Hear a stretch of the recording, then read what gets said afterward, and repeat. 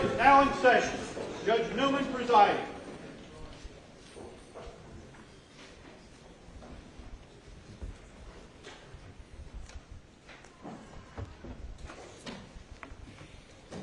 Be seated.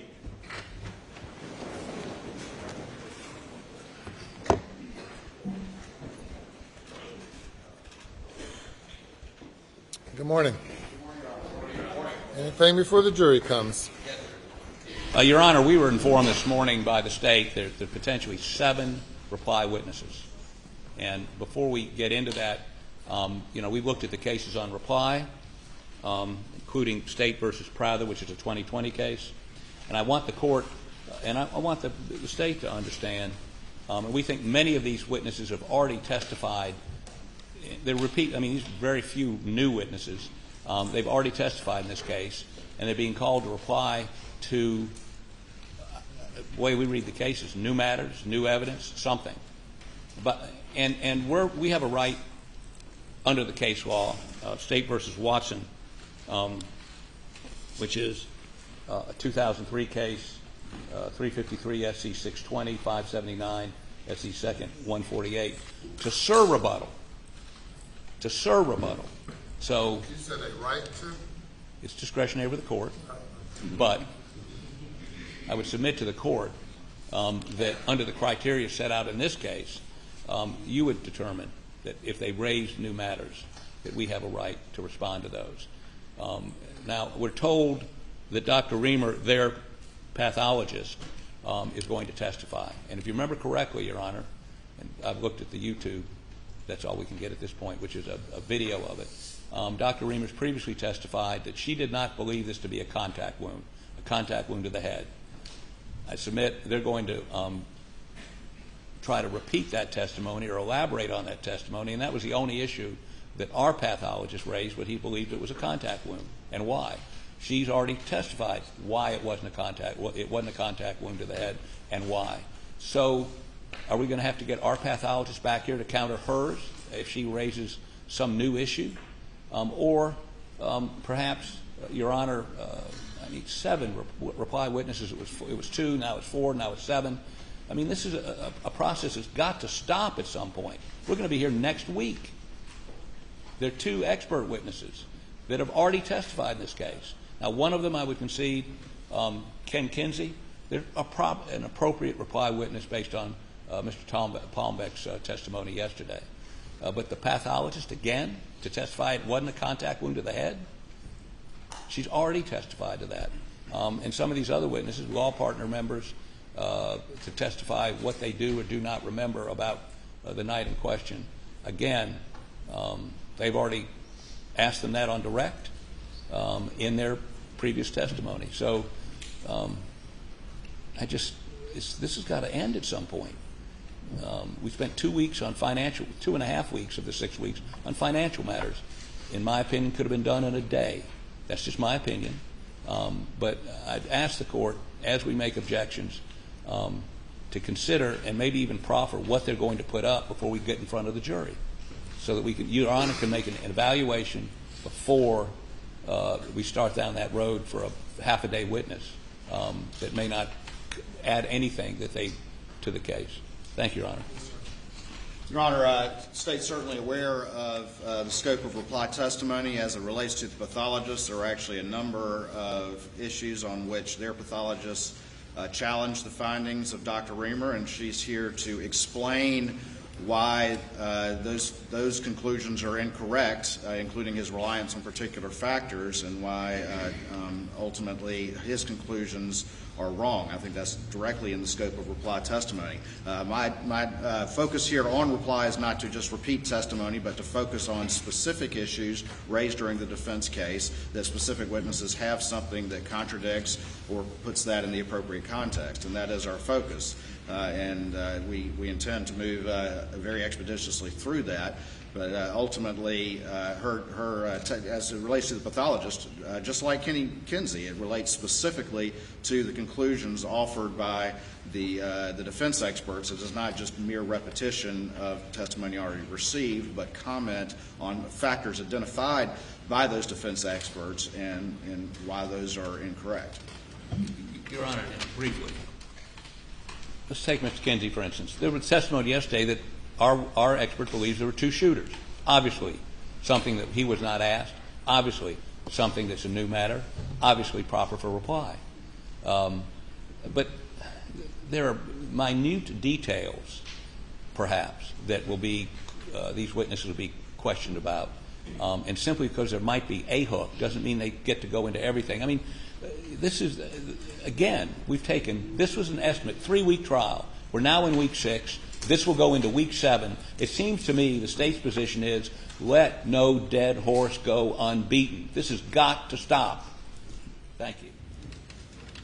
Of course, the defense, of course, when we had the meeting with Judge Price, at the time, we all agreed with that estimate. It was not just the state. I realize this has gone long. I intend to move expeditiously, but the state has the right and the opportunity to do appropriate rebuttal evidence to a defense case, and that will be the focus of the testimony here today.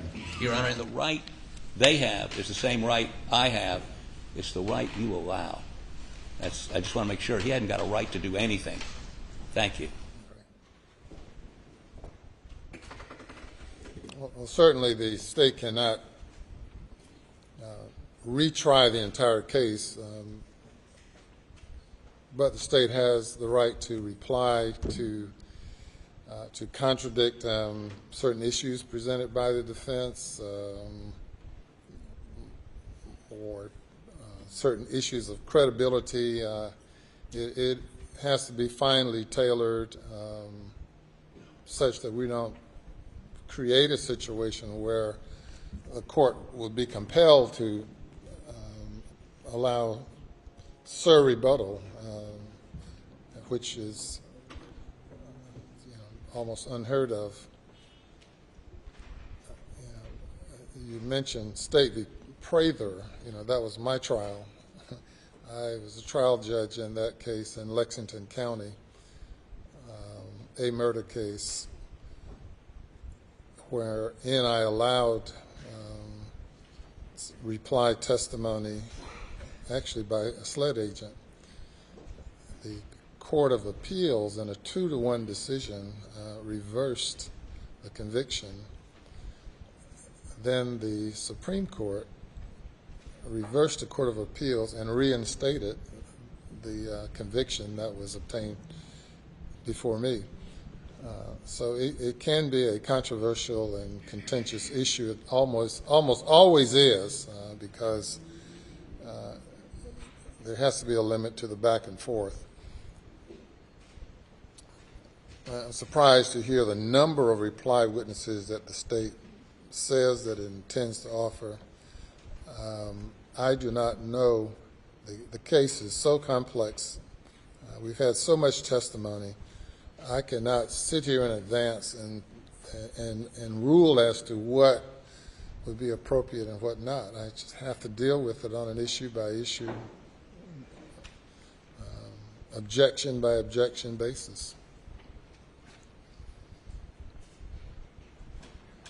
And with that, so bring the jury.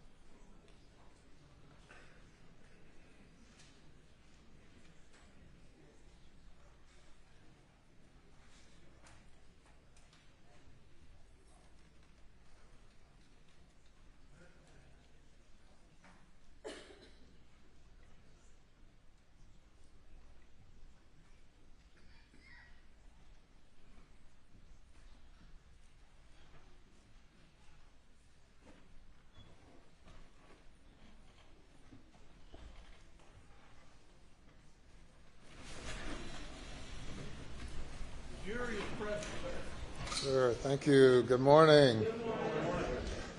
Day number 26. 26. You have heard the defense's case. Now the state gets an opportunity to reply. And you may call your first witness. May it please the Court, Your Honor, the state calls Ronnie Crosby.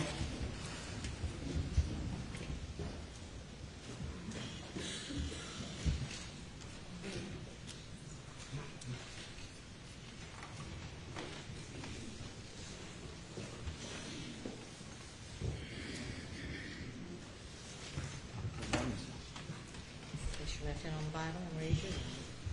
Do you swear or affirm the testimony you give today will be the truth, the whole truth, and nothing but the truth, so help you God? I do. Thank you. You'll have a seat on the stand.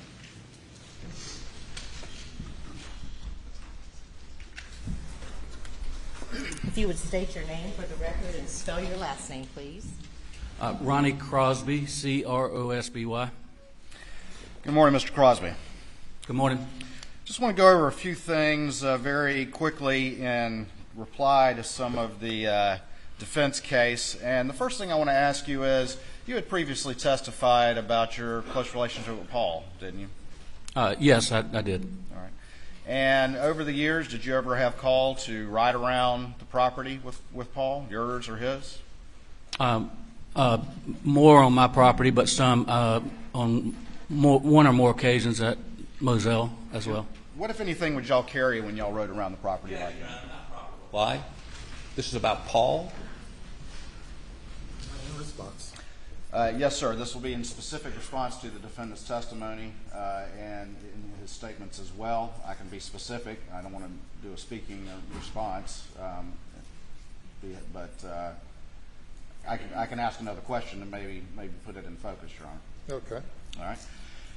You heard prior testimony that you don't go around looking for hogs in the daytime because they're nocturnal from the defendant, did you not? Are you familiar that was what was said? Objection, Your Honor, if it's based on what he's heard or seen. I mean, is this a comment made to him, or if we're going to delve into the appropriate way to hunt hogs day or night? I mean, this is not proper reply. I object. Objection's overruled. All right. You want me to? Yeah, if you don't mind asking a question again. Sure. All right. The first question is, have you gone riding around the property with your property or the Moselle property with Paul before? I have. All right. And what, if anything, would y'all carry when you would go riding the property? I believe the only time I rode with Paul was would have been looking for hogs, and more so on my property. All right. And what, if anything, would you carry when y'all were looking for hogs? Objection, Your Honor. Riding with Paul on his property, not Moselle. Objection's overruled. Well, people who have hogs on their property, as a general rule, you would always take a rifle with you, be it day or night, because you never know when you're going to see hogs, and because they are such a nuisance, as I spoke to earlier in my testimony, you always want to be prepared to shoot them. So you would generally have some type of rifle and we with you, a long gun. Objection, Your Honor. He's giving an opinion. He's not been qualified as an expert. No. Objection's overruled. All right. You've had plenty of experience in killing hogs on your property? Yes, I would disagree with Mr. Harpootley, and I am pretty much an expert about killing hogs. All right. And you've had plenty of opportunity to go hunting with Paul? Objection, Your Honor. I apologize to the witness.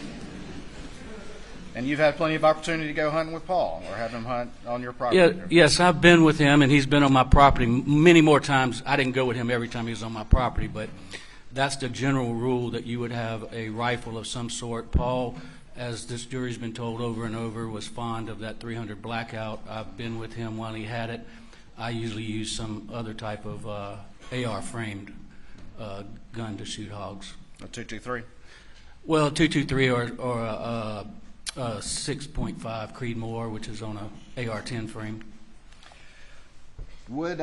Is it common, though, to carry your rifle and look for hogs in the daytime and to see hogs in the daytime?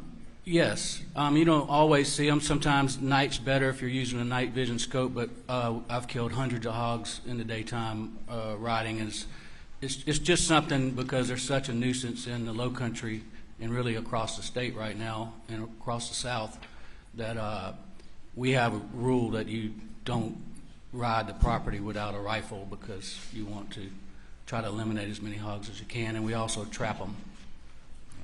To your observation, did Alec have a good relationship with the local law enforcement community?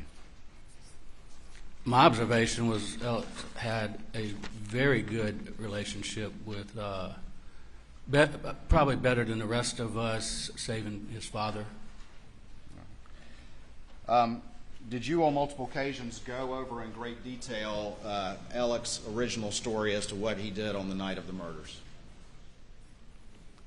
On more than one occasion, we discussed his story as I testified to, I don't know how many weeks ago that was, but it was a while. And what, if anything, did the defendant tell you about whether or not he checked Paul and Maggie before calling 911? My understanding of what he told me was that he checked them before he called 911. And was he clear on that point to you? That was clear to me.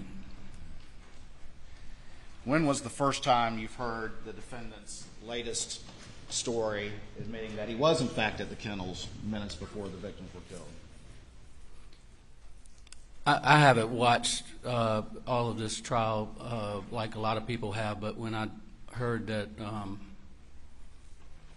Alex was taking the stand, I believe it was last Thursday, I did set up my workstation so that I could watch his testimony, and it would have been when he told you that he was at the kennels was the first time that I'd ever heard that. Did Alec ever tell you that he thought the boat case had anything to do with the murders?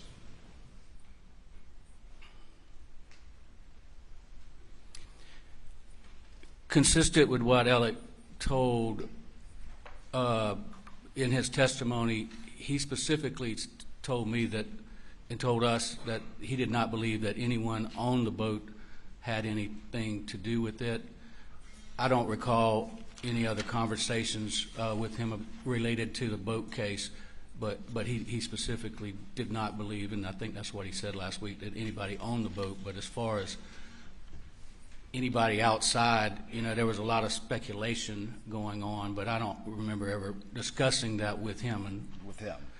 Right, because we wouldn't know. I mean, everything beyond was, I don't know. It would have been speculation, but I didn't have a conversation with him about that. Did you ever have a conversation with the defendant about Barrett Boulware needing money because of his illness?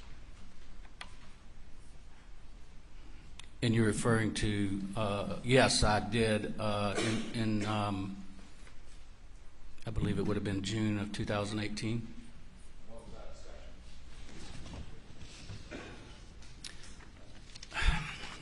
discussion? Barrett and Alec were what I consider to be very close.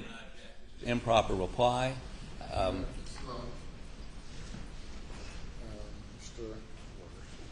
Yes, sir. The defendant during cross-examination was specifically asked about this particular transaction and that we're about to discuss, and Mr. Crosby's testimony would be in response to what the defendant said about the money, and in as much as he tried to imply that, well, Barrett kind of owed me money anyway, as justification for him stealing money from one of his best friends. He did not ask him about a conversation he had with Mr. Crosby about that money. This isn't proper reply. This is going off on another tangent. Overrule the objection. Can you tell us about that conversation, please, Mr. Crosby? Yes. And if my year's wrong, but I believe, because I didn't know exactly what you were going to ask me, and I can go back and look at documents, but I'm sure it's in one of these exhibits when that occurred, the materials that Ms. Seckinger put in. I believe in June of 2018, Barrett, who was a good friend of Alex, a lot closer to me. I think they were, in my perception, very close friends. But I had become friends with him and had done a couple of real estate transactions with him. That summer, I received a call from his son-in-law. Barrett was in the Mayo Clinic with stage 4 colon cancer. Objection's overruled. I do know for a fact that he was in the Mayo Clinic being treated for stage 4 colon cancer, and I received a call as to whether I could help Barrett financially. Your Honor, hearsay, a call. Objection's overruled. Because his wife did not have enough money to stay. Barrett had some waterfront lots. Objection, Your Honor, hearsay. All this material came from somebody else. The objection overruled. I do know this from firsthand knowledge, Mr. Waters. I had already bought a lot from him, but anyway, he had a lot that he asked if I would buy so that they would have money to be able to, for his wife to stay down in Jacksonville while he was receiving cancer treatments. And I had a conversation with Alec about that. Tell us about the conversation you had with Alec about that, please. I just told him, man, it's bad. You know, Barrett's looks like he's going to die, and he did die in September of that year. And he acknowledged it, and he said that it was good what I was doing for Barrett, because he knew that he was in bad financial shape and obviously bad health. And you're obviously a member of this law firm, and your review of the records as all of this came to light, did that conversation take place around the time that the defendant was stealing some of Barrett's money? Yes, through this investigation that y'all have heard about into the financial stuff starting in early September of 2021, we started going through a lot of files, and as part of that process, somewhere I determined that in June of 2018, I believe, and I can't tell you the exact figure, but I believe it was a $70-something thousand insurance check that came to the firm on behalf of Mr. Boulware that didn't go through the firm. It was just Alec took it that same month that we had that conversation. And then later there was some more money taken after he died.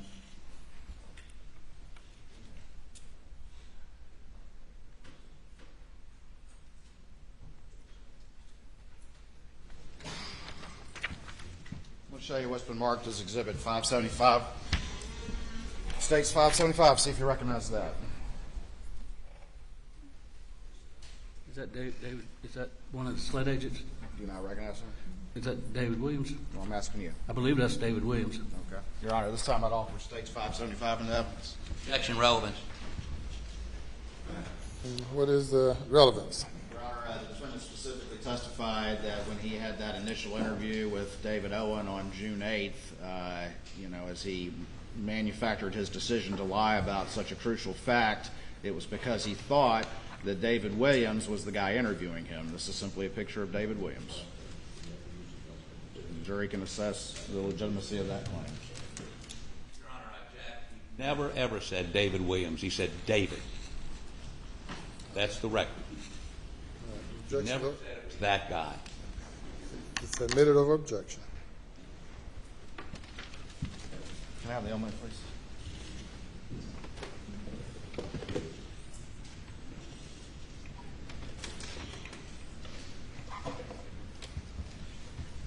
All right. That's who you recognize as David Williams?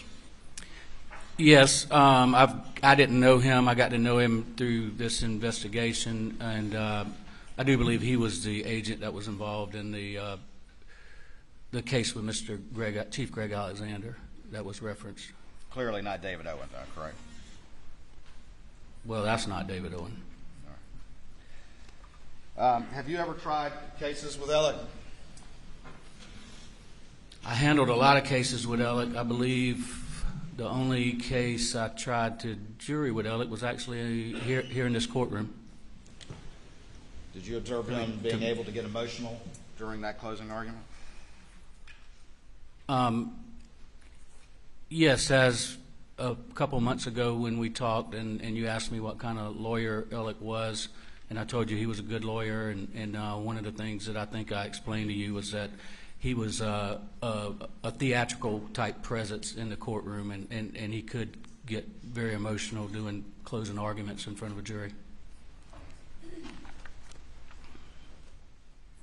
Thank you. Please answer any questions the defense may have. I hate to go here, but let's talk about hog hunting, which I know nothing about, okay? You might not want to go there then. I've been here so long, I think I probably do need to learn how to hog hunt. But I guess my first question is this. Did you ever ride Moselle with Alec? Did you ride around Moselle with Alec? Probably. I know I dove hunted there, so I believe I rode on a Ranger, but I don't ever remember doing much riding with Alec at Moselle. But I know I dove hunted there, and sure I rode in a Ranger or some type of ATV with Alec, but I don't have a specific. Well, when you're riding around dove hunting, you got a gun with you, right? You would?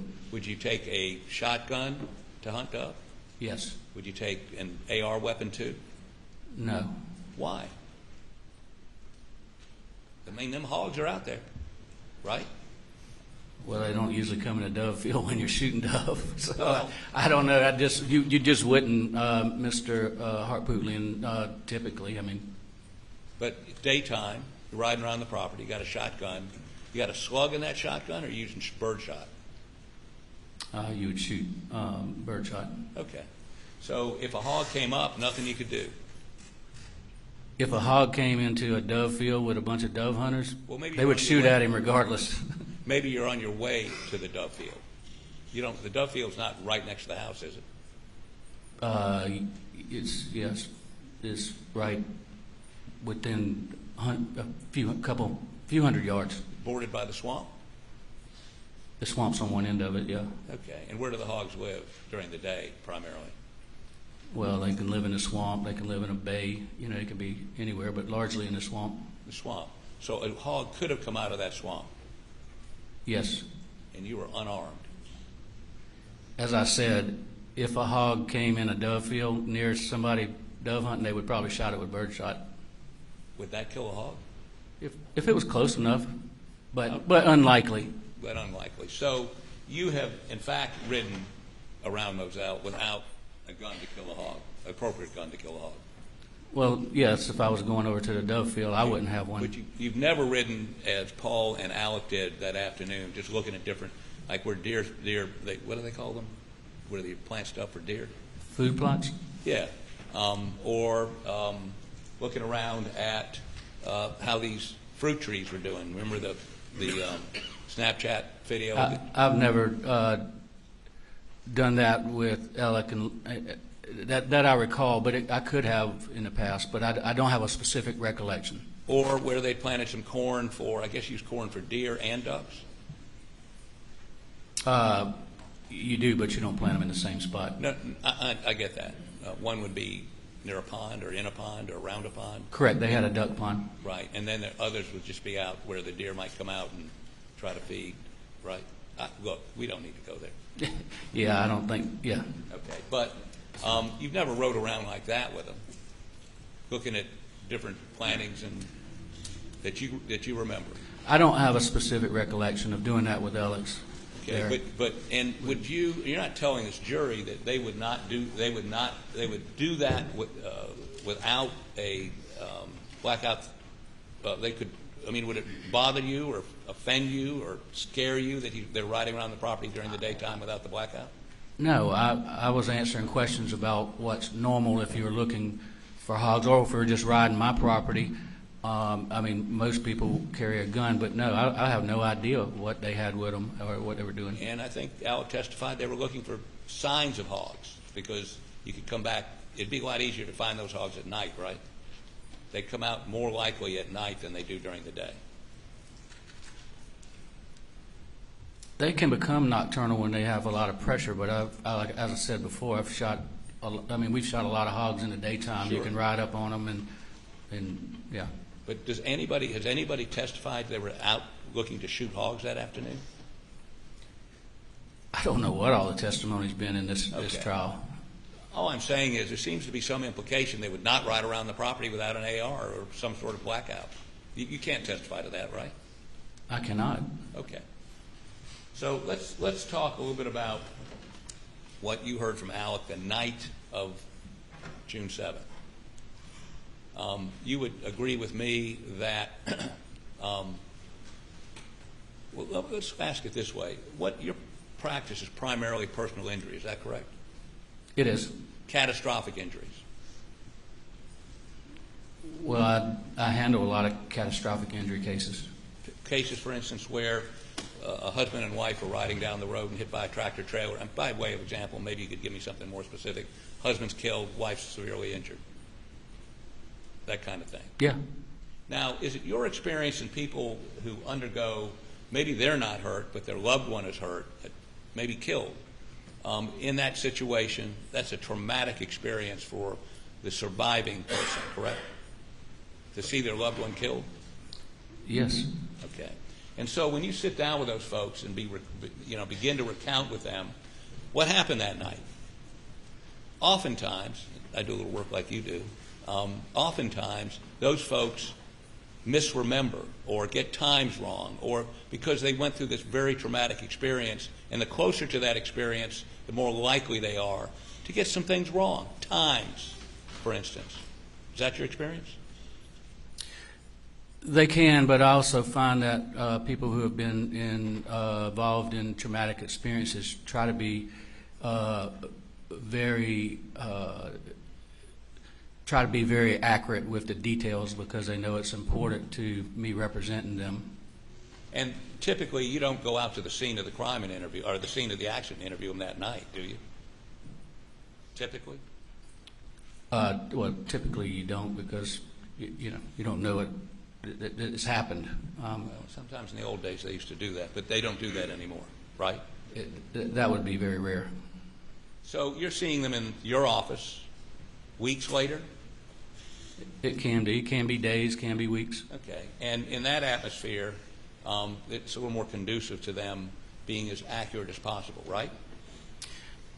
It is, but oftentimes we also have the benefit of recorded interviews when there's a catastrophic injury. Typically, the highway patrol will try to interview people as quickly as they can, and they will.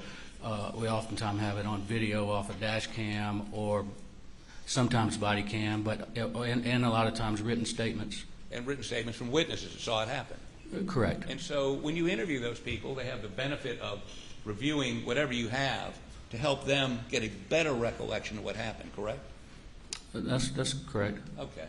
So the instance you're talking about where Alec told you he turned him over before he made the 911 call, whatever it was, I'm not quite sure. Before, I think is what you said. If that would be inconsistent with something he says later on, after having reviewed other people's statements, looking at video, that would not be unusual in your business. I think you just said it would not be unusual, correct?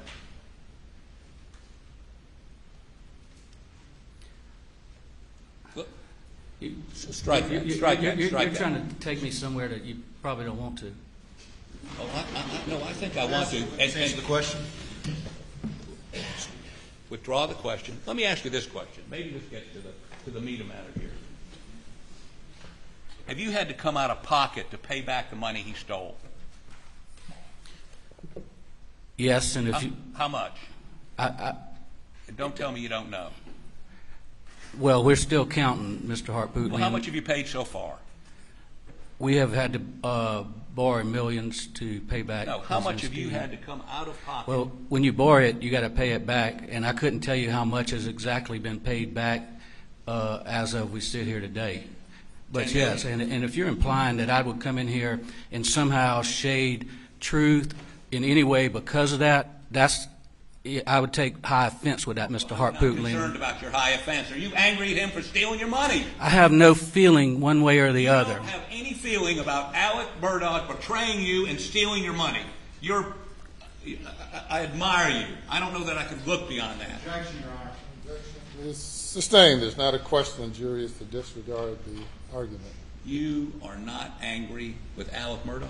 I have had anger with him, extreme anger, Mr. Hartpootlian, because of what he did to my law firm, my partners, my client, his clients, our clients, what he did to his family, what he's did to so many people, yes, I experienced a lot of anger. And But that you anger can't goes- walk around with anger. You have to find a way to deal with it and move forward. And I have done that. And if you suggest, you are dead wrong. If you think I've come in here and told this jury something because of money, when we're talking about two people who were brutally murdered, then you're headed in the wrong direction. Do you think he did it? I don't have an opinion. I don't have the benefit of the materials you have. Well, let me ask you this. You're angry with him, stole millions of dollars from your firm. You admit your firm's not even called the Murdaugh firm anymore, right? It is not. I don't admit that I'm angry right now. I told you I've gotten away from that. I don't have any feelings because you can't walk around with anger. I have been very, very angry about it because of what he's done. And he did it in a very callous way, a very deceitful way. And you carry no, I'm sorry, maybe I just saw some anger there. Were you angry just a moment ago? No, you keep trying to push a question and don't want to accept my answer, which is what it is. That you've just given your Zen, your Nirvana, your whatever the... Your Honor, objection. Mr. Harpootlian, forgiven him? I came to the scene of these murders to support my partner.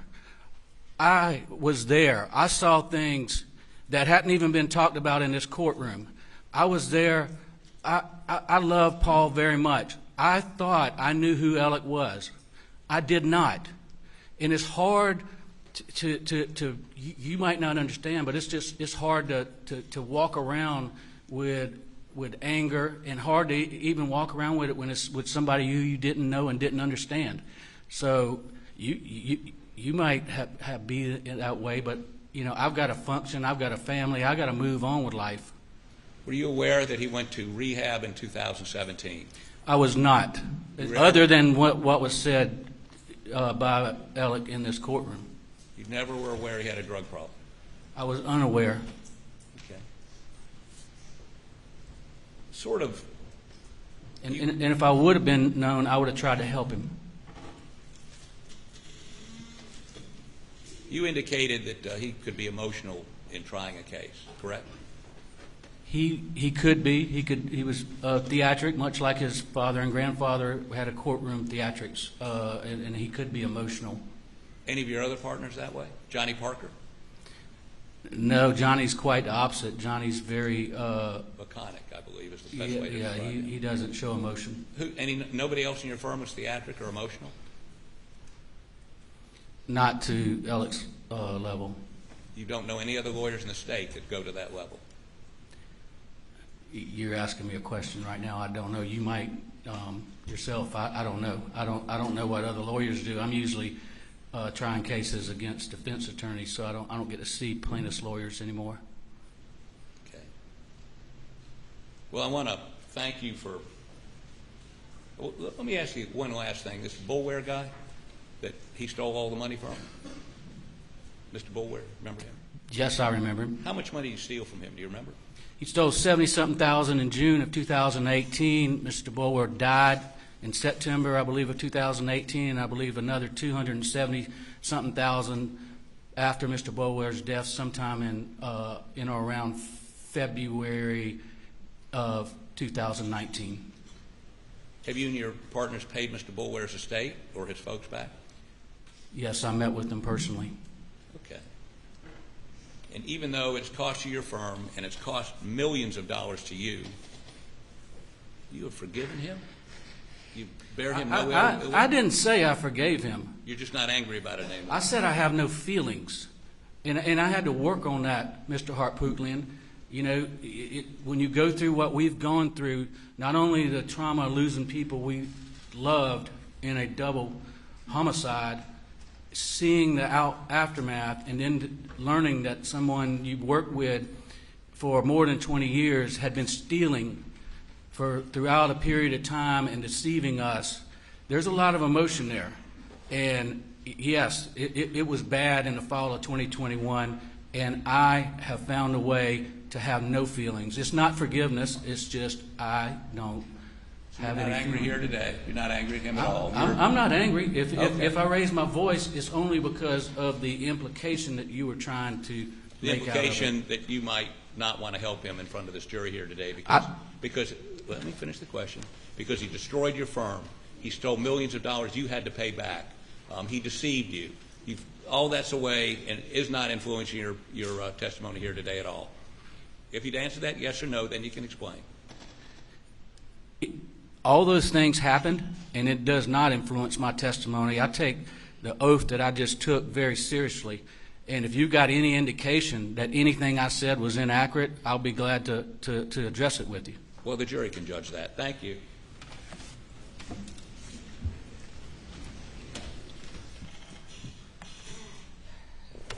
How long did you know Alex? Since the late 90s. And knowing what you know now, was he able to look you in your eye and lie convincing to you day in and day out? He did. And was he able to look juries in the eye and display emotion? Objection, Your Honor. That is not appropriate redirect, and it's leading. The objection is sustained. Mr. Harpootlian asked you about some of the things that you have gone through. And is your issue with Mr. Harpootlian's questioning the implication that you would come in and shade things in front of this jury? Objection, leading. What is your concern with Mr. Harpootlian's questioning of you? Can you express that to the jury, please? All that he just went through with you, sitting up on the stand, having to deal with this, what is your problem with what he was trying to say? Well, I fortunately, to start with, I took an oath to tell the truth. But we as lawyers also have oaths and obligations to a court. And it goes a lot deeper than just that oath. We are bound by rules of professional conduct, ethical rules that I take very seriously as a lawyer. To my knowledge, I enjoy a very good reputation as far as being a person of integrity. And that's what I took issue with, is him attempting, because he cannot impugn my integrity. That's fair. Would you take a .22 if you went out looking for hogs? Possibly a .22 Magnum, which is a long rifle. Which is a long rifle? Yes. You take a long rifle, not a pistol, is that correct? Yeah, I would never. I'm not a good shot with a pistol, but I would never take a pistol. And what was Paul's favorite gun for shooting hogs with? I knew he always had a .300 Blackout, but I don't know if he shot him with anything else. Thank you. Nothing further. Anything further? I'm sorry, Your Honor, I just can't leave this alone.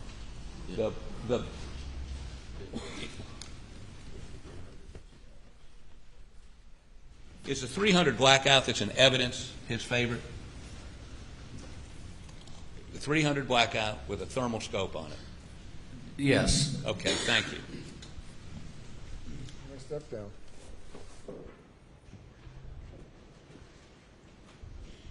We'll call your next witness. Your Honor, the state calls Dr. Riemer.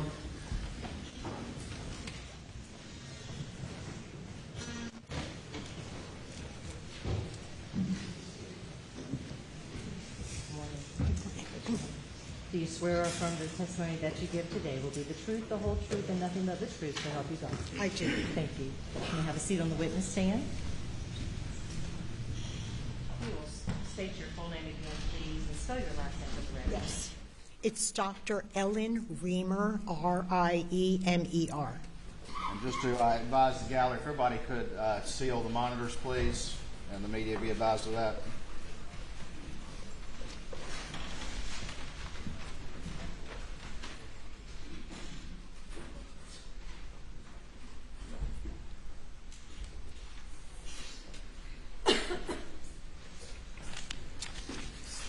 Dr. Riemer, I want to move through this. Yes.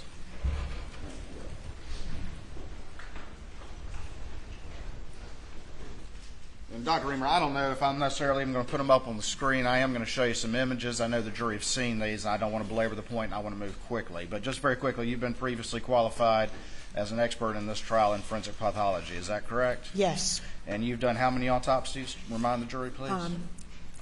around 5,500. Since I was last here, I've done a few more. Excuse me. I can't see a monitor anymore. Okay. I haven't put anything up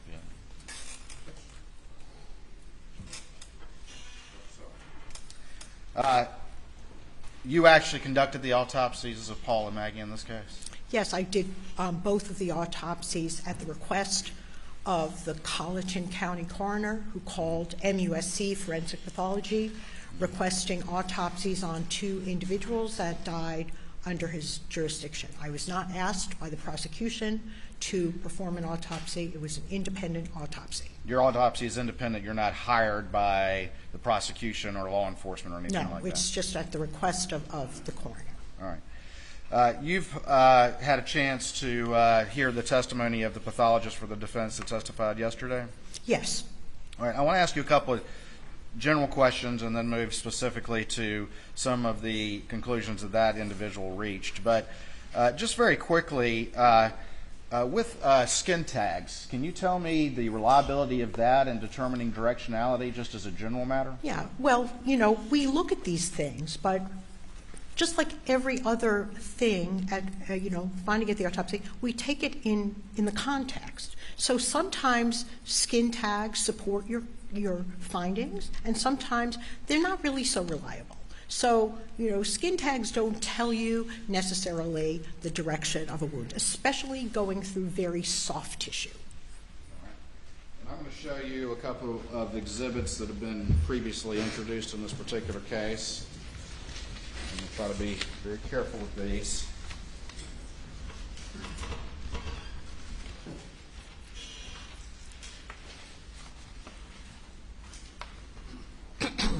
I'm going to show you what's been marked as exhibits, defense exhibits, 159, 160, and 161. And if you could take those out and just tell me if you recognize those. And again, please be mindful of the direction in which those images are presented. Excuse me, I'm sorry.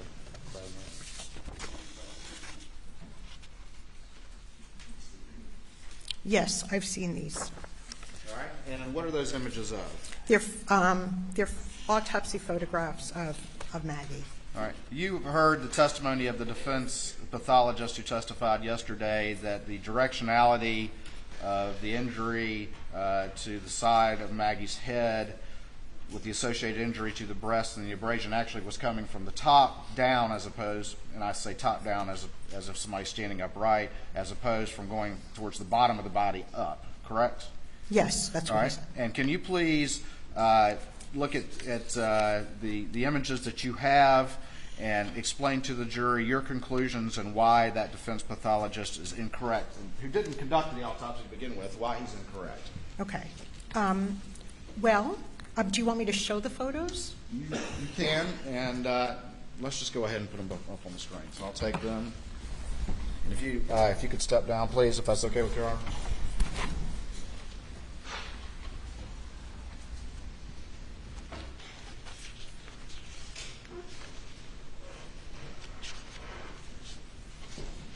And first, I'm going to show Defense Exhibit 160. Are we secure? You good? All right.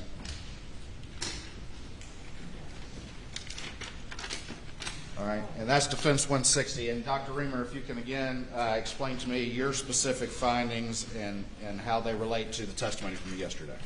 Yes. So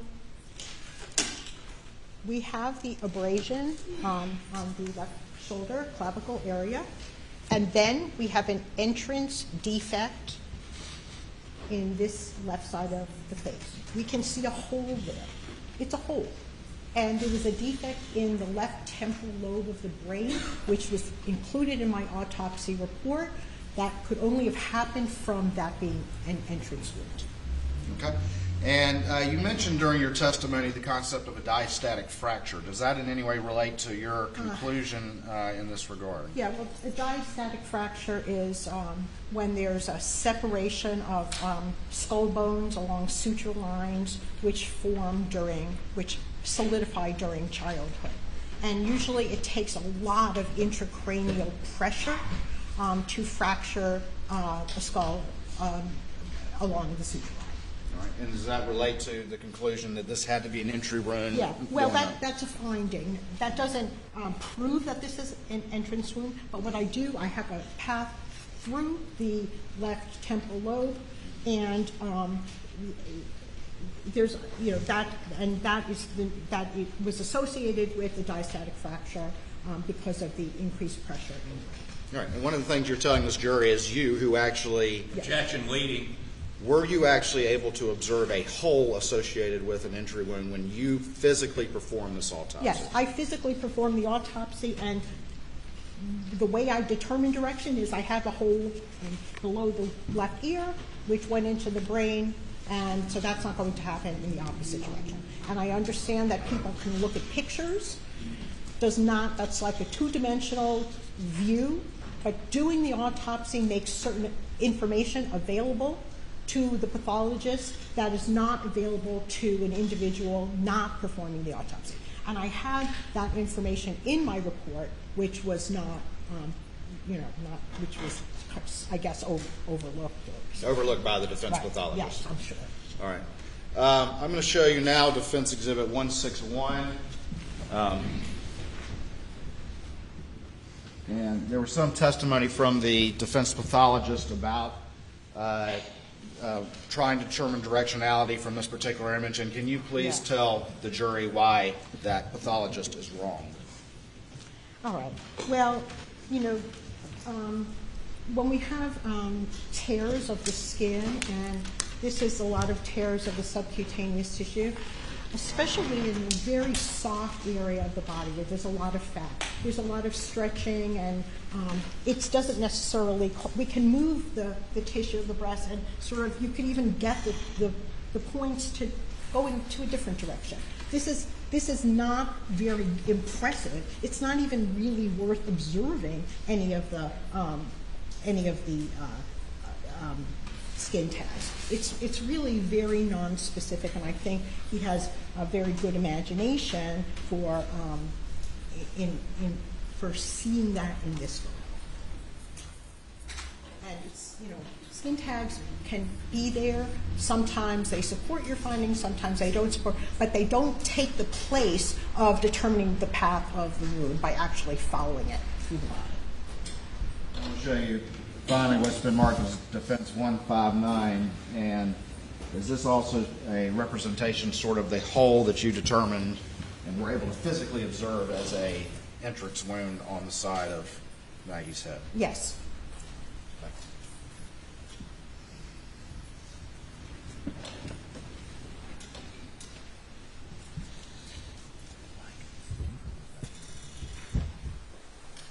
All right, let's talk a little bit about Paul. And you heard the defense pathologist and their subsequent expert talk about there being a contact wound to the top of Paul's head. Is that correct? That's what he said. All right. And you, of course, have already testified during your direct testimony that there's no way for this to be a contact wound, but now you have specific observations about the defense conclusions. Well, I didn't think it was necessary for me to point out every physical feature of the wound that demonstrates that the entrance was to the top of the left shoulder and then went into the left side of the head before exiting the top of the head. Now, before I go on, I do want to say that I agree with the book that keeps being brought up, that when there is a contact shotgun wound to the head, there's massive gas expansion within the cranial cavity, within the skull. And what that does, it doesn't just create a hole with some, bones. I understand this was like the most severe thing you have ever seen. And you probably can't imagine that the damage to the head could be any worse.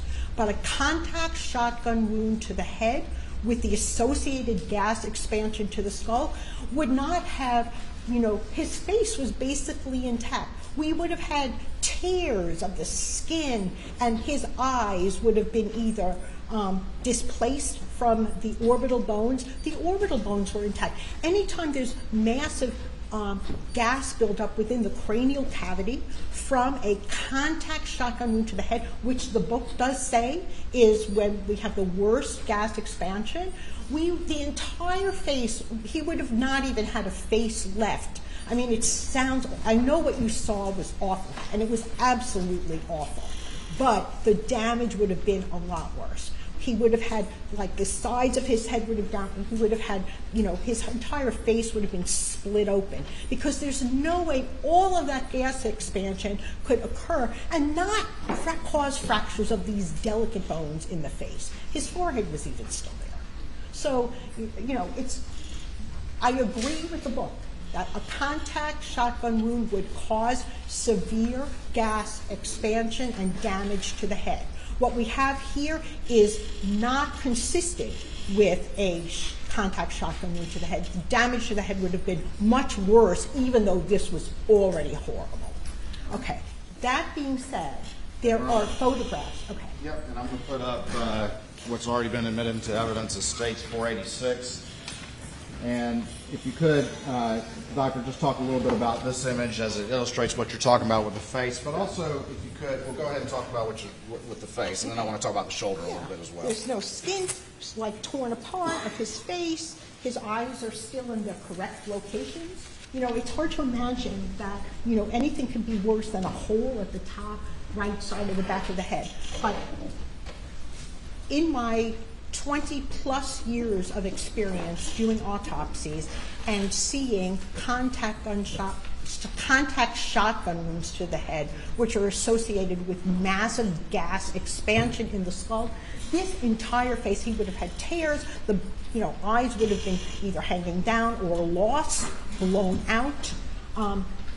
There's no way that these features are consistent with a contact shotgun wound to the head. All right. Now, there was some discussion by the defense pathologist about shaving the top of the head for stippling or checking for stippling. And can you comment on the necessity of that in your actual autopsy that you conducted? Okay. So, he also said that sometimes we actually don't see the soot. Like he said, if Dr. Riemer shaved the area, she would have had the opportunity to see the soot. So suppose I didn't see soot, or I did see soot.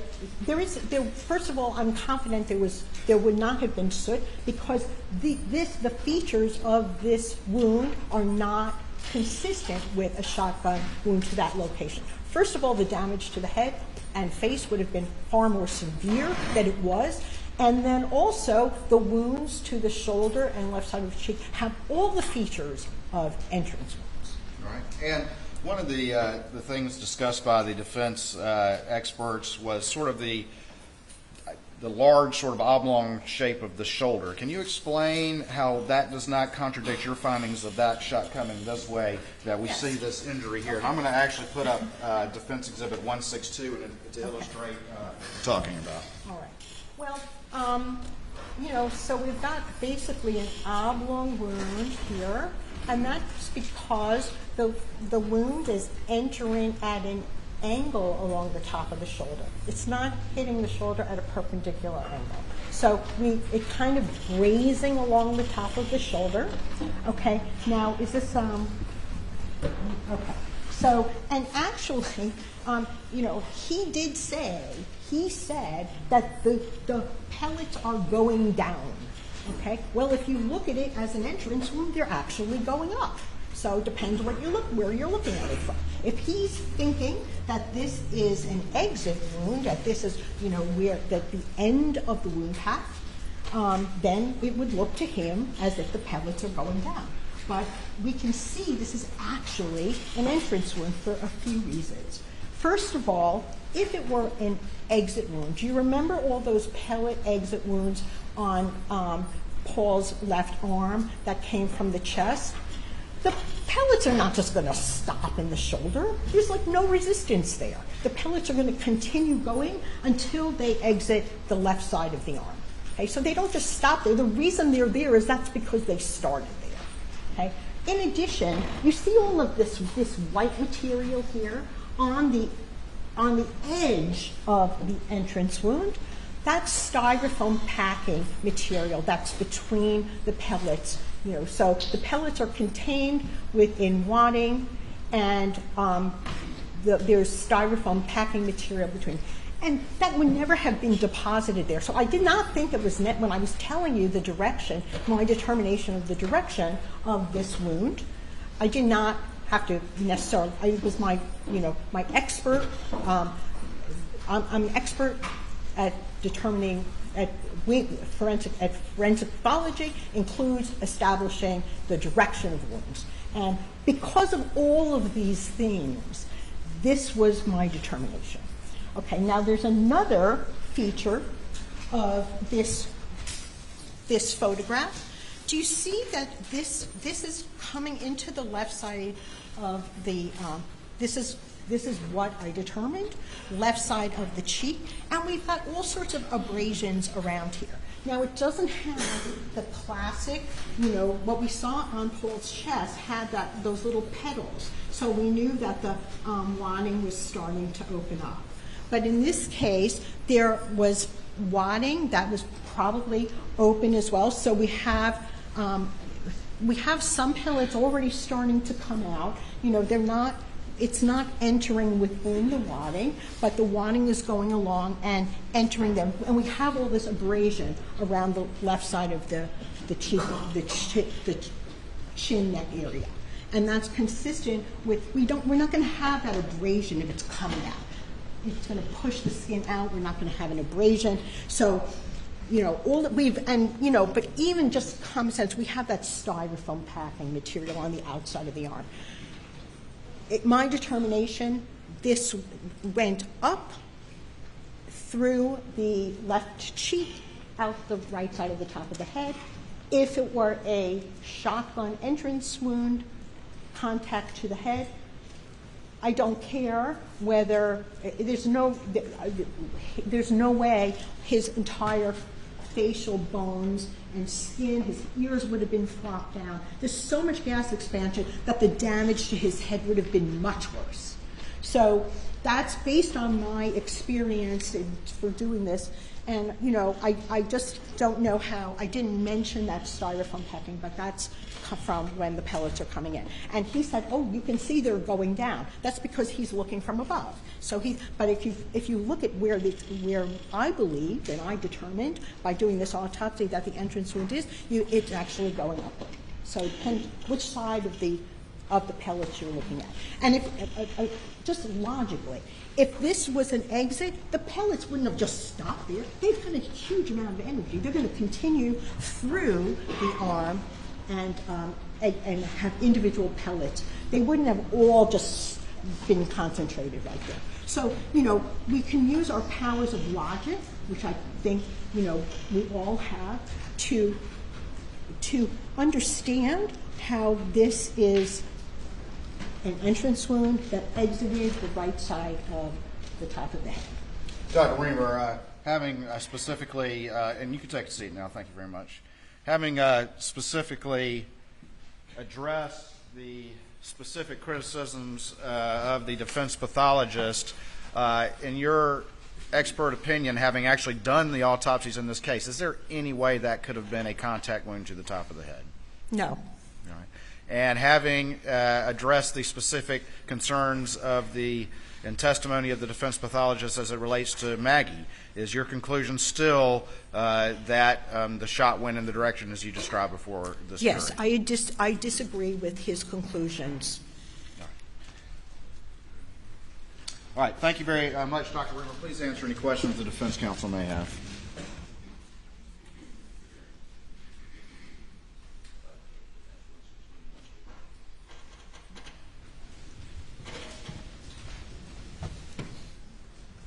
Dr. Riemer, good to see you again. Hello.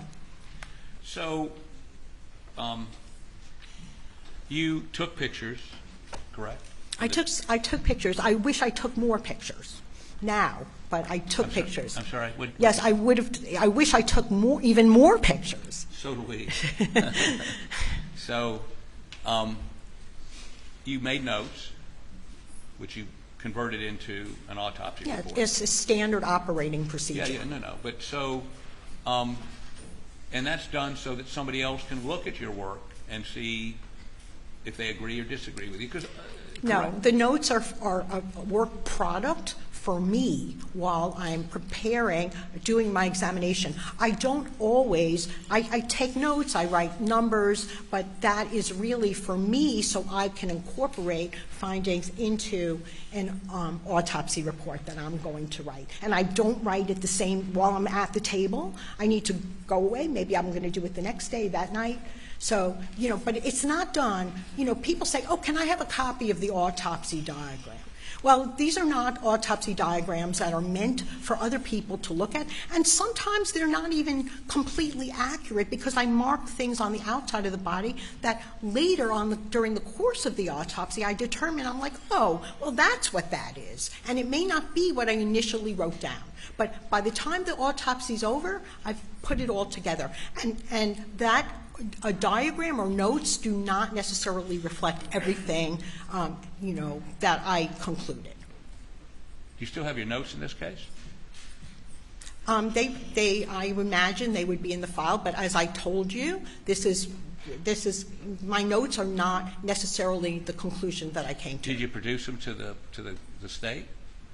I don't know what I did. I personally, if they were asked for, I'm sure I did. Did you produce them to us? No, I don't remember producing them at all. I don't have a request for those notes in my file.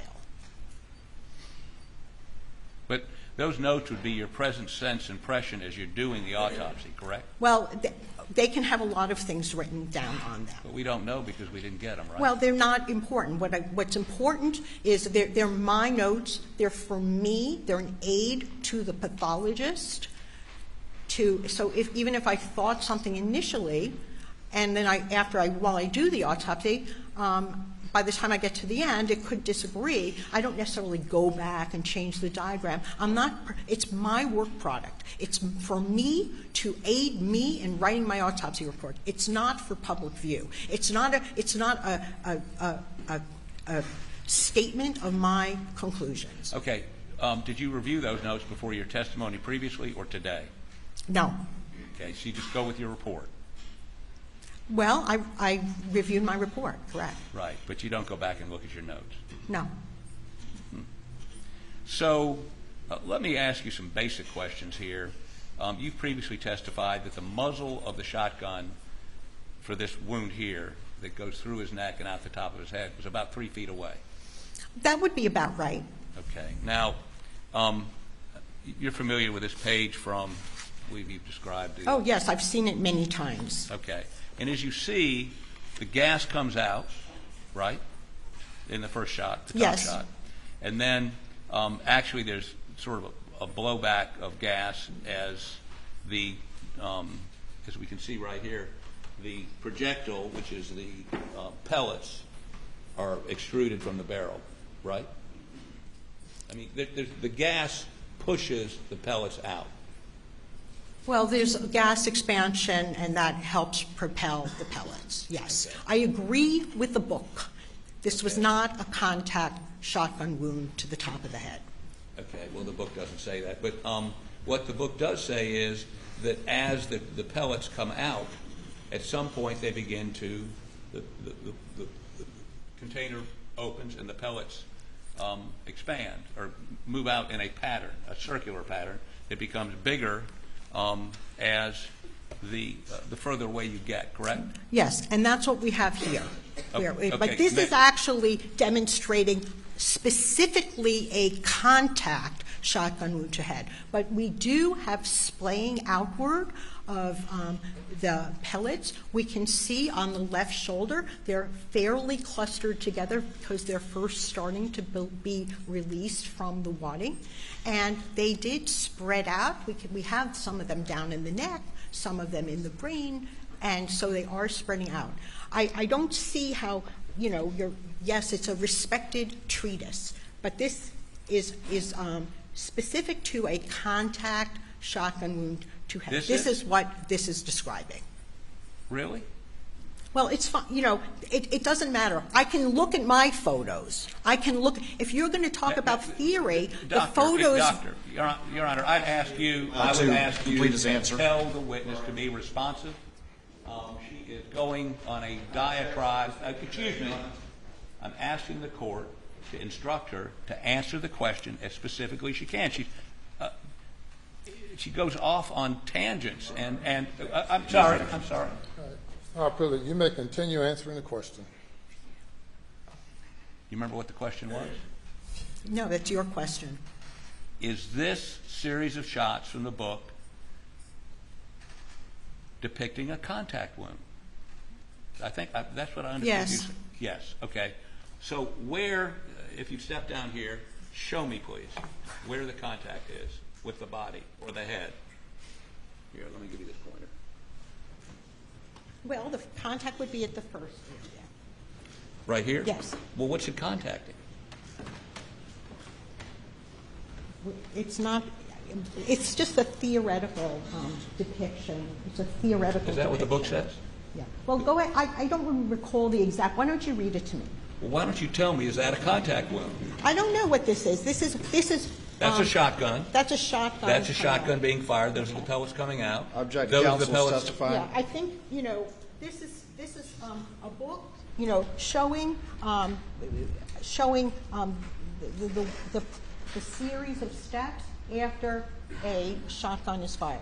But it has nothing to do with what I found in the body and does not help me determine the direction of the wound. All right. So. And I'm not going to describe to you. You can read it in the book. I don't remember how he says all of this. The book isn't testifying. You are. If you've testified, that depicts a contact wound. Yes? Well, I don't know what this is depicting. It could be that this is a contact wound. I don't know where you're going with this. Well, here's where I'm going. Is that barrel in contact with anything? It's not in contact with anything. It looks like it's just blowing into the air. Okay, and you've been.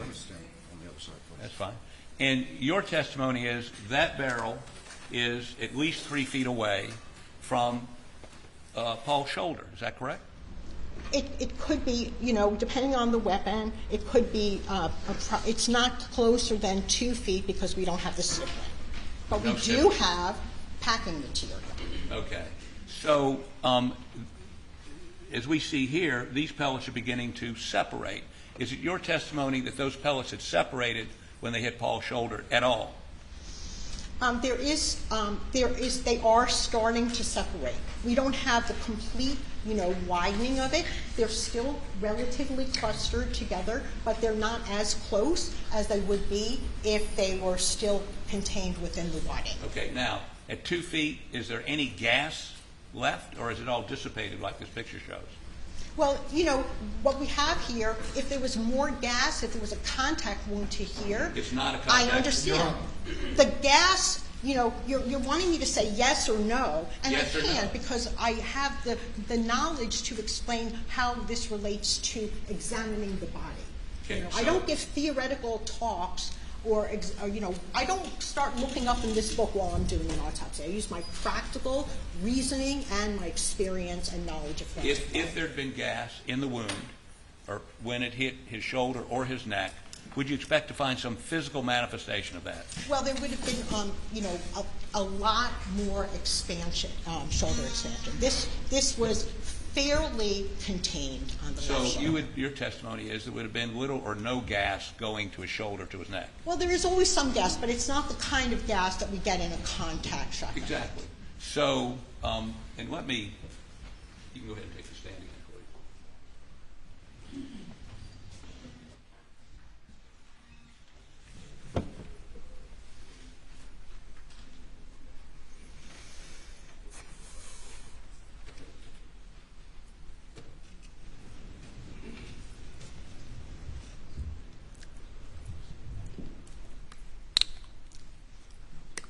Sorry, it's going to take a minute to get, no, not that one. Paul.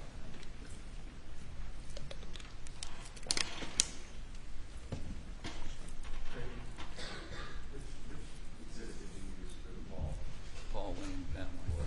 I don't remember the number off the top of my head. It'll be over there somewhere. 160 something, I think. Ladies and gentlemen, have you go to the jury room for a break. Please do not discuss the case.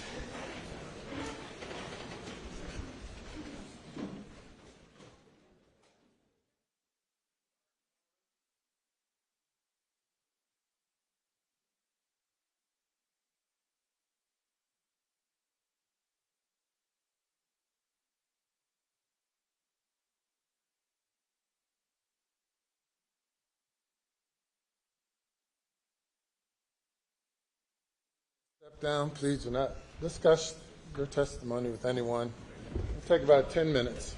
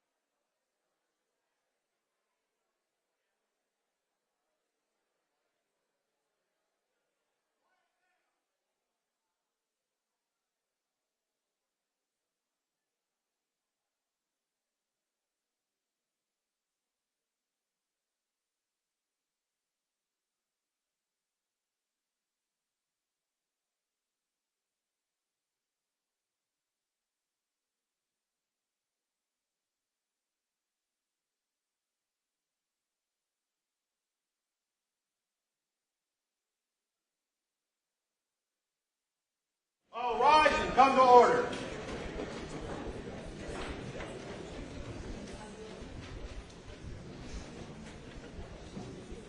Quiet. Be seated.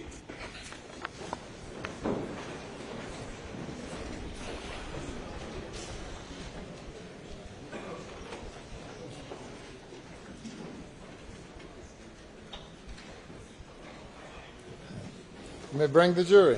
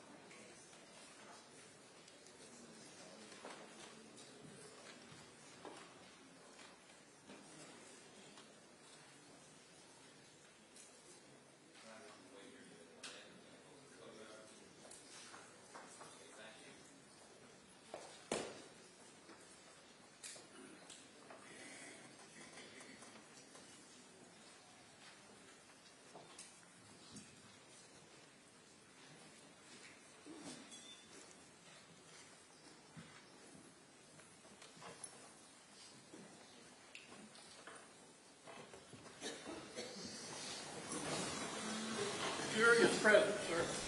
All right, you may continue. Oh, I know. I'm sorry. I got it right here. I'll show it to these guys first.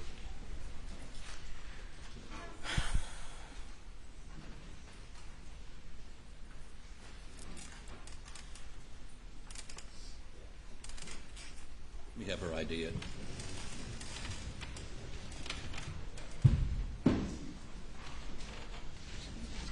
Doctor, I'd ask you to look at this photo and tell me if this is one of the photos from your autopsy. Yes. Okay, that's all I need. Thank you. Your Honor, I'd offer this defense exhibit number 195 into evidence, please. No objection, Your Honor. Admit it. So could we put that up on the screen, please?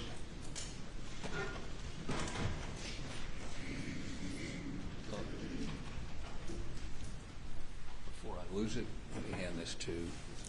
Thank you. So, what are we looking at here? Do you want me to come? Oh, here it is. No, just tell me what it is. Yeah, okay. So this is an entrance shotgun wound to the left shoulder area. Okay, and you a moment ago said something about packing material. What is packing material? Yes. So there's foam that is frequently within, between pellets. I'm sorry, just a moment. Your Honor, I can't hear her because of the noise coming through the door. I apologize, but I just need to understand what she's saying. I apologize. May I begin? Yes, sir. Packing material. Let's start over again. Tell me again. Yes. So it's frequently present in the wadding along with the pellets that sort of help keep them together. Okay, so the wadding, you got the powder, wadding, shotgun pellets, and are these? Is it in the pellets or is it closer behind it in the wadding? Or It's within the wadding. okay, and you indicated you saw some packing material. Well, that is very consistent with, with a little bit of packing material that would, as we have pellets going into the shoulder and some of the packing materials depositing on the skin. And is this a picture of the packing material? There is some of the white material, yes, on the skin. Correct. Did you note that in your autopsy report? No, it was just a general observation. Okay. Is it important it was there? It didn't matter to me whether it's there or not, but it does reinforce that it is an entrance wound. But you concede it was not in your autopsy report. Well, all the totality of my findings, I don't always write every little thing in my autopsy report. I could go on, that it could be 50 pages, an autopsy report. I include the findings, my determinations, and I could have mentioned it, but I did not. And why not? Because it's not always necessary to mention that kind of thing. Is it evidence of anything? Well, I do believe that supports an entrance wound, although I don't require myself to see it in order to make that determination. But you agree with me, it supports your conclusion, correct? Yes. And you didn't put in your autopsy report.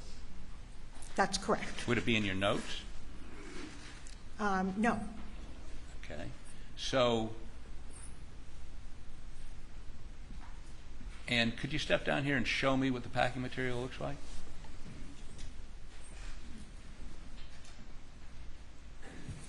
And there's a pointer right over there behind you. You probably want to stand over here so the jurors over there can see it. Yes. This is what I believe to be consistent with packing material. And did you remove any of that to be analyzed or forensically examined? No, I did not.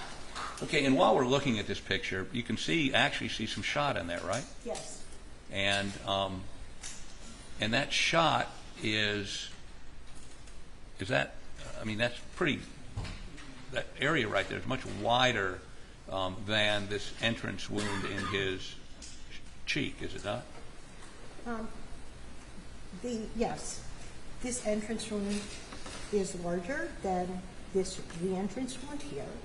And I believe I actually went over this last time. Frequently there's enlargement of wound as it goes along. But in this case, we have a wound going along the top of the shoulder, so it's going to be oblong. As it enters the left neck area, it's entering more at a right angle, perpendicular to the jaw, so it's going to appear smaller. And that has nothing to do with spreading of pellets. Okay, well, let's pursue that a little bit more. You see that pellet that's clear, I mean, clearly there. You This see, pellet? right, and then you see a pellet above it. You see that? Right. Yeah. Right. Let me put my glasses on. Is that a pellet? Yeah, it may be a pellet. Yes. Okay. So we have, if you step back just a little bit so this juror can see, we have pellets coming in like this, correct? Well, they're kind of banging against each other. We have the wound track is from left to right, and we do have pellets that are in there. They stopped in there, so they're not all continuing through. Okay. How many pellets were captured in his shoulder? I captured. I don't know how many I captured. I collected a sampling of the pellets that were along the wound path. But you took X-rays. Yeah, but that's not necessarily the total amount, because some of them exited and some were in the brain. So the X-rays were taken without the brain in the head because the brain came separately. Okay, but they did send you the brain. Yes. Did you take X-rays of the brain? No, I did not. Why not? I didn't take X-rays of the brain And the because reason, I determined that wasn't necessary for me at the time. To support your conclusion. I didn't take X-rays of the brain. I guess hindsight is always 20/20. I could have taken X-rays of the brain. I could have taken more photos. I could have taken a photo of the brain at the autopsy. I did not, and I would have liked to. But I can tell from the examination of the body that I had an entrance wound along the left shoulder and was exiting at the top of the head. It's not a contact wound to the top of the head. Okay. That's my determination. Okay, but the reason you didn't take X-rays of the brain was you'd already reached your conclusion, correct? That you didn't need it because this was an entrance wound. Well, I did not, because I felt comfortable with my determination. And decided, therefore, not to take X-rays of the brain. Well, I don't always take X-rays of every organ. I was comfortable I would be able to recover some pellets on the brain, and it wasn't necessary to show the spread. How many cases have you been involved in where the brain literally exploded out of the head? I mean, that weren't suicides. Where the brain exploded out of the head? Well, as the book describes it. Well, I think that the determination that an entrance wound to the top of the head, contact range, all of that gas expansion would not have, the brain would not have escaped that. There would have been a defect, cavity, or fragmentation of the brain, which was not there. You can see the brain actually. Do you remember what my original question was? What was your question? Okay, my question was, how many cases have you done an autopsy of a contact wound to the top of the head which wasn't a suicide? Very, very few. Less than one? I don't remember exactly, but it's not a tip. Usually contact shotgun wounds. Usually contact shotgun wounds are suicides. And typically it's in the mouth? They can be under the chin, in the mouth, sometimes they're to the side of the head. There are people that do shoot themselves to the top of the head as well. And I can't recall exactly if, I remember any of those. And in all those cases, the brain that explode out of the cranium? No. Okay. So you would agree with me that the way that strike that. Let's go a little bit further with where we're going here. Could you put up the X-ray of the shoulder, please? You can go ahead and take your seat and testify from up there.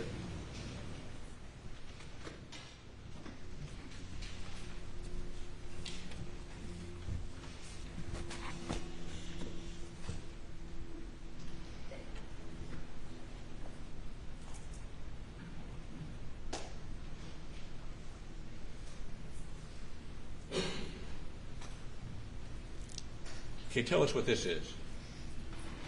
Yes, they are pellets, and I have his shoulder, kind of out when I take the wound. We have some pellets remaining in the shoulder area. We have some disruption of the shoulder tissue here, some of the bone, and then we have some.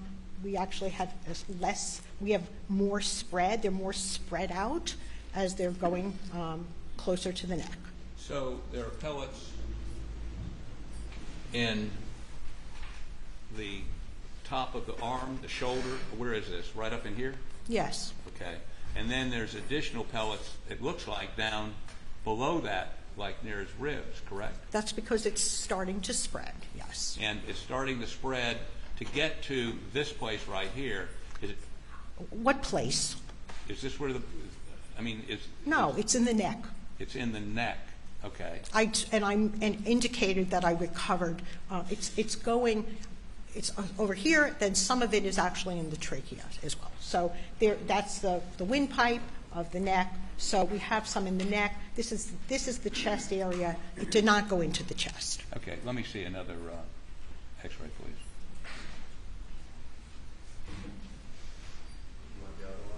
I don't. What was that exhibit? I'm sorry, I didn't announce it. 112. 112. Okay, let me see the next X-ray. Okay, and where's that? That is the top of the left shoulder and the left arm. Okay. And you see a number of pellets there. Yes. That would be right in this area right here? Yes. Okay. Next, there's, I think, one more X-ray.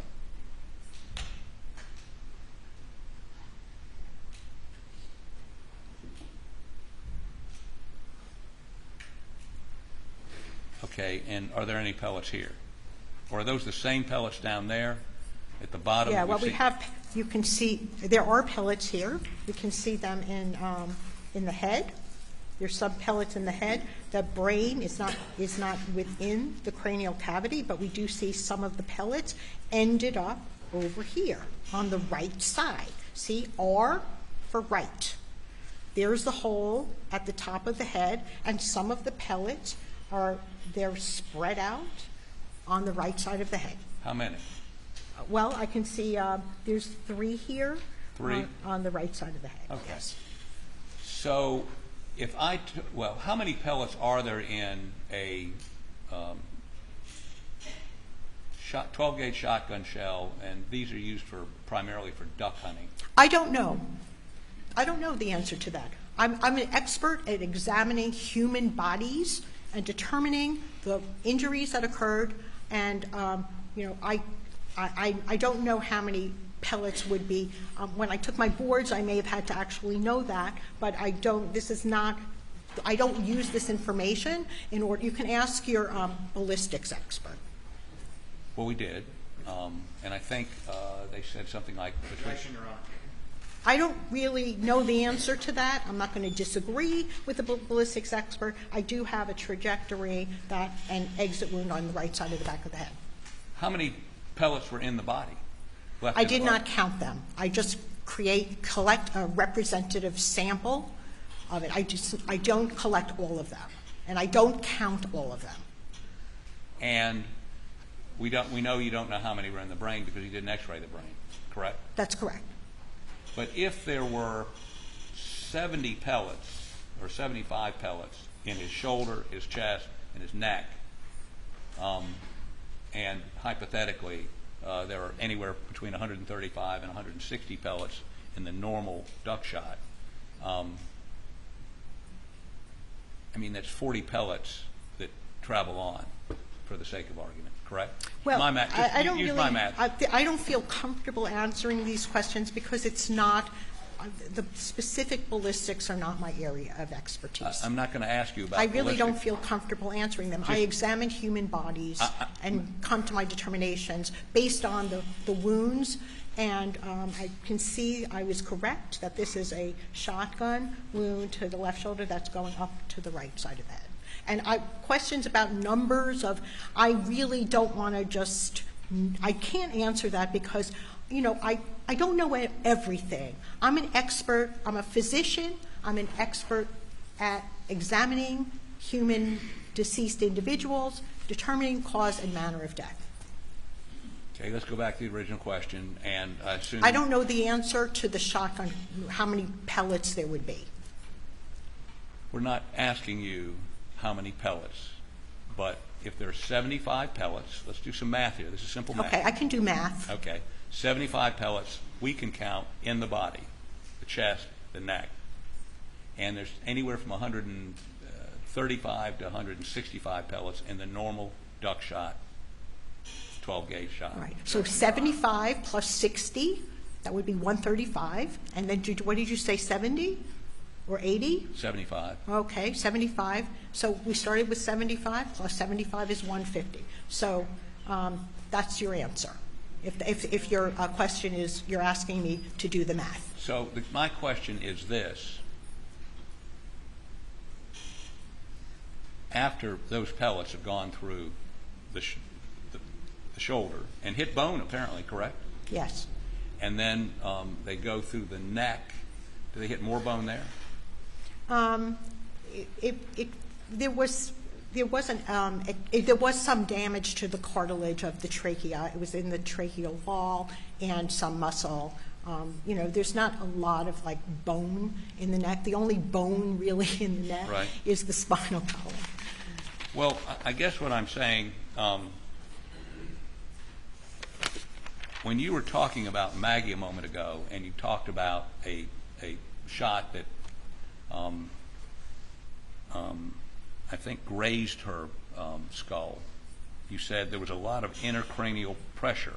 Is that right? Created a lot of intracranial pressure. Yes. Okay.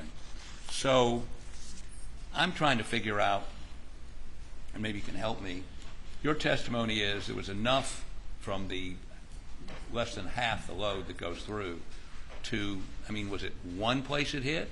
Was it had to go through the brain still? Yeah. Well, I didn't say that less than half the load went through. Some of it may have actually exited the top of the head. I don't know. Or went into the brain. I did not X-ray the brain, and so I don't know exactly how many, but we can tell that this is the direction. Was the brain macerated? No, it was largely intact. There was some maceration at the base of the brain where it was torn from the brainstem. Okay, the brain went up and torn from the brainstem, but it was pretty much surprisingly intact, from a shotgun wound. Have you looked at the crime scene photos? I really didn't look at the crime scene photos with any kind of, attention. Okay, so, but you are aware that the brain was catapulted out of his head, probably hit the ceiling, and then landed outside. Well, I could tell from examining the body that the brain catapulted out of the head, because I received the brain and a hole that was consistent with the brain leaving it. Can you and I agree, and based on your testimony when you previously testified, that there would not be, that the gas from 2 or 3 feet away would not travel through the arm, travel through the neck, and then go into the brain? Well, there's a lot of material that's going through, and plus we've got fragments of the brain, the skull, of the base of the brain, that can also, there's a lot of energy going in that direction. Whether it's gas or not, it's energy from portions of ammunition propelling in that direction. So, whether you want to call it gas or whether it's other things, I really don't know the theoretical explanation. I'm sure it's in the book. But I examine the bodies and I make the determination on the direction and the type of injury from examining the human body. The book seems to indicate that the primary cause for an explosion such as this, the brain exploding out, is the gas. You would agree? Well, I think each case is a little bit different. And the kind of gas that would cause the head to explode would also, I think the book is talking about gas in a contact shotgun wound. So what is your question about the book? I would actually have to refresh my recollection, because I don't really I haven't read the book in a long time, but I know what I've seen on the body. If I quote this to you, you would, and I can show it to you. The gas entering the closed chamber of the head expands rapidly, adding to the pressure waves acting on the bony framework of the skull. The only way for the skull to relieve the pressure produced is to shatter. Yes. Do you agree with that? That actually must be describing a contact shotgun wound. It is. Okay, because that really makes sense for a contact shotgun wound. And your reasoning for this, the same phenomenon that happened without the gas is?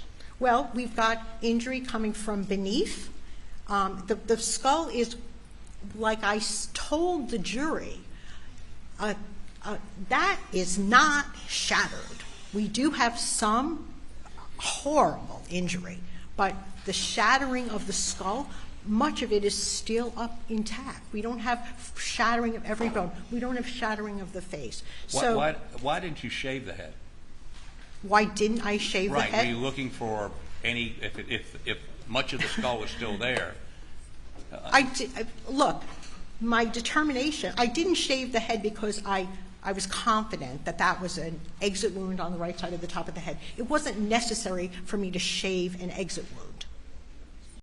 So, but if you had shaved the head, and again, apparently you'd already come to your opinion by this point, you could have seen whether it was soot or stippling or any distortion around, or taken samples of the hair and determine whether or not there was any sort of GSR in it, which would be more consistent with a contact wound. Well, no, GSR can just be we know gunshot residue can deposit in, I'm not, like, ballistics is not necessarily my strongest suit, but I know that GSR can deposit, within a few feet. Somebody doesn't have to indicate a contact wound. Okay, so did the shot penetrate the jawbone? It went through through that area. I believe it actually may have went underneath the bone. So it did not connect with the bone. Correct? Yes. Are any of the pellets that you see in the shoulder, the left shoulder, heading down instead of up? Well, you know, there's probably kind of a billiard ball effect when these things are going through, and there could be some, you know, directionality. But I didn't make that determination because it wasn't important to me to make that determination. The pellets were going? What? To determine which way some of the pellets were heading? I can tell from the entirety of my finding at the autopsy. You know, the thing is, if you look at something like, you know, a postcard photograph, that doesn't necessarily tell you the whole story. I did my autopsy. I viewed all of the wounds. I was confident in the direction of this wound path. And I'm not trying to say, oh, well, which direction are the pellets going? I can see that there's the entrance wound was to the top of the left shoulder, went through the left side of the neck, and out the top of the head. And how many pellets made it through the brain to the skull, to fracture the skull? How many pellets? Oh, well, there were some pellets in the brain. I don't know how many. Because you didn't X-ray it. Correct.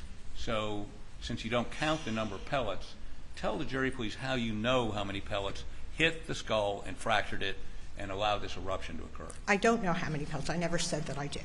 No, I didn't say you said it. I just want to know if you know it. I don't know the answer to that. And it's not important to you.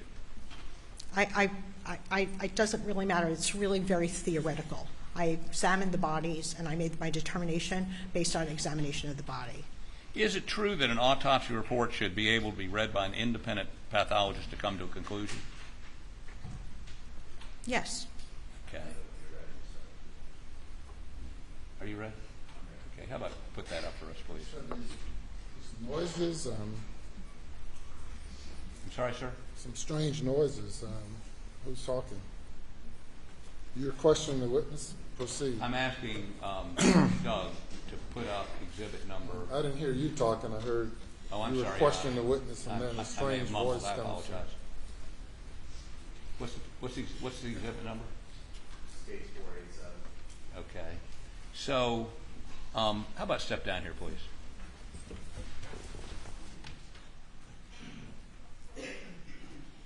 And get the pointer for me, please.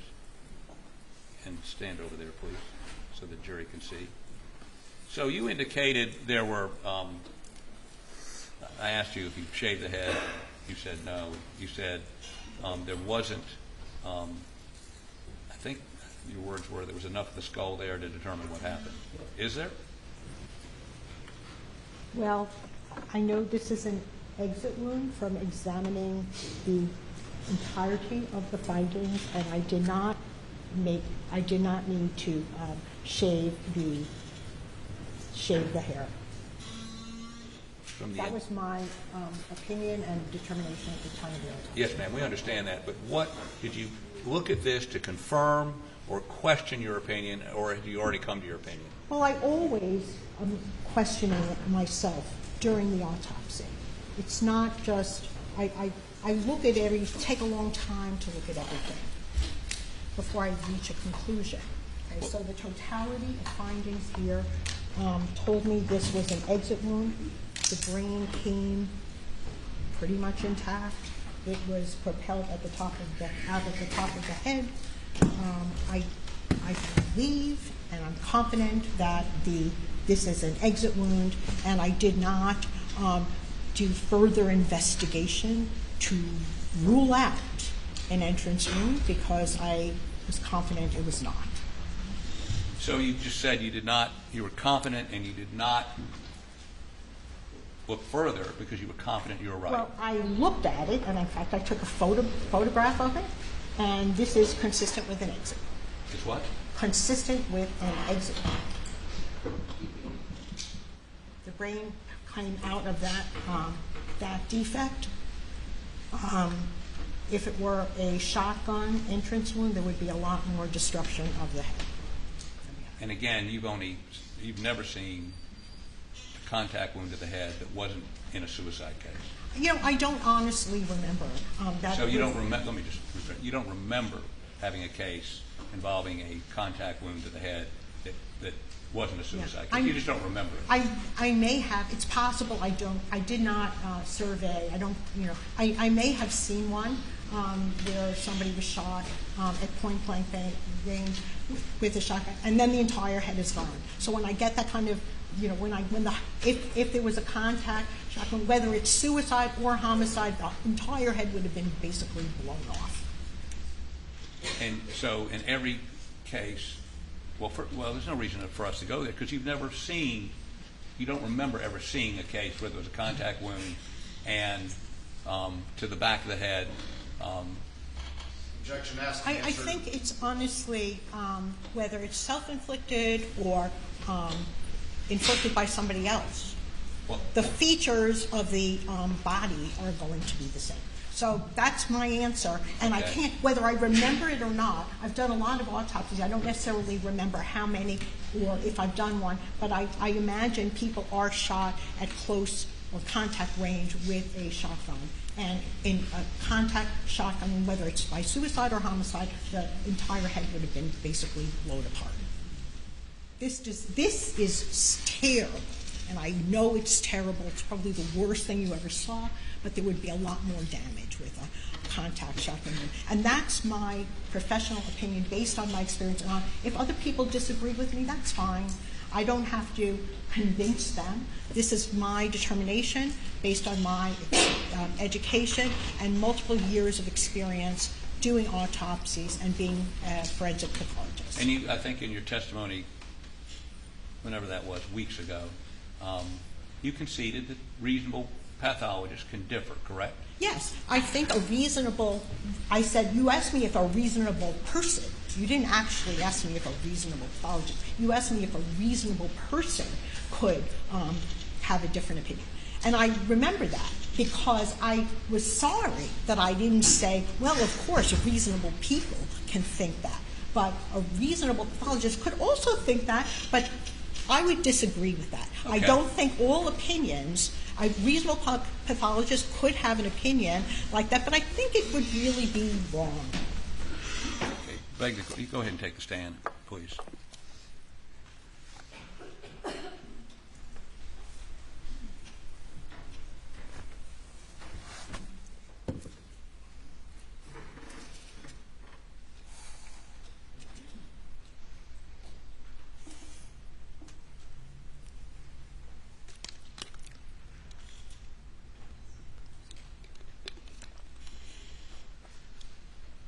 Have you discussed you met and discussed with Dr. Kinsey,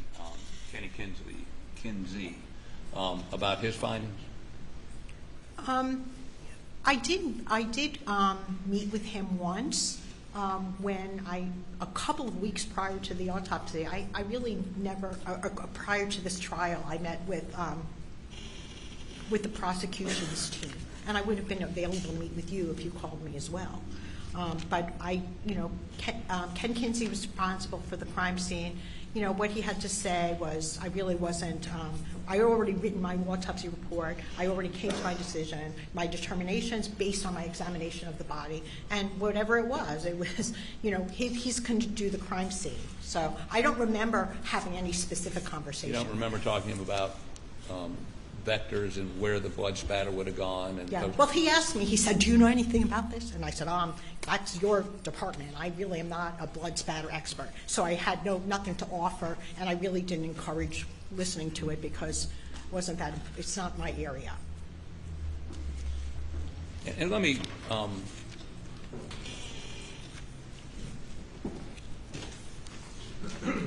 say a couple things. One is, you indicated that you did not put that packing material in your autopsy report, correct? Yes. And today's the first time you've ever said anything about packing, correct? Yes. Okay. Secondly, let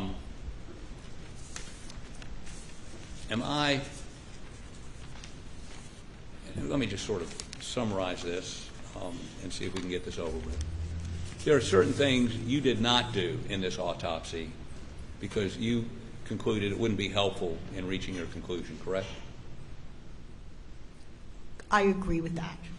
Like no x-ray of the brain? I would have been, I did not x-ray the brain, right? Okay. Your belief is that the shotgun wound to the shoulder being so much bigger is because of the angle? Yes. Okay, and then it narrows down to, you would concede, as a hole in his neck. Yes. Okay. Shotgun starts out wider.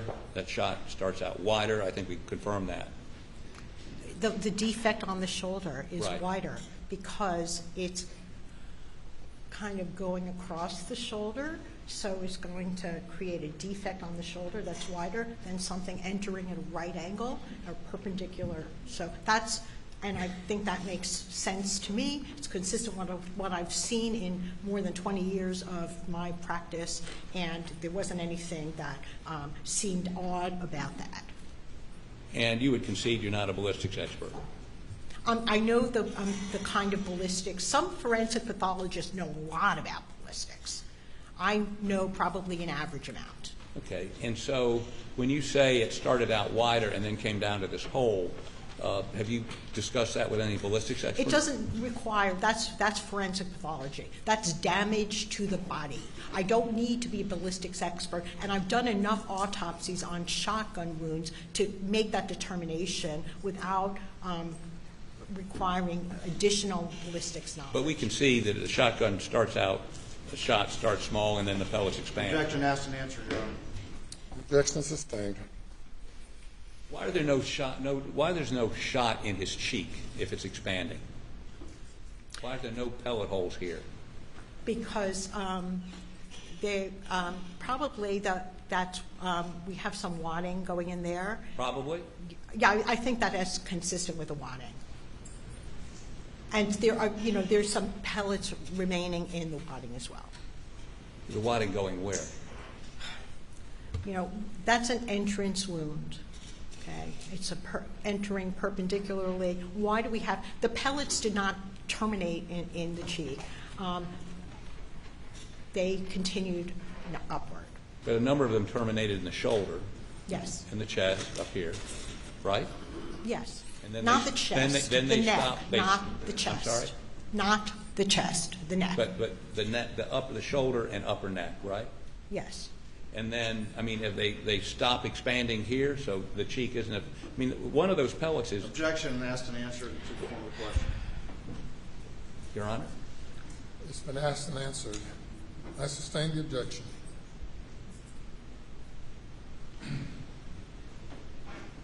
And you say these X-rays are consistent with your opinion? Yes.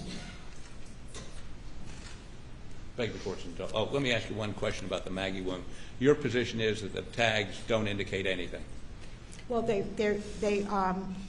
are not determinative.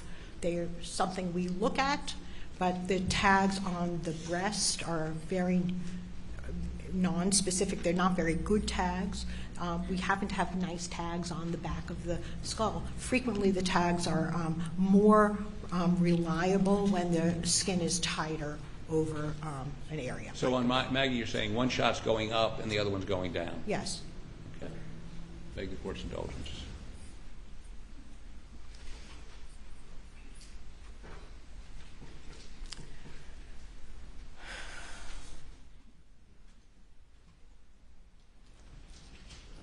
Holly, anything else?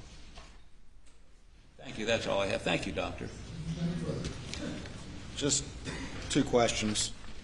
5,500 autopsies, you said, correct? Yes, and since I was here last Navy, I've done another dozen, so over 5,500. And you rely on practical observations of actually observing the body, is that correct? That's correct. I do my autopsies, and based on my experience and knowledge as a forensic pathologist, I know about the bodies, examining the bodies. That's what I rely on.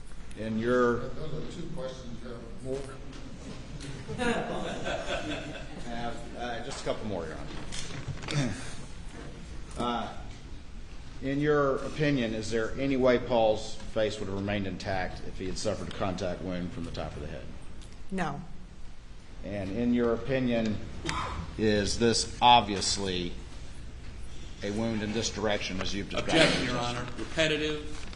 She's testified 5 times. That's her opinion. The objection is sustained. Further on. Thank you. Nothing Further. Thank you. You may step down. Thank you.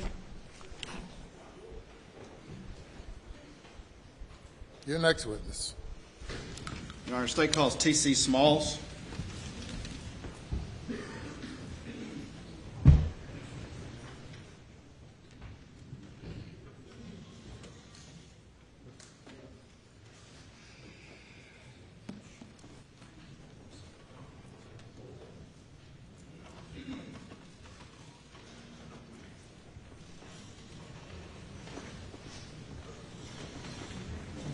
raise your right hand. Do you swear or affirm that any testimony you give today will be the truth, the whole truth, and nothing but the truth, so help you God? You will please sir, sit right up there. State your full name for the record and spell your last name, please.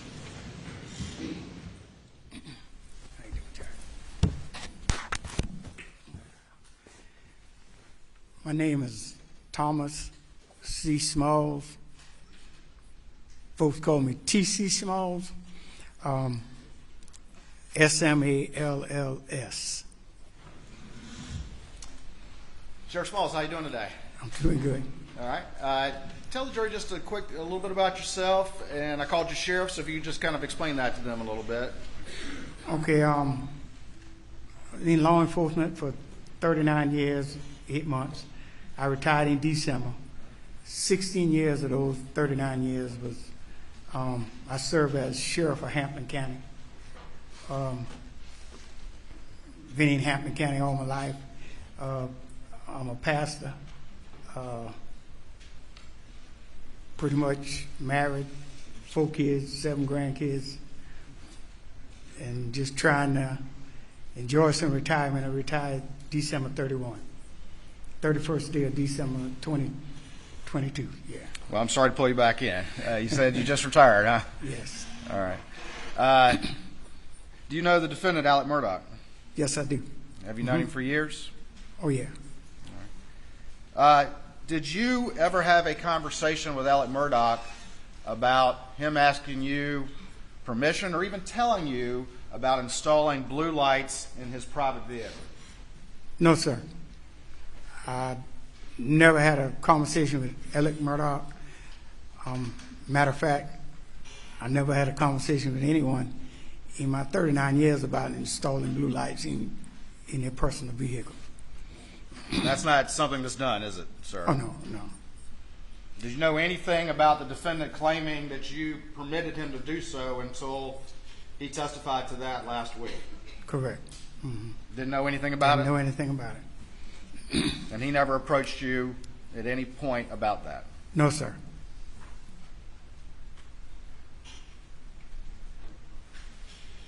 Did he ever approach you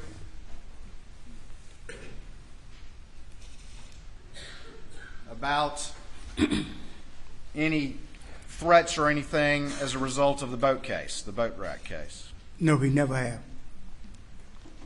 Thank you. Nothing further. Cross-examination.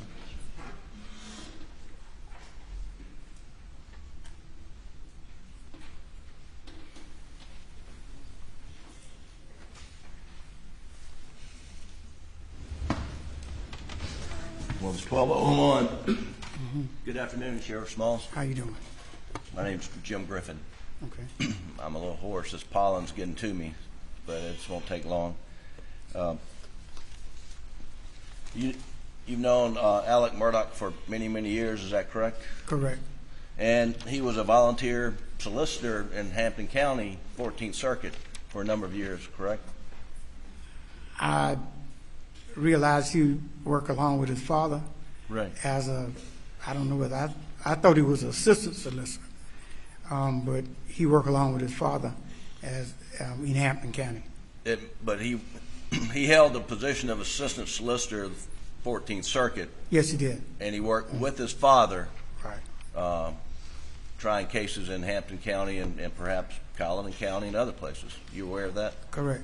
Yes, sir. And are you aware of him trying any cases when it wasn't with his father?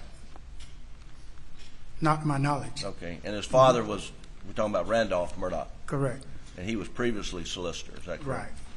Right. And are you aware that Alex Murdaugh was issued a badge for that position? No, I was not. Okay. And there's some, you were questioned about permission that, whether you gave him permission to have a blue light installed in a vehicle, and you said you did not, correct? Correct. Do you know whether Anthony Russell gave him permission? I can't answer that. Now, who's Anthony Russell? Well, during my time when I was sheriff, Anthony Russell was a captain in my administration. He later became sheriff after I retired. He ran and he won the office of sheriff, and he holds office now. And he was maybe not your right-hand man, but he was pretty high up in your administration. He was the captain. Okay. And then Chauncey Solomon, what was his position? Chauncey Solomon was a lieutenant. And Perry Singleton, he was passed away. What was his position? He was a lieutenant. And you know that Deputy Russell, Deputy Solomon, Deputy Singleton were very close to Alex Murdaugh. Were you aware of that? Well, I knew they knew him. I don't know how close they were. Okay. And did Eddie Gibson install the blue lights on the vehicles for the sheriff's department? Not for my cars. Most of my vehicles light was done with a company out of Orangeburg, and then later we started working with a gentleman by the name of Charles Mitchell that installed lights, and he out of, I think, Hardyville or Bluffton. So you don't know who Eddie? Do you know who Eddie Gibson is? Oh, I know who Eddie Gibson. He worked for me at one time. And when he worked for you, did he install blue lights? He worked on the vehicles, the fleet of vehicles? No, not my vehicles. Well, when he worked for you, what did he do? He was a deputy sheriff. He patrolled. And so like you're unfamiliar that at any point in time, Mr. Murdaugh had a blue light in his vehicle. I never had any knowledge that he had blue lights in his vehicle. Okay, thank you. That's all the questions I have. Okay, further. Your Honor, can I approach very quickly?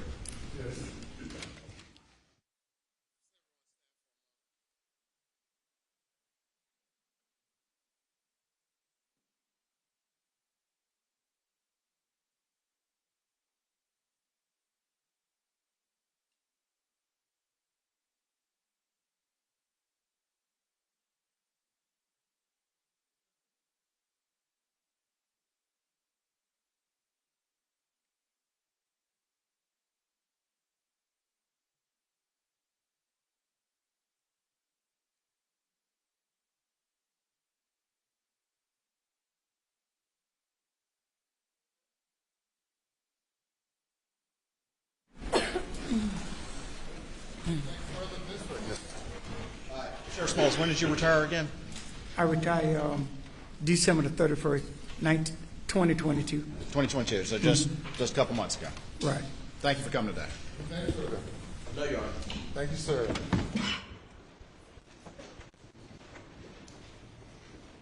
Call your next witness.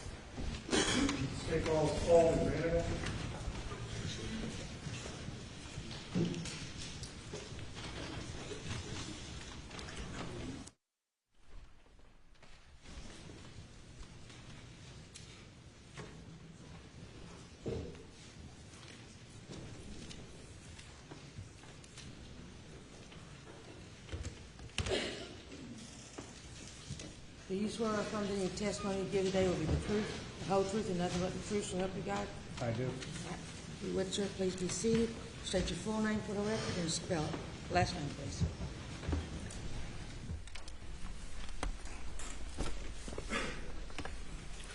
Paul McManigal, M-C-M-A-N-I-G-A-L. All right. Good afternoon. Sergeant McManigal, correct? Yes, sir. All right. And you're employed with the Charleston County Sheriff's Office? I am. And you testified previously in this trial, correct? Yes, I have.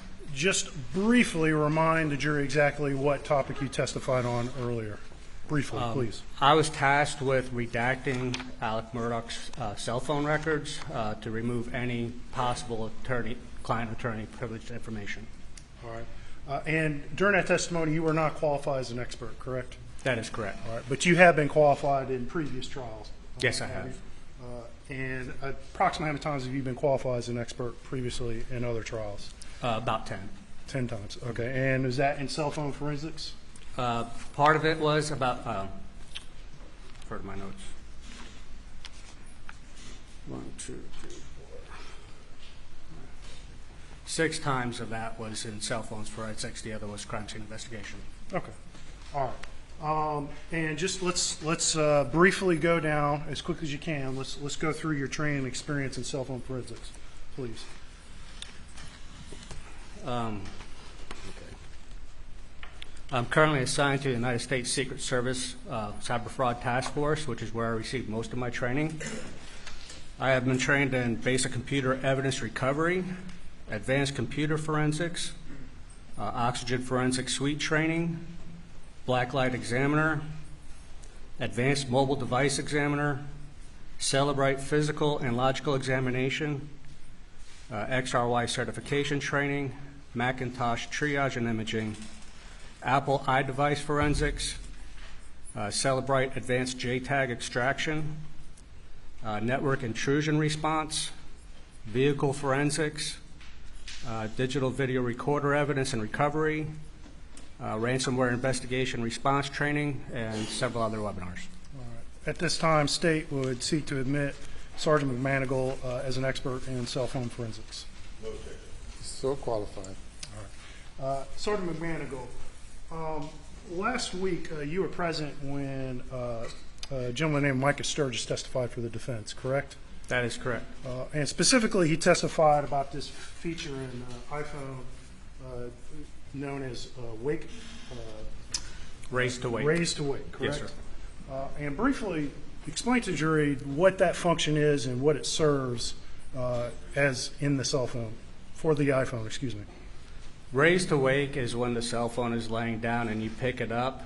It realizes that somebody is picking up the device and tries to assist by turning on the display so that you could possibly unlock it with your face unlock. All right. Or read a notification, possibly, if there's a notification on the screen. That's correct. And so it's designed to turn on that screen when it thinks someone's picking up the phone to look at the screen, correct? That is correct. All right. There's been previous testimony, I think, by Mr. Sturgis and other experts in this case that the iPhone, if the screen is off, it will not record an orientation change, correct? If the screen is off, it will not record an orientation. And you agree with that opinion? I agree, yes. Okay. And you were asked after Mr. Sturgis' testimony to investigate a little bit more about this raise to wake feature, correct? I was. And specifically, as demonstrated with the jurors, the screen is going to turn on when the phone is picked up gently, correct? That is correct. Because the phone thinks it's being picked up to be looked at, correct? That is correct. You're asked to investigate with a test device whether that screen lights up every time a phone is picked up in a more violent fashion or quicker fashion, correct? Correct. When the phone is picked up more aggressively or moved more aggressively, the device will not turn on the screen. All right. And that's because the way raise to wake feature is based off of what in the cell phone? What's telling it to wake up? The accelerometer primarily. Okay. And so the accelerometer is sensing motion, correct? Correct. And so if it senses a slight amount of motion, it's going to turn the screen on because it thinks someone's picking up to look at it, correct? Can't lead the witness. And so if the cell phone only detects a slight amount of motion, what does it do? What does the iPhone do? So if the iPhone registers a slight amount of motion, it thinks it's being picked up, so it will turn on the screen. But if it's being picked up more aggressively, it won't. And that's a battery protection feature. If you had the iPhone in your pocket and you were jogging, you don't want the screen to stay on the whole time. So when the phone is moving more aggressively, the screen does not turn on. And so you're asked to do some tests in your lab with a test device, correct?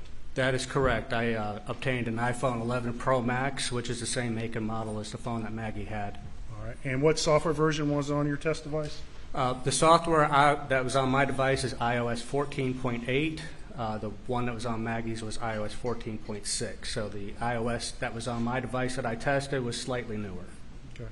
And did you perform a series of tests with various motions and various throws with this phone to determine, and were you able to develop an opinion of when the screen might come on and when it might not? Objection, Your Honor. Basis for the objection. Rule 5, this is an experiment performed on the evidence, Section something C, and we have not been provided this. The objection is overruled. Rule 5 does not apply. Thank you. So you did perform a number of tests, correct? Yes, sir. Performed many tests over the weekend. I pick it up and shake it, pick it up and throw it. I threw it off to my desk. I knocked it off of my desk. I tried to flip it end over end. I tried to throw it like a Frisbee. I did each one at least 10 to 20 times. Okay. And were the results 100% conclusively? I mean, did the phone do the same thing every time? No, not at all. Sometimes the screen would turn on. When I threw it, land face up, and then the screen would turn on. But a lot of the times I would throw it, and the screen would not turn on. It depends on how the accelerometer registered that movement. So based off of your test, is it your opinion that an iPhone of the same make and model as Maggie's could be thrown and the screen not turned on? Can't leave the witness. All right. Did you develop an opinion about whether the screen would turn on every time a phone was thrown? If the phone is thrown, the screen does not always turn on. In my experimentation, I determined that when the phone is thrown more like a Frisbee, 9 out of 10 times, the screen does not turn on. The times that it did turn on most often was when I pick it up and tried to shake it, then the screen would come on briefly. Okay. But 9 out of 10 times, when you toss a phone like a Frisbee, the screen would not turn on, correct? That is correct. Not far from the state.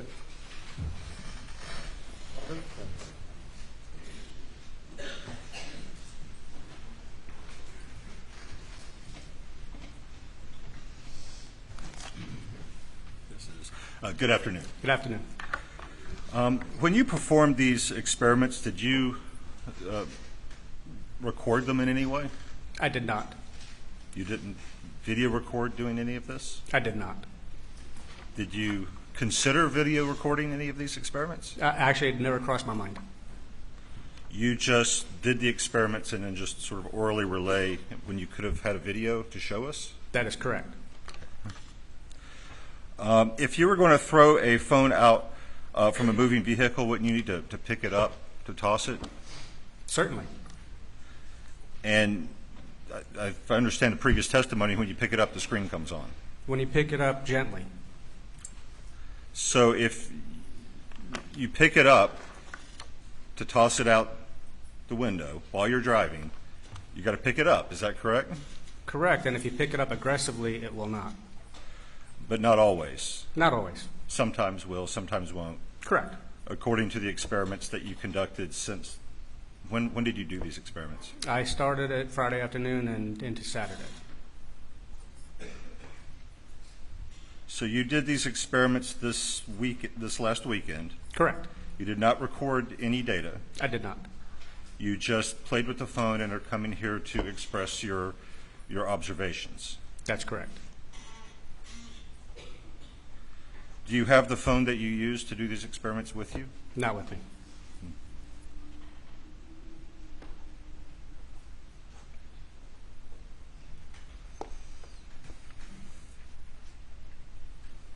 Are you aware of how the phone in this, Maggie's phone in this case, how it, when it was located, what its position was? Have you seen the photos? I have. And was it screen up? It was screen up. Okay. Would you agree then that it had to be thrown from a screen up position, because if it was screened down and you turned it over to throw it out, the screen would come on? Of course not. It can tumble through the air. So if the phone was screened down in the car and it ends up screen up over here, it has to turn over, right? At least one time, yes, sir. And do you, I guess, disagree with the previous testimony and demonstration that when you take the phone and turn it over, the screen comes on? No, when you pick it up gently, the screen does come on. We say pick it up. If you rotate it on that axis so that it's screen down to screen up, does the screen come on? If I pick it up gently and rotate it, the screen comes on. If I pick it up aggressively, it does not. And if it's facing you and rotates 90 degrees, does the screen come on? Only if you do it gently.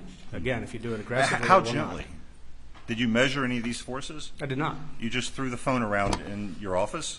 Absolutely.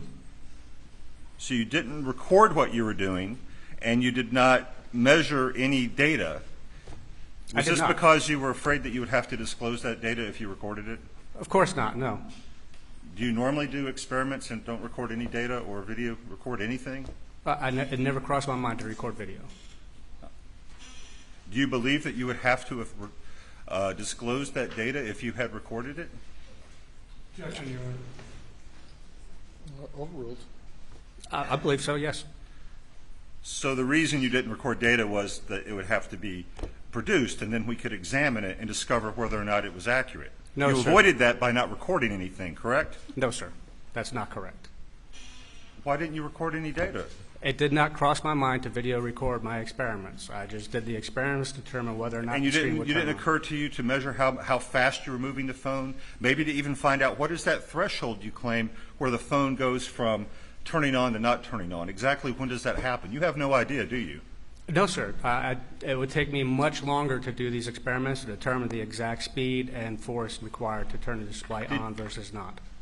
Did you discover any, or did you attempt to locate any documentation regarding the raise the wake feature on the iPhone? I did. I tried extensively. I reached out to several different forensic surface focus groups that I'm a part of, and we were not able to find any white papers on the subject. So you were unable to find any actual data on it, so you resorted to throwing your phone around alone? Was anyone with you when you did this? No, sir. I was alone in my office. So you're alone in your office, throwing the phone around, taking no measurements, recording nothing over the weekend, and then you come in here and testify as an expert as to what the phone will do. That's correct. And testify that it's different than what we've seen it do right here in this courtroom. That's correct. Have you ever done this, anything like this before? You mentioned testifying 6 times before. Was this your expert testimony in any other case? My expert testimony in other cases was always about cell phone reports and the data contained therein. I've never actually done physical experimentation to come up with a realistic result. So your previous experience was extracting data from cell phones, is that accurate? Correct. Is that what you're trained to do? Yes, sir. The training that was listed, it was to extract data from a cell phone? Yes, sir. Are you an engineer? No, sir. Do you have any certification in engineering? No, sir. Do you have any degree, academic qualifications in engineering? No, sir. Have you ever worked as an engineer? No, sir. You're trained in extracting data from the cell phone. That's correct. And when it comes to tossing it around and seeing how it moves, you don't know anything more than anyone else, do you? No, sir. So you had this, Your Honor, based on the previous answer, I would move to strike the expert opinion. On what basis? The witness just testified he has no expertise in this. That he just said he has no more knowledge about this than anyone else in the courtroom. That his expertise is in extracting data from the cell phone. And that this opinion is therefore outside of his expertise, and this is inadmissible opinion testimony. Previously stipulated that he's an expert. Yes, Your Honor, in extracting data from the cell phone, which was before we got to this testimony about Says the state.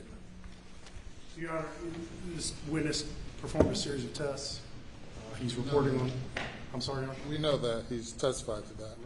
And he's expressed his opinion of what the phone will do in those series of tests. It's not an absolute opinion, but I think his opinion of when the screen would light up is something he tested and something he can testify about.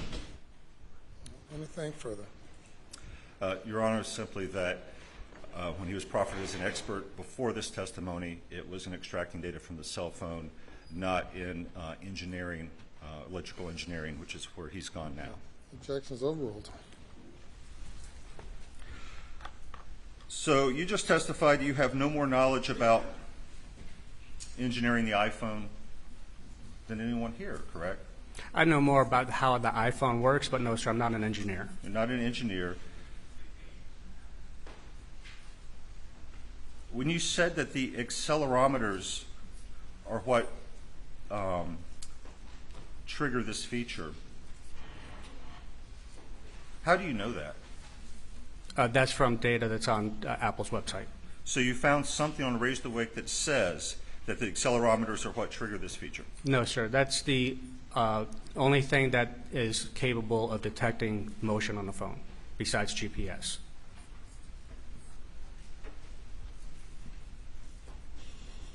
And you have no idea how much motion is required because you didn't measure it, correct? No, sir. I don't know the threshold. Okay. You, this weekend, sat around your office by yourself, recording nothing, tossing the phone around here, and are now reporting those results as an expert in what? In cell phone forensics. I understand how cell phones operate more than most people. Do you understand the electrical engineering? Do you have any background in that? I am not an engineer, no, sir. Do you know how the accelerometers in the iPhone work? Can you tell us? Not exactly, no, sir. But I know that they exist, and I know that's how the iPhone determines motion. So there's an unknown device within the phone that detects motion in a way that you don't understand, and some amount of motion that you don't know how much because you didn't measure it does something that only you saw in your office this weekend. Is that correct? No, I know what that is. It's the accelerometer. The accelerometer is what detects the motion, and that's what causes the iPhone to race to wake. How does an accelerometer detect motion? I'm not an engineer. I do not know how it detects motion. I just know that it does. But, sir, you really haven't said anything you couldn't quickly find out on Google. Isn't that correct? Probably, yes, sir. So you have no expertise in this. I have expertise in how cell phones work. What do you mean by that, how cell phones work? So I can tell you all about the knowledge C databases. I can tell you about the way iPhones are not iPhones. I can tell you the way some software is written, what kind of code it's written in. I can tell you how data is stored on a cell phone, the programming that's involved with the iOS feature, and the different databases that are involved. Can you tell us that if somebody was driving down the road, picked up a phone that was either on the seat or pulled it out of a pocket or something like that, and while continuing to drive, threw it out the window, that the screen would not come on if it landed face up? I cannot tell you that it will not come on. I can tell you that it might not come on. Because when you were alone throwing your phone around, you think it didn't come on sometimes. Objection is sustained. No further questions. Anything further? Just real quick. When Mr. Barber was asking about picking up a phone and then tossing it, about the raise awake, what Mr. Surgis demonstrated to jury was a gentle pickup, correct? That is correct. And you test a more violent pickup or a more aggressive pickup and then moving to a throwing motion, correct? Yes, sir. I just picked it up and threw it. All right. And based off of what you tested and you observed, the screen does not come on most of the time? When you throw it like a frisbee, it's most of the time. When you throw it end over end, it's more than half the time it will not come on. All right. And Mr. Barber asked you several times whether you knew more than anybody else about these cell phones, correct? Correct. And in particular, in this instance, you do know more than most people because you performed a series of tests, correct? Objection sustained. You performed multiple tests over the weekend, correct? That's correct. Objection sustained. What did you do this weekend? This weekend, I performed multiple tests on a device matching the same make and model as Maggie Murdaugh's to determine whether or not the race to wake feature would always enable the screen to come on whenever the phone is thrown. All right. And Mr. Barber asked you several times about being an engineer, correct? Correct. And did you hear anything out of Mr. Sturgis last week that indicated he was an engineer? No, sir. All right. And do you testified you don't know exactly how the accelerometer works, correct? That is correct. Is that knowledge necessary to observe when a screen turns on and when it does not turn on? No, sir. Not further. Anything further?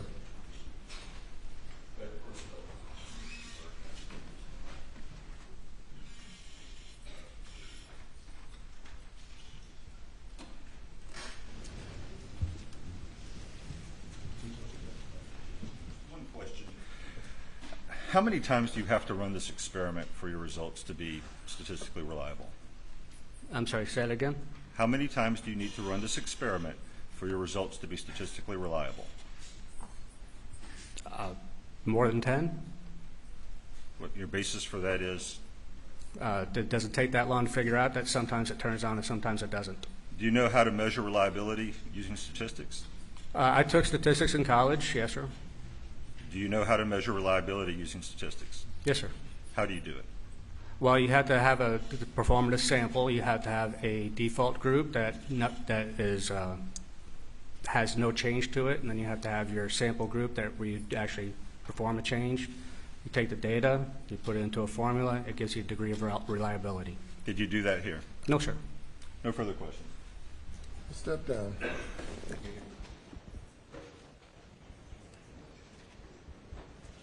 Call your next witness. Your Honor, State calls Mark Ball.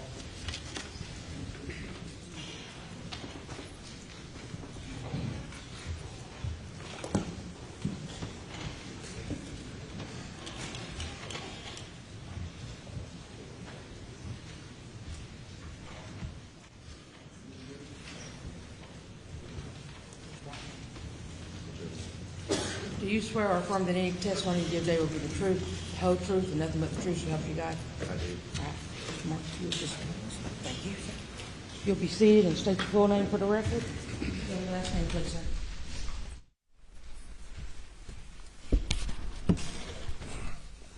It's Mark Ball. Last name B-A-L-L. How you doing today? Be doing better if I wasn't here. I hear you. Well, we'll get you out of here pretty quickly. I wanted to just ask you a few very quick questions in response to the defense case. And first question I'd ask you is, prior to the murders of Maggie and Paul, did you ever hear Alec express any distrust of SLED? No, sir. Can you tell the jury what your observations were of his relationship with the law enforcement community? I thought it was very good. I mean, he interacted with them regularly, as most civil lawyers do, and then with his side gig as, solicitor, he obviously had interaction with them as well. Do you remember coming to find out that Alec had installed blue lights in the private vehicle? Yes. And can you tell the jury roughly how long ago that was? I can't tell you precisely. I can tell you it wasn't the vehicle that's been seized. He got that vehicle in the end of December before the murders occurred in June, so he'd had that vehicle about 6 months roughly. And it was on the vehicle that was prior to that, and it was a Suburban as well. I don't remember when in that chain that they were actually installed, but it was some time.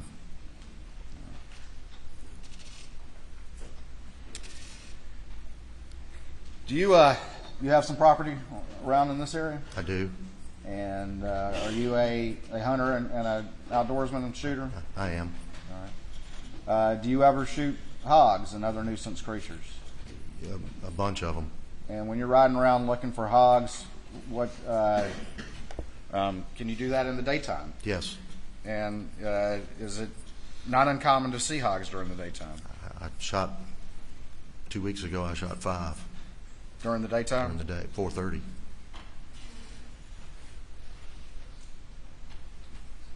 They come out, all different times, but the more pressure you put on them, the more nocturnal they'll become. But they eat all the time, and they root, and the rooting's what the real problem is.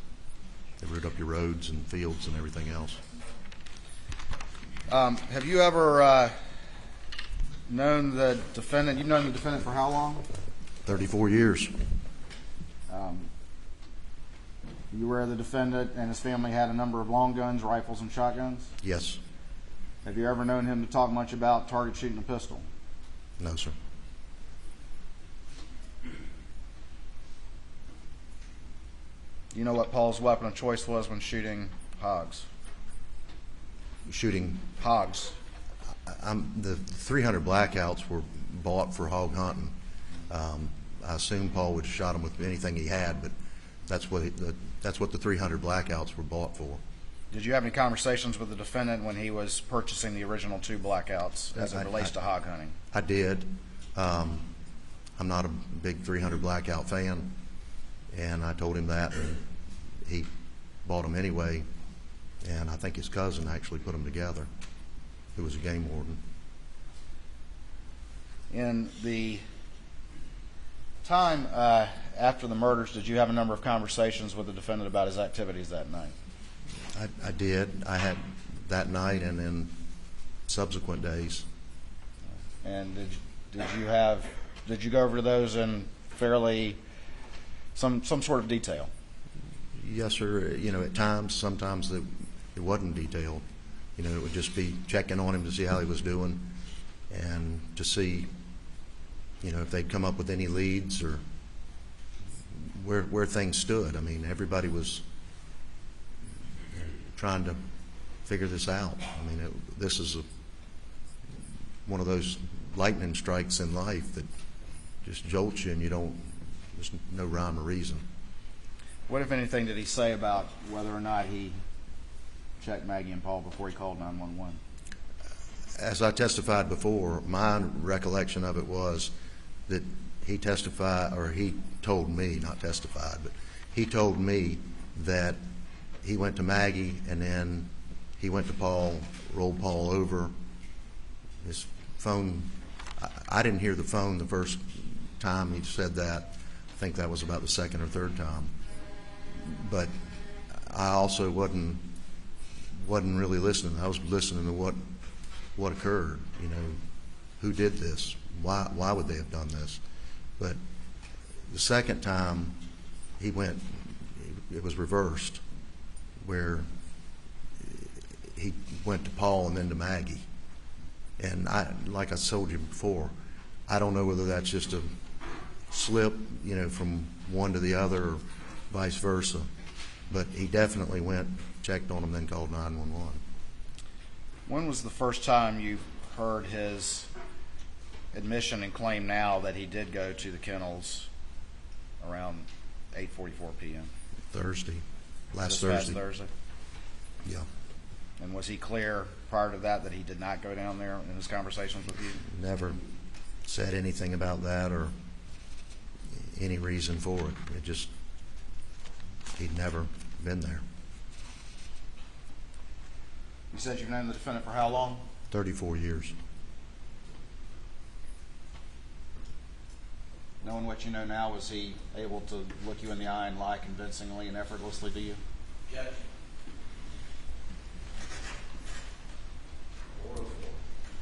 Objections overruled. I mean, it's pretty obvious. I didn't know the stealing. I didn't know any of that. And, you know, it's not the way a plaintiff's practice works. You work on your own cases unless you're working with somebody else.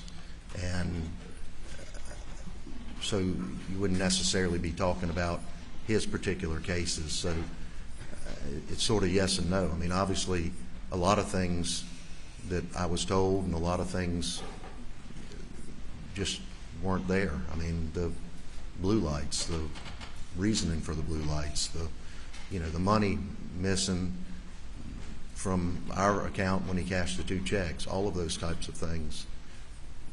You know, obviously they weren't truthful. And did you feel like you knew the defendant well prior to June? Sure thought I did. Defense.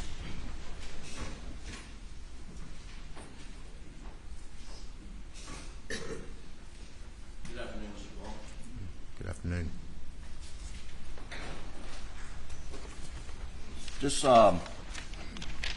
be clear, after the Labor Day weekend when Alex was confronted by the law firm.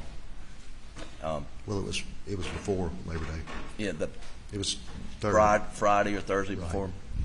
It was the Friday before we confronted him. You ever talked to him since the day he was confronted?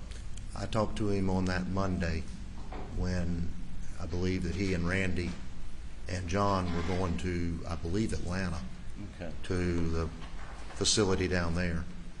And I got a phone call, I don't know, 1 or 2 o'clock, whatever it was. I was coming from the office. I'd been digging through his files and stuff, and I got a call. It registered as John Marvin, and I picked it up and said, "What you need, John?" And it was Alec. And that would have been Labor Day 2021? That would have been Labor Day 2021. And since Labor Day 2021, you've not spoken with Alec? I have not. And since Labor Day 2021, Alec has either been in rehab or jail. Is that correct? He has been, to my knowledge. I mean, so you've not had any opportunity. I mean, he's been represented by counsel as well, right? Sure. I mean, I wouldn't expect to. You know, he's being charged with crimes. Right. So you wouldn't have any expectation that since September 2021 that he would come to you, talk to you about whether he was on a video, whether he was at the kennels, or where he was, correct? No, not since September. Okay. You were asked questions about Alex distrust of SLED, and you testified that he had a good relationship with law enforcement. He did. I never heard any mistrust of SLED or anybody else. Well, let's talk about that. From him, I mean. Well, did Alec take the position that his son Paul was wrongfully charged for felony boating under the influence causing a death and serious bodily injury as a result of the boating accident? Yes, I mean, I think he disputed that and was planning a vigorous defense of that.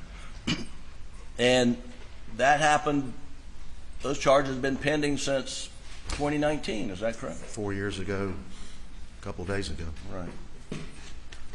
And so he did express some dissatisfaction over that case, correct? Well, over that case, but I don't know that it was directed at law enforcement or who it was directed at. It was just, it wasn't, he didn't specifically say or didn't say, I distrust SLED or I distrust Beaufort County Sheriff's Department or DNR or whoever.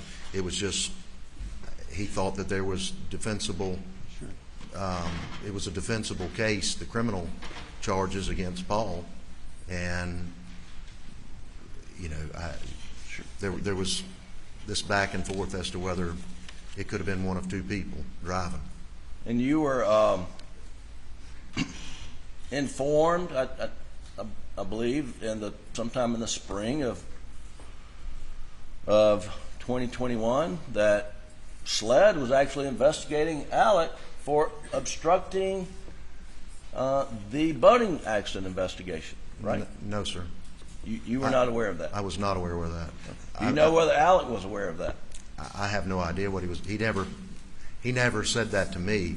I didn't know about anything to do with the investigation until the grand jury, when I went to the grand jury.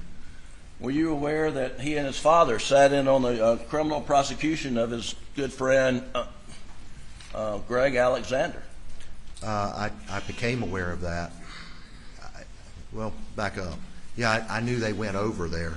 I didn't know much about the detail until after the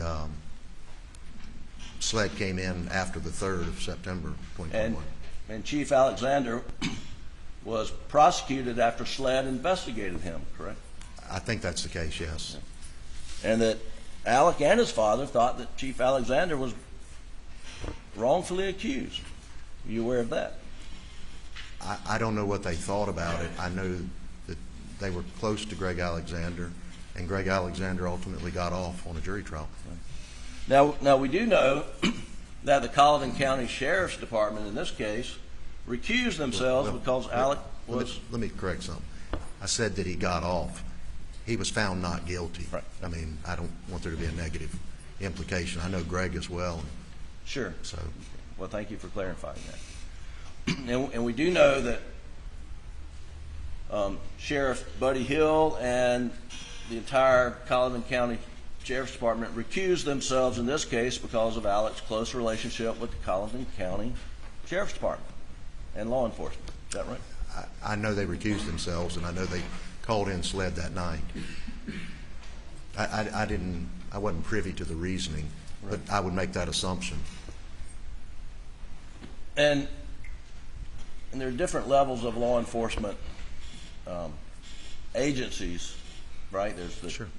Say, the Town of Hampton Police Department, Hampton County Sheriff's Department, and Alec had a really good relationship at that level with those folks, correct? He did. And he had a really good relationship with the Colleton County Sheriff's Department, to your knowledge? He did as far as I know, yes. Right. But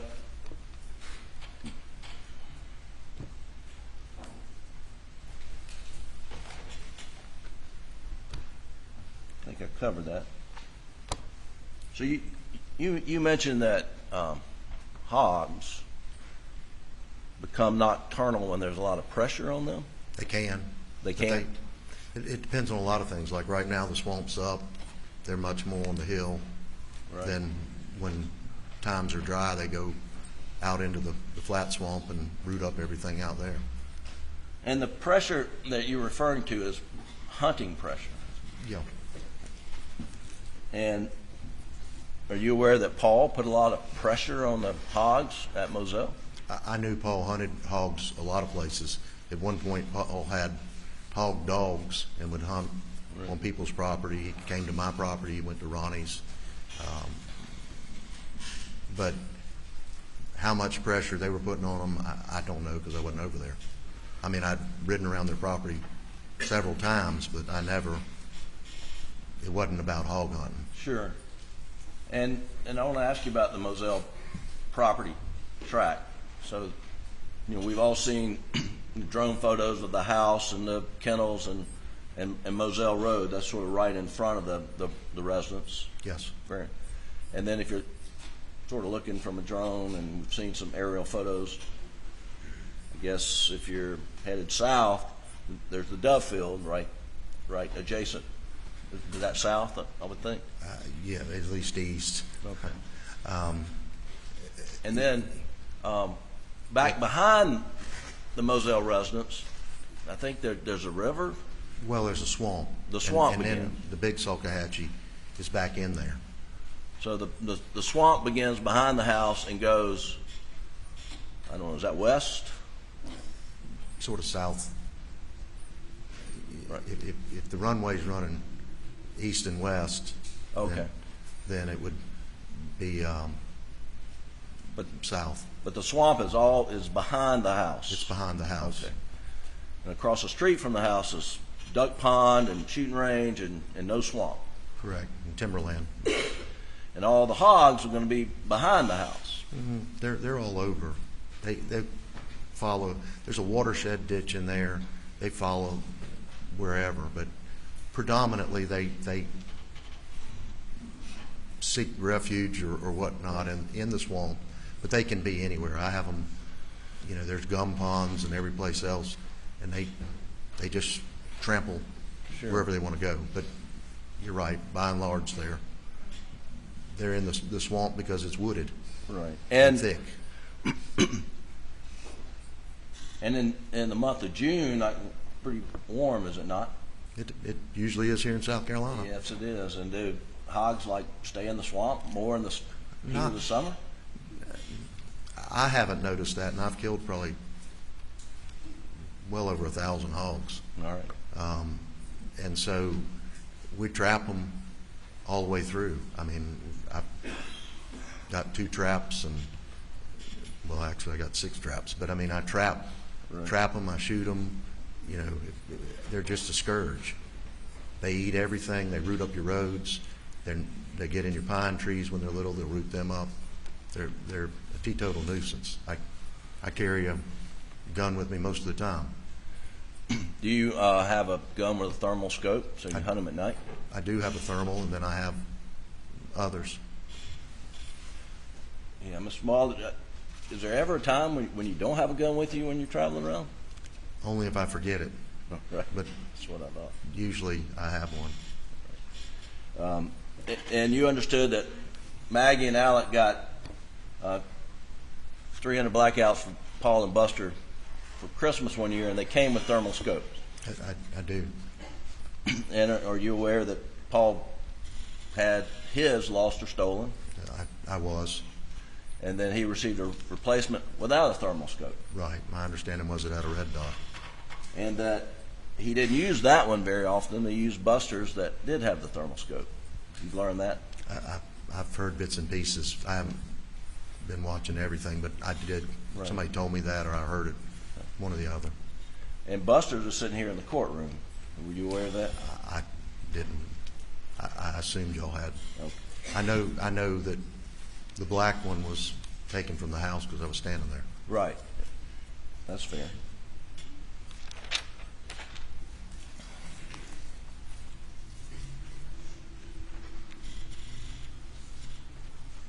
But you wouldn't use a thermal In the daytime? In the daytime, for the most part. I mean, you could, I suppose, but it wouldn't serve much purpose. There's been some discussion about Alex emoting and being emotional during trials. He's an emotional person altogether, isn't he? I think he probably is. I mean, you remember him speaking at when his dad got the order of the Palmetto, for example. I do. And he'd get emotional then. Yeah. And you remember him speaking at the trial lawyers after he had finished up his term, and he got emotional then. Well, I wasn't there for that. So. Oh, you missed that. Okay. But you've seen him get emotional frequently. Sure, everybody gets emotional. Well, and he was extremely emotional after losing Maggie and Paul. There's no question about that. One last point. Do you recall reading or learning on the morning of June the 8th that statement was released through the Colleton County Sheriff's Office that says, at this time, there's no danger to the public. If information is received that dictates otherwise, we will immediately notify the public? Yes. Did that concern you? Very much. And why did it concern you? Well, I had been over there that night. I left 3, 4 o'clock in the morning, came home, laid down for a little while, took a shower, and then I heard that. And I got on the phone with Sheriff Smalls on my way into work about 7:30 or so, and I asked him if he knew anything about what that was about, and he said, I don't know, I'll check. And then later that evening, the lieutenant from over here called me, and he explained that they didn't have any credible threats against anybody other than, they didn't have any threats, period, but they didn't have any, there was no knowledge, no information about anybody else being in harm's way. And we had probably a 30 or 45-minute conversation, and it didn't leave me any more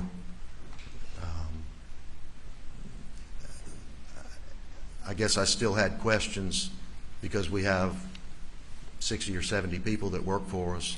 Sure. And the last thing I wanted was somebody coming in and blasting up the place. And so we made the decision to lock the doors, and we did that for probably a couple months. Right. And just like we're doing now. Thank you. Indulgence. That's all I have. Further.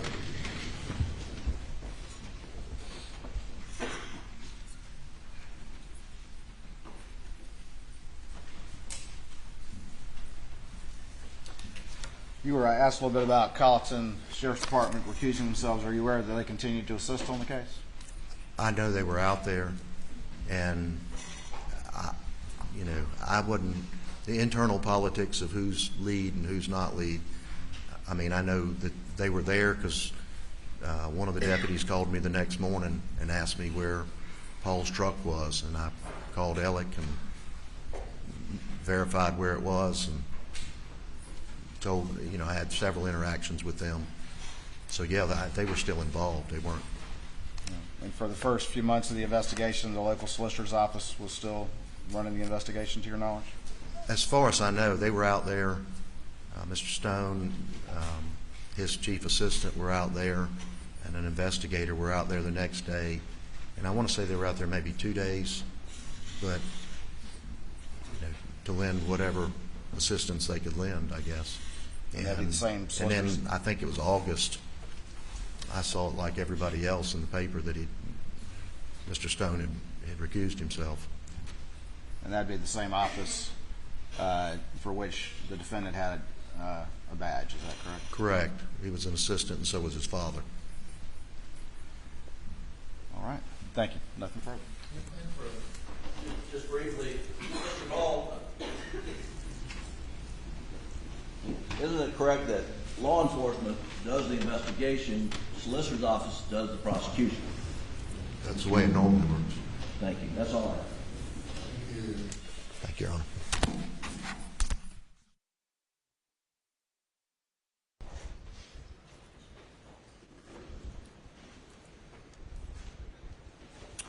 Ladies and gentlemen, we're going to break, excuse the jury now, till 2:15. Please do not discuss the case.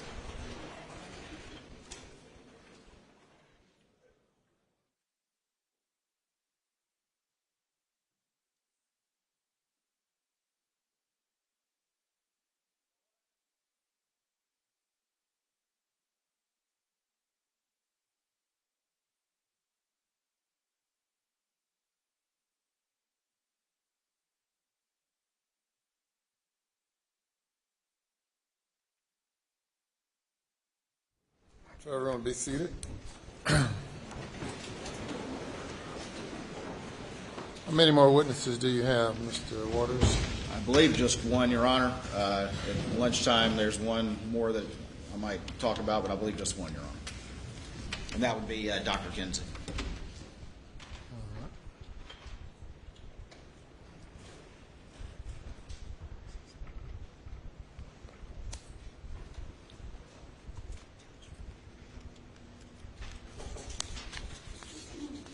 I received an email that I want to have counsel look at. Let's see who, trying to figure who works here.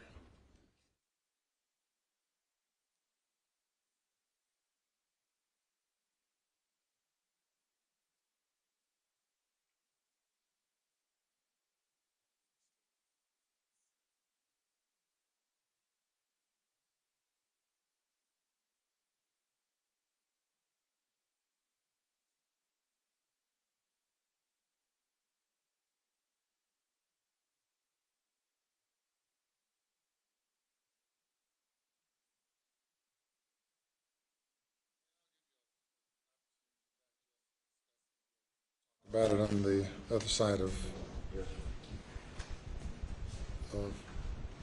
lunch.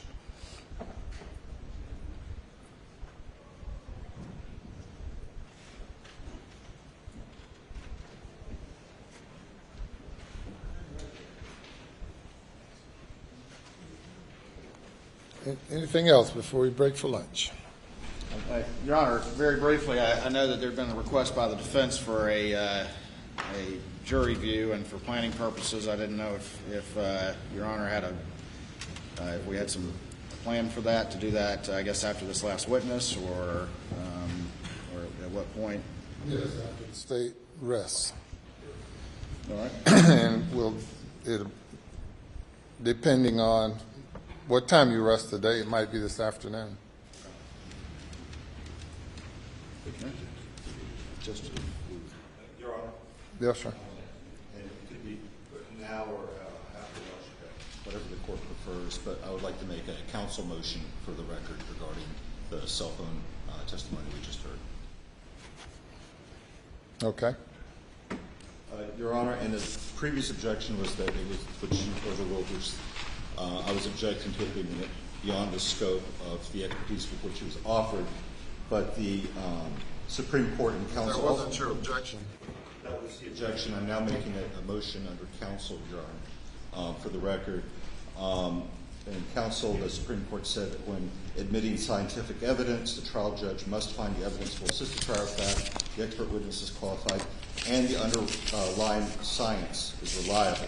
The trial judge should apply the Jones factors to determine reliability, and then the case gives the Jones factors as considering the admissibility of scientific evidence under the Jones standard. The court looks at several factors, including one, publications and peer review of the technique. Remember what the rule says beyond that? Your Honor, the testimony we heard, which we had no notice of to make an earlier motion, there's no publications or peer review of the technique he described. There's no prior application of that method. He testified he's never done this before. Number three, the quality control procedures used to ensure reliability. No data was recorded at all, so there's none of that. Your motion is late. You stipulated, you agreed that he was an expert. I gave you an opportunity to voir dire him, question him in any way. Your Honor, we had no notice that he was going to offer this experiment. He was offered as a cell phone forensics expert, which he is. And there was no notice that he had done this engineering analysis throwing his phone around. He did not do an engineering analysis. He said he didn't do an engineering analysis. And what was scientific about his testimony? Well, yes, Your Honor, his testimony was not scientific. That's why moving under counsel that it is not reliable scientific testimony and should be struck. All right. What says the state? Your Honor, I think, again, as Your Honor's pointed out, there was no objection. This was in the nature of reply testimony, and I think that, again, there's a practical experience that is acceptable for opinions to be offered, and that's kind of what we're talking about. He understands the raise-to-wake feature and the manner in which it works and in which it doesn't work, and he offered his testimony based on his experiments in that regard. Counsel was allowed to fully cross-examine the witness, and it will ultimately, go to weight and not-admissibility, Your Honor. All right. The objections are noted for the record. He did not provide scientific testimony. He conducted an experiment and told the jury about it. The fact that had the defense had any questions concerning his qualification to testify as an expert witness, the defense had an opportunity to do that through voir dire or otherwise. Rule 5 does not apply to reply testimony in the sense that the state is not required to provide any advance report or anything. Your objection is noted for the record. The testimony speaks for itself, and that's that. Yes, sir. Your Honor, one other matter. The forensic pathologist said this morning concerning some of her testimony about the white material that was noted. She indicated that she had never put that in her autopsy report. She'd never given this opinion before. We propose in rebuttal to bring our pathologist back to testify when they finish their case. I'm not inclined to allow any rebuttal based on what I've heard at this point. Even though she said wasn't in a report, yes, sir. Revealed it today for the first time. Yes, sir. Thank you, Your Honor. So you're denying that request? Yes, I'm not inclined to at this time. Well, when would be the appropriate time? Well, when it's time for you to offer it, then I'll hear it fully, but I'm telling you now, I do not anticipate allowing any rebuttal based on what I've heard at this point. Thank you, Your Honor. Yes, sir. Anything else? No, from state prior to lunch break, Your Honor. Nothing from the defense, Your Honor.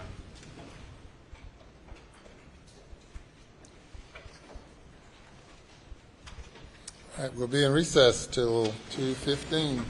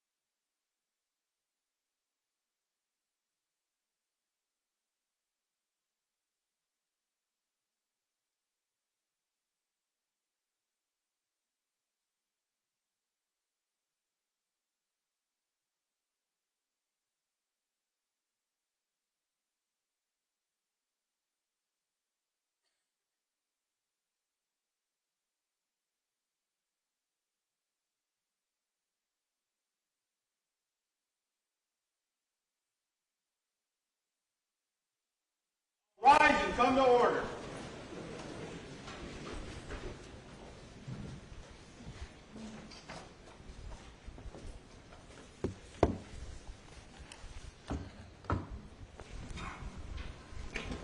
Be seated.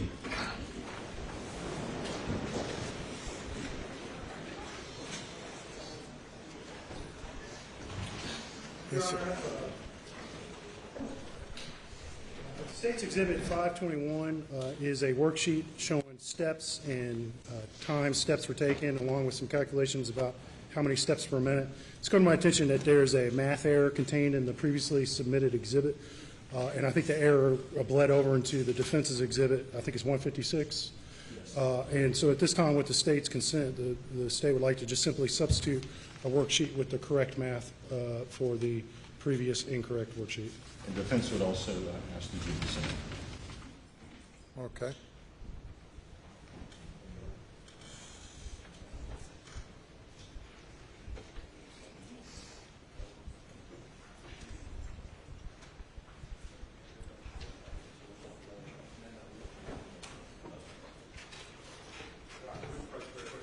Yes, sir.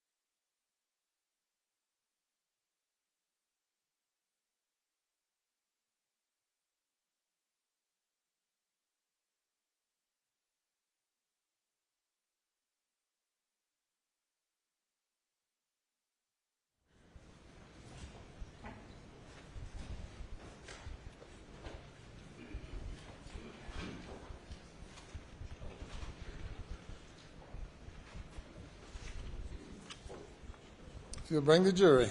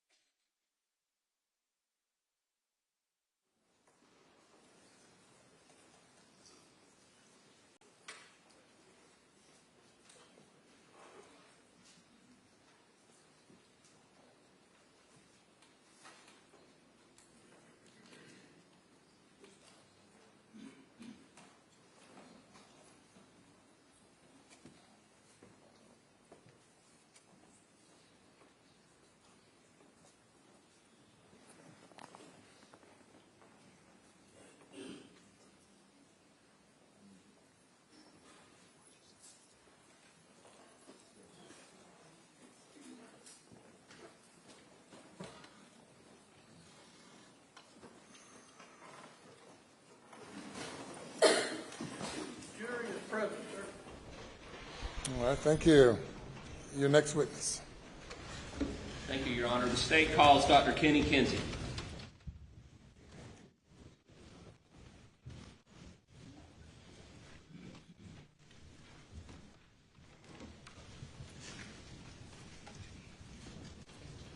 Do you swear the testimony that you give today will be the truth, the whole truth, and nothing but the truth, so help you God? So help me God. Thank you. If you'll have a seat to adjust that microphone for me. If you'll state your name and spell your last name for the record. Kenneth Lee Kinsey, Kinsey. Welcome back, Dr. Kinsey. Welcome. Feels like a year since you were here. You were qualified last week as an expert, correct? Yes, sir, that is correct. What I would like for you to do right now is just to remind the jury, give them a little bit of background on your education, your work history, your credentials that made you qualified to be an expert witness. Yes, sir. I've got a degree from Clemson University, a master's degree, that's undergraduate, a master's degree from Troy University, a PhD from Walden University. I have formerly been certified by the International Association for Identification 2 different times for crime scene investigation and reconstruction. I've worked approximately 800 death scenes in my career, and I've handled and processed countless evidence in crime scene and the crime scene related disciplines.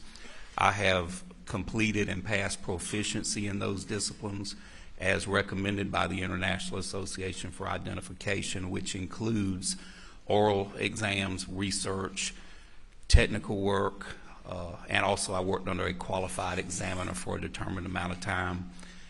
And I've been a police officer for approximately 30 years in various capacities.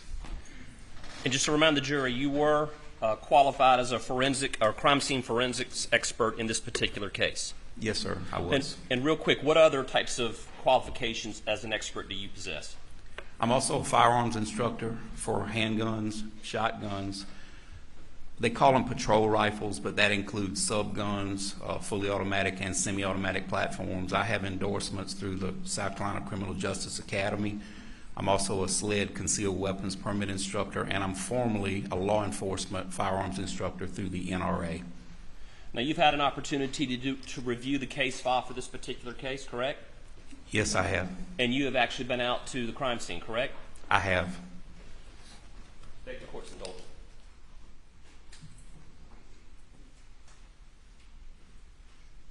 I would like to show you what's been previously marked as State's Exhibit 526. Do you recognize this map? Yes, sir, I do. And what is it?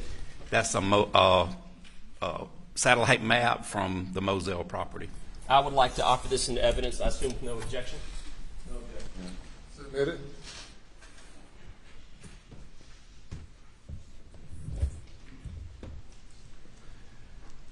Dr. Kinsey, we're going to keep our testimony today narrowly focused and tailored to a few witnesses that the defense put up this past week. Did you have the opportunity to observe one witness named Michael Sutton, who was a forensic mechanical engineer for the defense? I did. Now, do you recall any of his conclusions or what his main conclusion was regarding the size of the shooter? I do.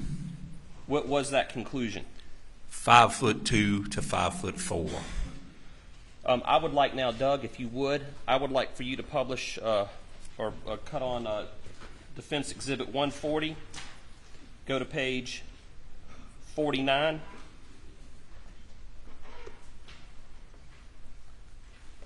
Okay, now what I want to do is we're going to get into this in just a moment, but they published this into evidence last week. And do you recognize these green lines coming out?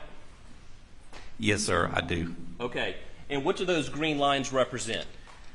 Those green lines represent a predicted static angle or I don't know what you would call it, trajectory for possible shooters.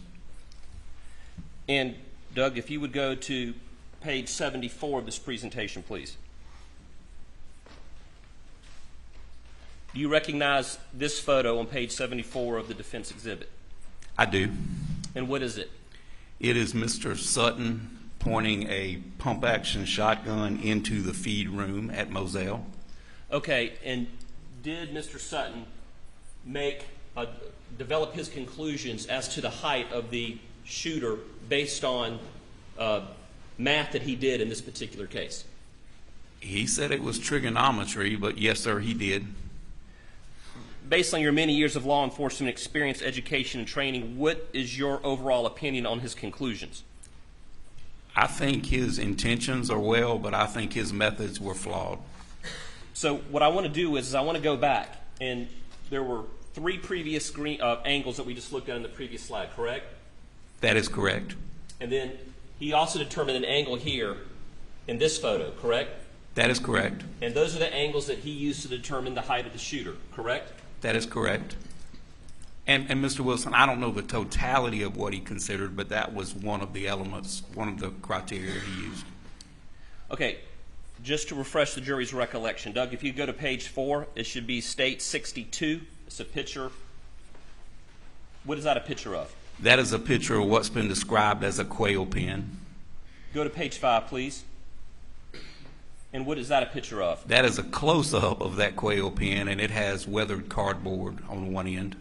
Okay, and that, for the record, is Exhibit 63 that is a picture of.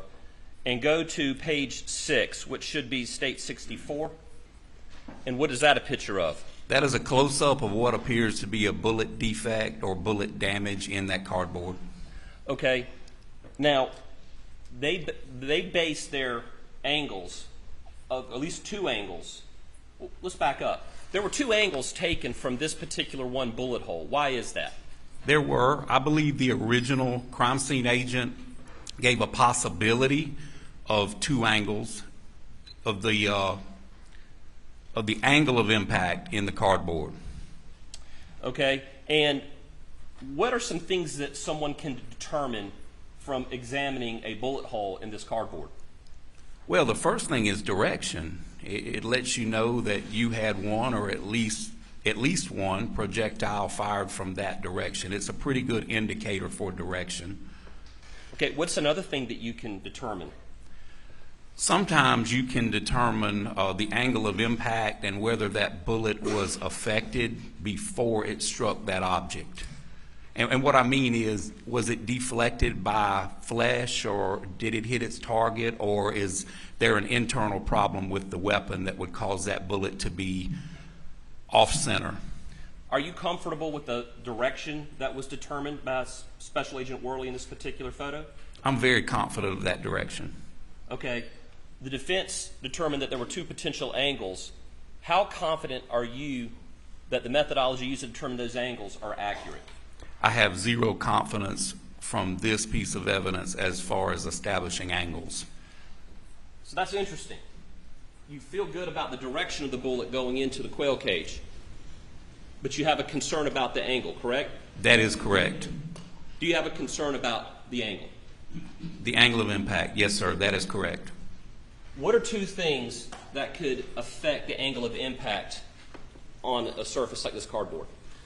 As I mentioned before, you could have, that bullet could have hit an object, which we don't know, or it could be an internal problem with the firearm that causes it.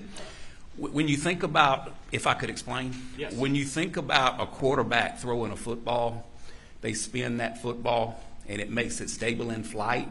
Well, a projectile coming out of the muzzle of a firearm, a single projectile firearm, works the same way.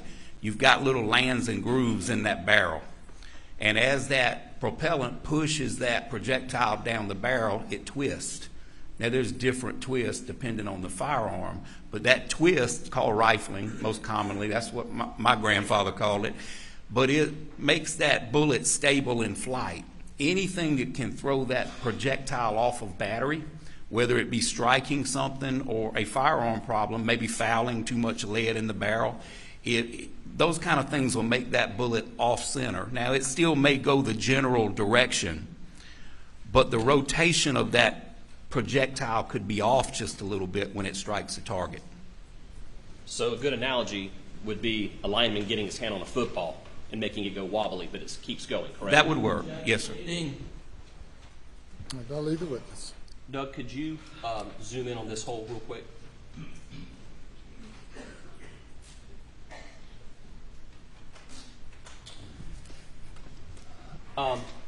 Dr. Kinsey, I'd like to ask you to step down here, and for demonstrative purposes, I'd like you to demonstrate how an angle of impact can be affected in cardboard with a dowel? Yes.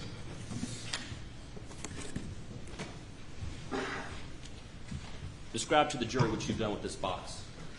I've placed 4 strategic holes in this box representing a bullet defect in cardboard.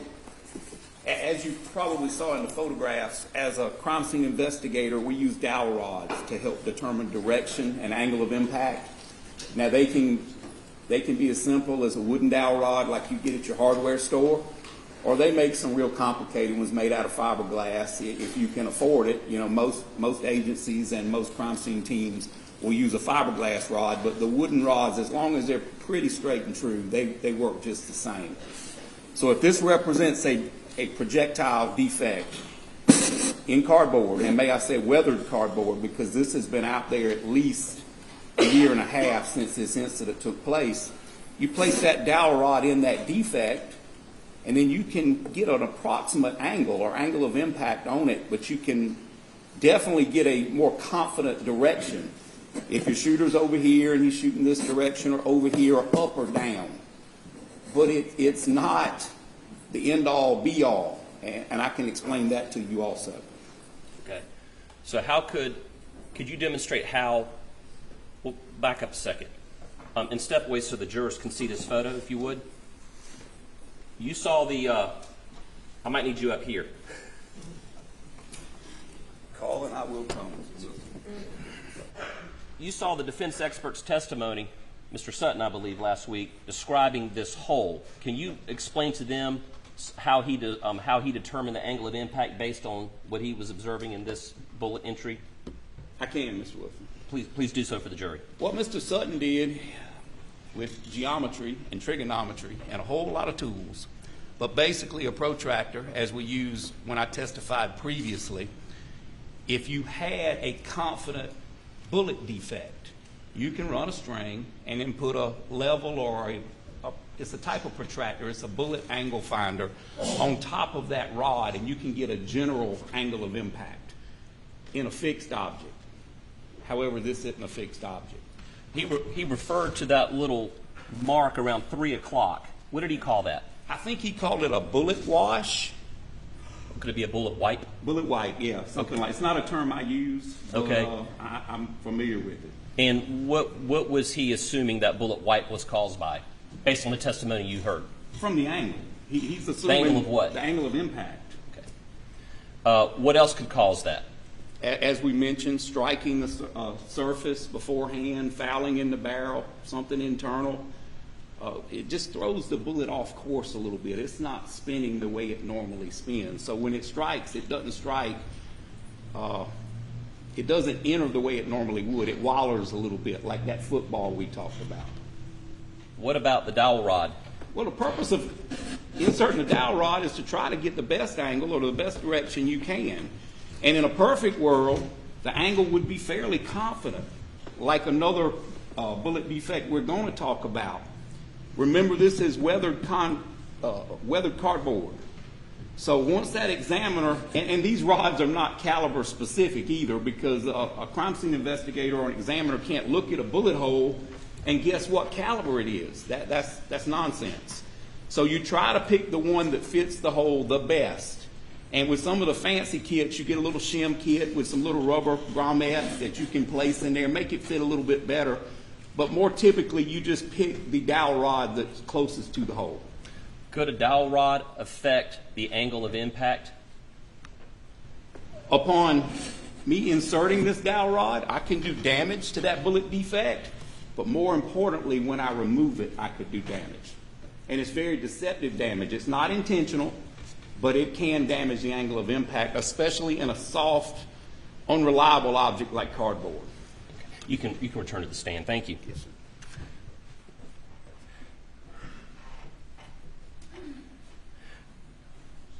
I can illustrate that, Mr. Wilson. Please, go ahead. What I'm saying, once a crime scene investigator gets what they need, they get their photographs, their measurements, their direction. So now this dowel rod's here. And none of us know this unless you've got a video of the examiner taking that dowel rod out. So we don't know what direction he or she might have pulled that dowel rod out because she's got her measurement. She or he is not considering someone coming behind them and measuring again for something in a piece of cardboard. And we're not talking about in wood or sheetrock, we're talking about cardboard. If you pull it to the right, you cause that same bullet wipe that we got in the photograph. Likewise, if I pull it to the left, now it looks like that projectile has entered from a left to right direction. And you can go on and up or down. That'll influence the appearance of that bullet defect because you've got an object like cardboard, something that there's no confidence in. Thank you. You can set that down.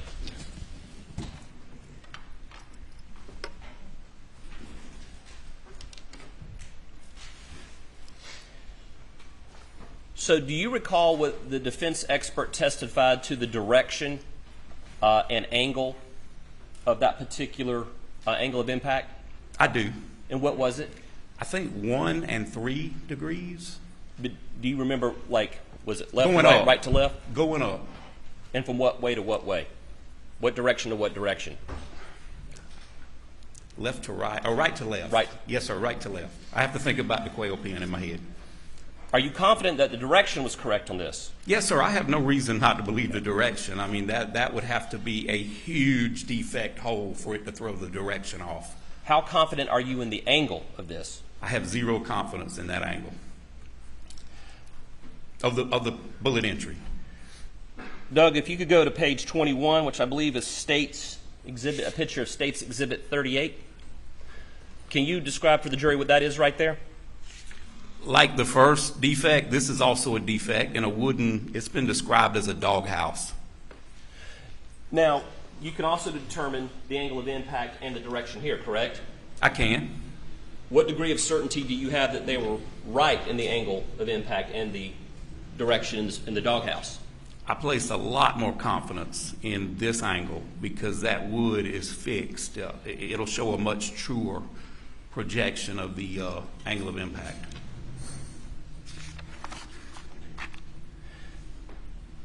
Can you, hold on one second. How is this particular, I think you just described it, but real quick, how is the doghouse different from the quail cage in determining the angle of impact? Well, the doghouse, if you look at it, is at least a 1/2 inch to 3/4 thick. So, like I said, you've got a stable, dependable bullet defect. The cardboard is 2 pieces of brown paper with corrugated paper in between to cause, for strength purposes. But as I mentioned, not only is the cardboard, in my opinion, not a good substance to shoot into, it's also weathered, so that makes it even weaker. Doug, can you go to page 42 on this exhibit?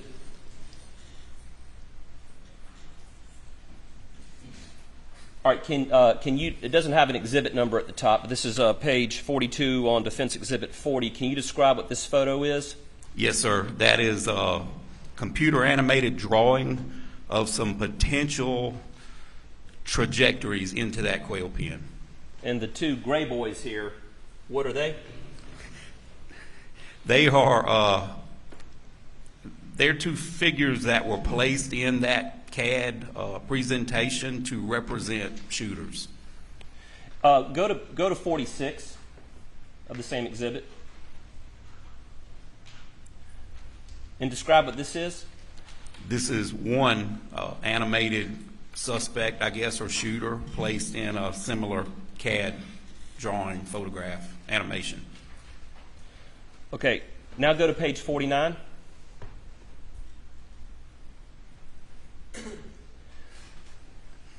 And what is, sorry, go back, that's the picture I wanted.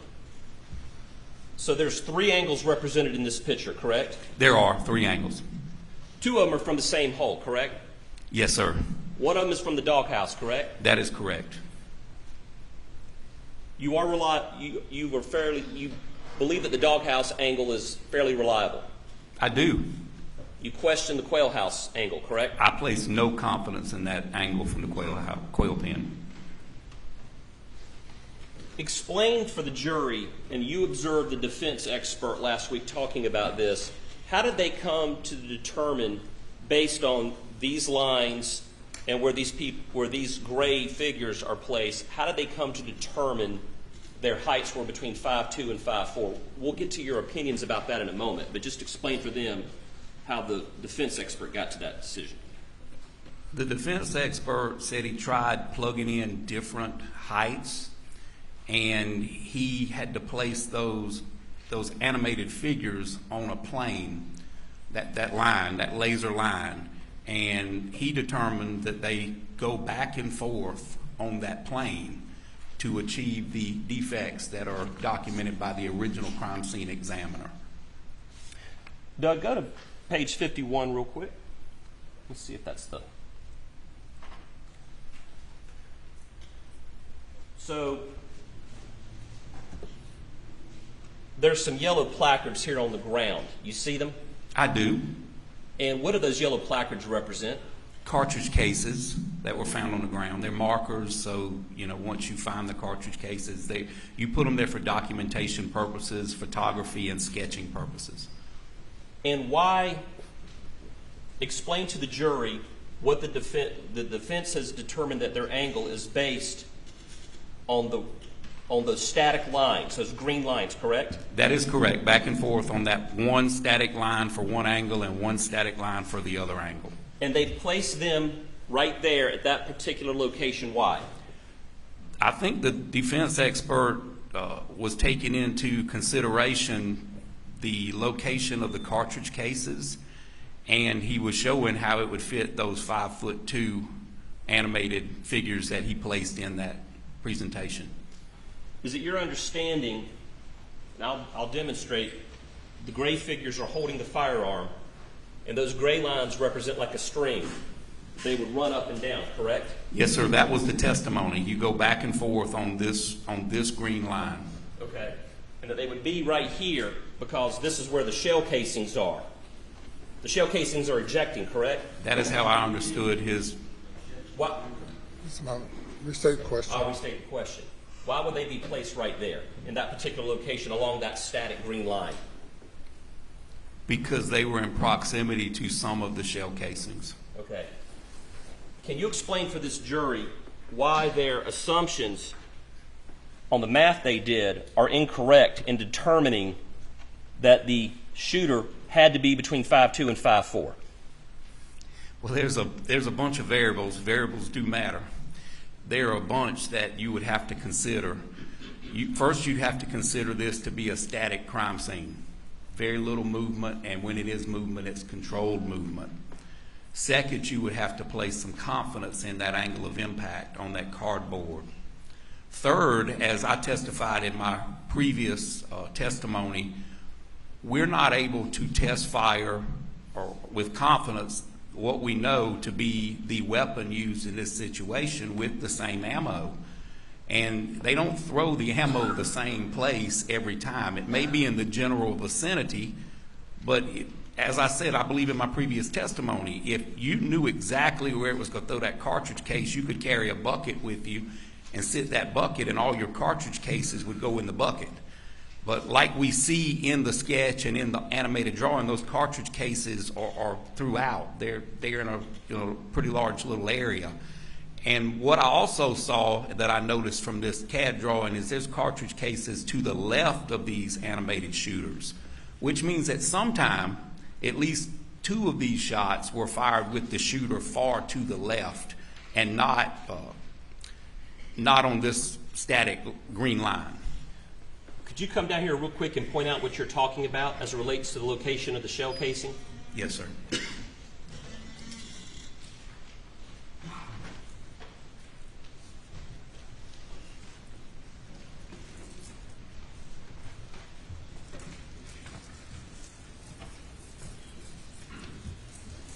I'm not sure if this is a shell casing here, Mr. Wilson, but right here, that is a shell casing, and it would not eject this direction in any situation depicted here in the presentation.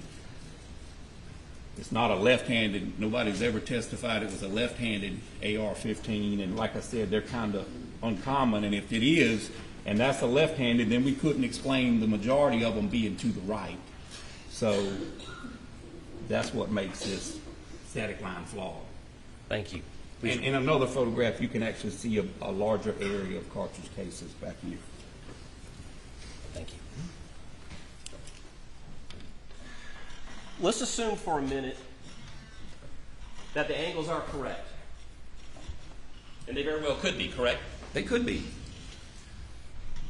Why is the defense's theory as to the height of the shooter represented in this picture still wrong? What else could affect it? Distance and height. Would you like to take a moment to demonstrate for the jury what you're talking about? Weapon position. Yes, sir. Will you tell me which angle you'd like me to demonstrate first? Well, let me ask you this question before you step down. Can a person be on their knee and get the same angle and be standing and get the same angle? Yes, sir. Can a 6'4" person and a 5'4" person still shoot the same angle, just at different distances? Absolutely. Can you demonstrate for the jury why that is one way that this could have changed their math? I can. Please.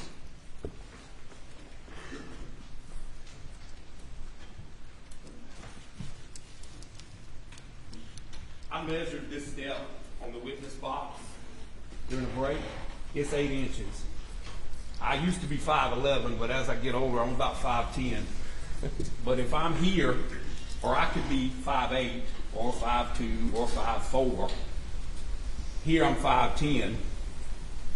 Here I'm 6'6", and here I'm even over 7 foot, and I've still got the same angle.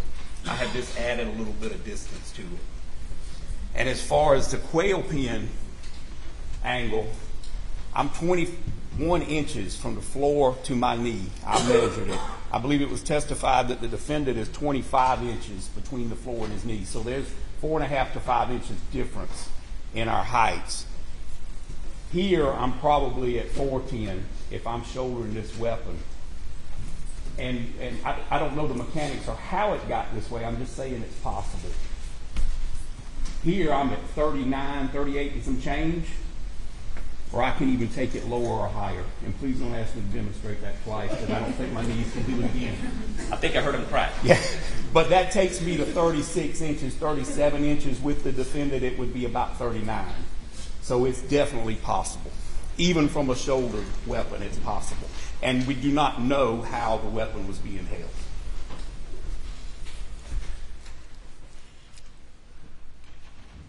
From what you've observed in this crime scene, was Maggie moving at the time she was shot?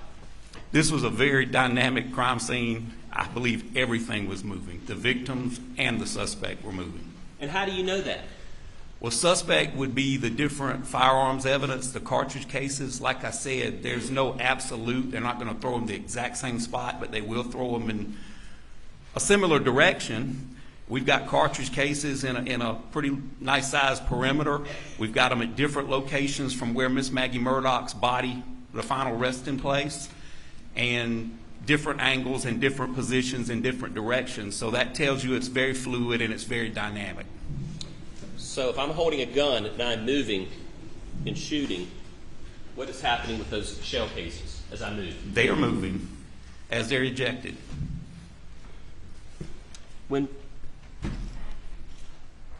Where was Maggie's head pointing when she hit the ground? Miss Maggie Murdaugh's head was pointed in the direction of Paul Murdaugh, where his body rested, back toward the feed room. What is your opinion of the defense's expert that says the shooter could not have been 6 feet 4 inches tall like the defendant, Alex Murdaugh? I think that's a flawed opinion. Could it have been a 6'4" person? It could have been a 5'4", 6'4", or in my opinion, a 7'4", as I just demonstrated. Doug, let's go to page 59 in the Defense Exhibit 140. That should reflect State's Exhibit 57. Dr. Kinsey, can you describe that picture for the jury?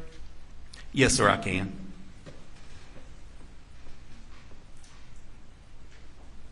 That is a shot from inside the feed room, that back window pane where the buckshot exited Paul's left arm and then continued and exited the feed room. Please go to page 67. Should be States 45, I believe. And what is that right there? That's a pink string from the window to a pine tree. And then go to page 69. And what is that a picture of? I don't know if it's the same pink string, but it's also a pink string coming out of a window. Okay. And go to page 74.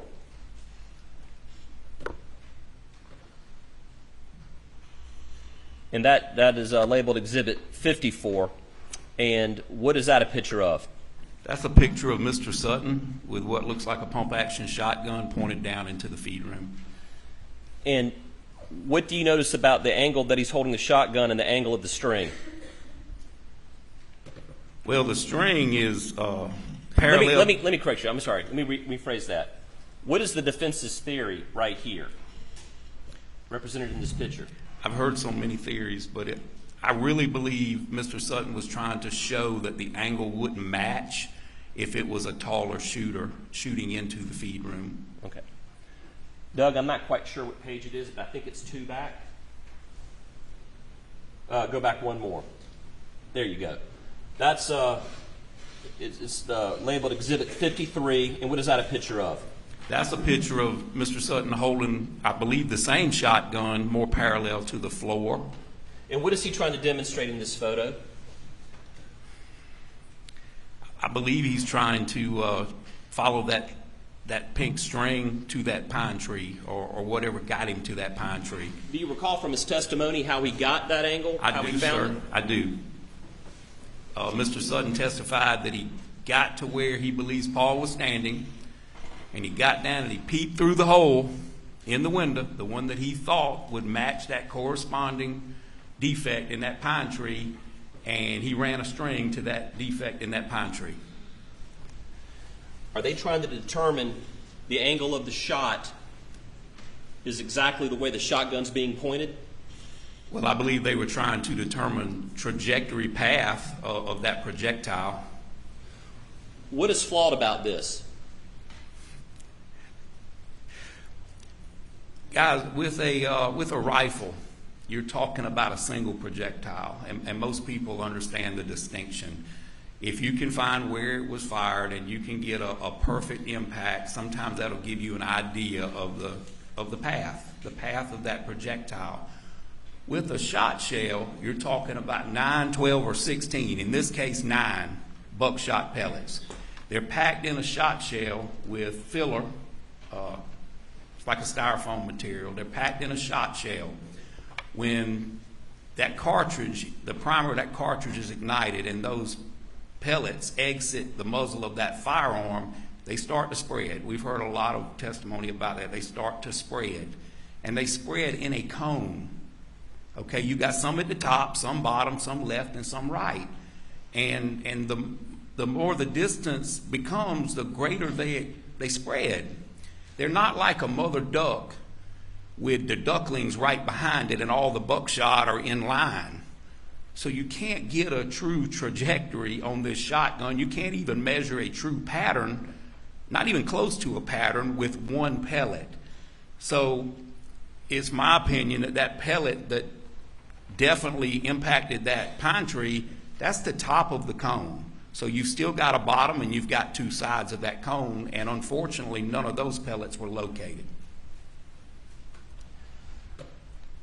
So, in your professional opinion, can you exclude a 6'4" defendant like Alex Murdaugh, or anyone for that matter at that height, from shooting that shotgun at that angle? Absolutely not. When the defense expert says that the shooter has to be between 5'2" and 5'4", do you disagree with that? I do disagree with that, wholeheartedly. With what degree of certainty do you think they're wrong in their conclusions? I just think it's an unknown. I mean, there's many more variables you have to know. How the shooter was holding the gun. You know, how his proportion to legs matches up with body. I mean, that's something that we're all a little bit different. And I don't, unless you've got a video of that or someone tells you how they held a weapon, I think the notion that being able to look at this evidence and determine that is unscientific. You said something a minute ago. You said there's so much we can't know. Could the shooter have been running laterally? Certainly could have. Could the shooter have been running toward Maggie? Certainly. Maggie was certainly moving, correct? In my opinion, she was. Could the shooter have been on their knees? Could have been. But there's no way to know for sure, correct? That's an unknown, yes, sir. And because there's so many unknowns, there's no way the defense expert can definitively exclude a 6'4" person from shooting the rifle and the shotgun, correct? The defense? Cannot leave the witness. In your opinion, can the defense, based on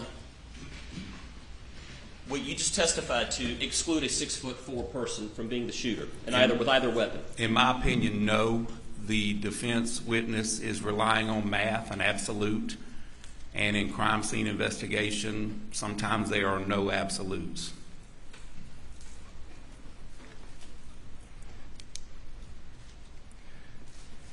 Dr. Kinsey, have you ever observed a contact wound to the head by a shotgun?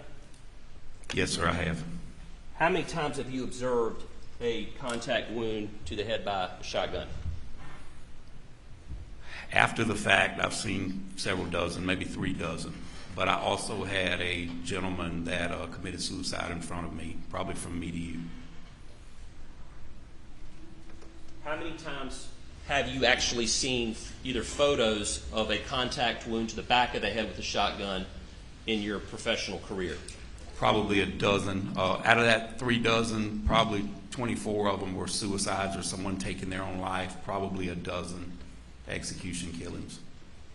Can you describe to the jury what kind of trauma a face, and I know they've heard from a pathologist, but in your experience as an expert in crime scene forensics, can you describe the kind of trauma you have observed in your career with contact wounds to the back of the head or any part of the head? Yes, sir, I have. And specifically to the face? Generally speaking, whether it be a shotgun or a large caliber handgun, the result is similar. You feel as though the forehead and the facial features have went away, and that's a kind way to put it. They're actually there, but they've been shredded, and the pathologist can actually put those features back in place, or the majority of it. But looking at it, it looks like from the teeth up, the person went away. It's just a mess. Dr. Kinsey, I would like to show you what's been marked as State's Exhibit 486. Can you look at that and say if you've seen that picture before?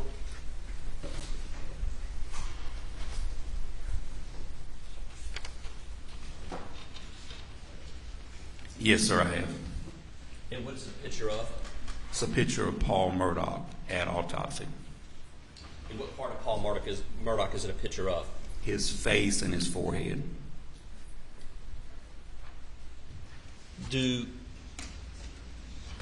his face look like it suffered the kind of trauma you have observed in the past from a contact gunshot wound to the back of the head or any part of the head? No, sir, other than some red features from, falling on the cement after the fatal shot and some blotching to his skin, his face looks fairly normal to have gone through what he suffered. And I'm not going to publish the photo again because I think people are tired of seeing it, but I do need for you to describe what kind of things you've observed with the eyes and the bones with people that you've seen that have been struck or shot in the back of the head at point-blank range. Yes, sir. Well, it's not always the back now. I've seen some from the side also. But yes, sir. Generally, like I said, it looks like the facial features have gone away or they've at least changed drastically. A lot of times you will get large blood pockets or contusions under the eyes if the eyes don't pop out. A lot of times the eyes will pop out and they'll be on what's left of the cheeks. The facial bones, you can grab them with a gloved hand and you can move them around. And you will actually have pellet exits in the skin flap. If you pull the skin up, you can see where the pellets, whether they be buckshot or close distance birdshot, you can see the actual defects from those pellets. Based on your training and your many years of law enforcement experience, are the wounds suffered to Paul at the back of the head consistent with a contact shot to the back? Absolutely not, in my opinion. Okay, Dr. Kinsey, we'll move on from that for just a second. You were here yesterday, correct? I was. Did you have the opportunity to observe, I want to say his name correctly, I believe it was Tim Pombach? I did. He was a crime scene investigator who was qualified as an expert for the defense. Isn't that right? Yes, sir. Okay. I would, he came up with two significant conclusions, you could say three, about how Paul was shot at the feed room. Do you remember what those were for this jury? The big one that I recall is that Paul was shot in the back of the head with a contact wound. And the other one, the strikes in my mind, I don't know, the shooter passed him and shot him from inside the feed room. Those are the two big ones that I recall. There was another one regarding the number of people there. Was there?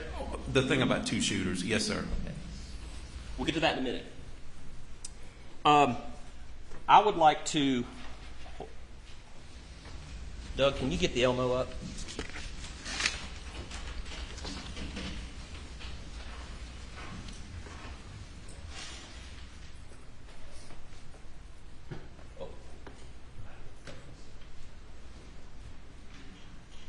Showing you what's been marked as Defense Exhibit 182.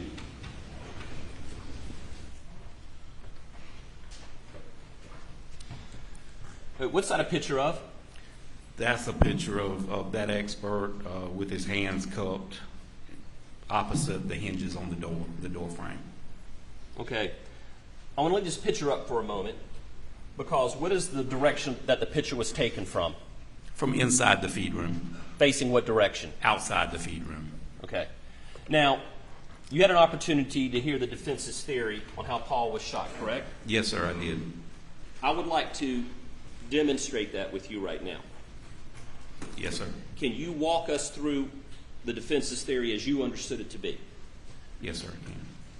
Your Honor, for purposes of this demonstration, I don't know if the court would allow it, but it'd be nice if we could open this door. I want to make sure that there's security here, but if we could have that door open just for a minute or two.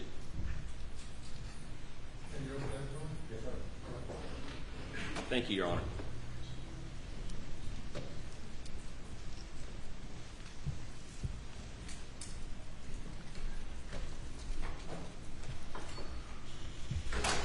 I'm grabbing what Smart States Exhibit 4, which is a camo Benelli Super Black Eagle 3 shotgun 12 gauge. We'll use this for the demonstration, so step down.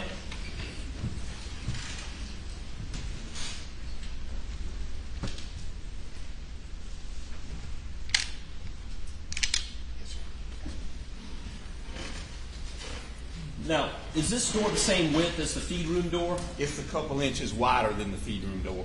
And of course, the feed room door doesn't have this, this inset, correct? That is correct. So this is not exactly a replication of what happened at the feed room door, correct? No, sir, it's not. The door swings the same direction, though.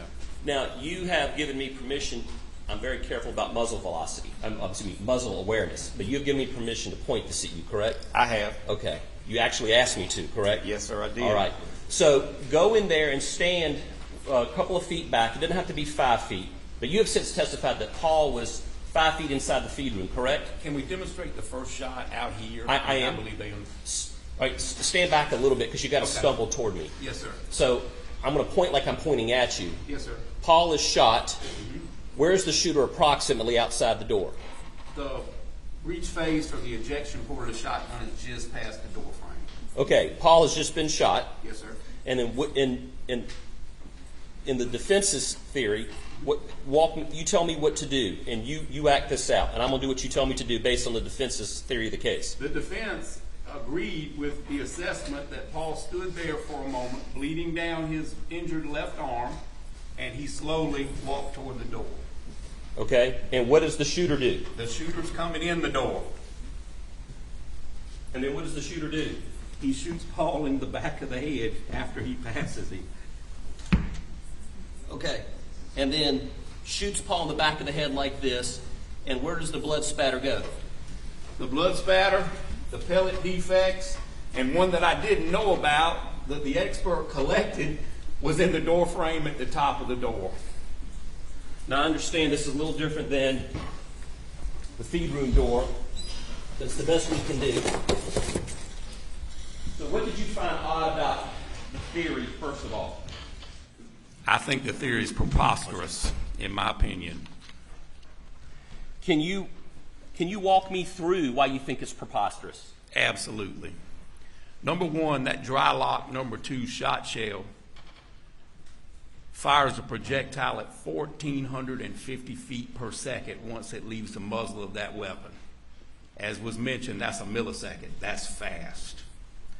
To think that the pressure from flesh and bone will cause that pellet, those steel pellets now, we're not talking about lead. Lead's a little bit more giving. Lead is malleable. It will crush or flatten. We're talking about steel, BB pellets. They will turn around because of the pressure, go back the opposite direction, 180-degree direction at enough velocity to dent a steel exterior door and embed in the door frame. That doesn't happen. That doesn't happen, in my opinion. I don't know if you mentioned this earlier, but can you talk about, try to get it right. And can I add? Please do. Also, there's no defects to the OSB or the T111 siding in the bottom of the room. All right, wait a second. You said a lot right there. Yes, sir. TS what? TS111. It's like a exterior paneling that people put on their buildings. That's what's on the building. For all us city boys, we appreciate you describing that. Thank you. Yes, sir. It's a whole weather paneling. There's no defects at the bottom, and if that theory is correct, if this is an entrance and this is an exit, the shot still had to go somewhere. There's no defects down there on anything. The door frame, as I mentioned in my previous testimony, the door frame has a clean void. That would be perfectly in line with those shot from that shot shell. There's no cracks, chips, pellet holes in the cement. There's nothing in the OSB. That's cheap plywood. That's man-made plywood. There's no defects in the plywood. There's no high-velocity blood spatter on the floor. What was pointed out to you is medium velocity, and that's from coming out of the wound and gravity bringing it down to the floor. You would see a pattern on the floor just like what you can see in the photographs at the top of that door. None of that's there. So I have to look at the science, and I have to look at inertia, and I have to look at that shot shell and how fast that shell is propelled out of that barrel, and I know that it can't turn around 180 degrees and go back the other direction. It's not like blood and tissue. We're talking about steel pellets. Dr. Kinsey, are there studies on percentages of blowback when you're shooting into someone? There are. And based on your expert opinion, what percentage of blowback would come back at a shooter if they were able to shoot at that angle? Well, I don't think there's any definite, but what I read is 8 to 10%, except in, like I said, it's not an absolute every time, but 8 to 10%. Remember, the most of your force is going out the front of the barrel.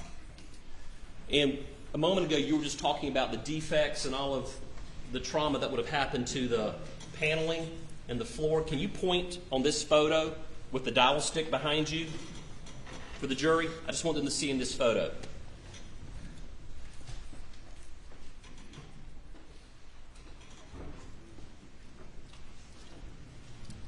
Right here. The void, as I documented in my original testimony, the void was from here down, other than one stray satellite drop of blood. That was fairly clean.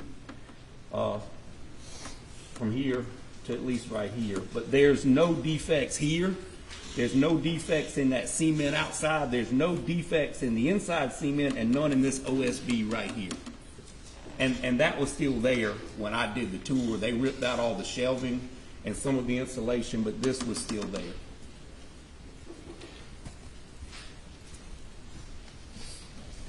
Dr. Kinsey, you may have covered this a little bit, but explain for the jury if someone is shooting down, as we just demonstrated a moment ago here in the doorway, you're leaning out, the shooter is shooting down. How do pellets get embedded into the door frame up here? How is that possible? I think it's impossible myself. Physics don't work that way unless you're shooting into a trampoline or a huge piece of steel, and then you may have a pellet deflected back on you. It happens many times, especially when we're shooting steel targets, but not at that velocity. It will not sink into the door frame, and it definitely will not dent that door with what I documented, in my opinion.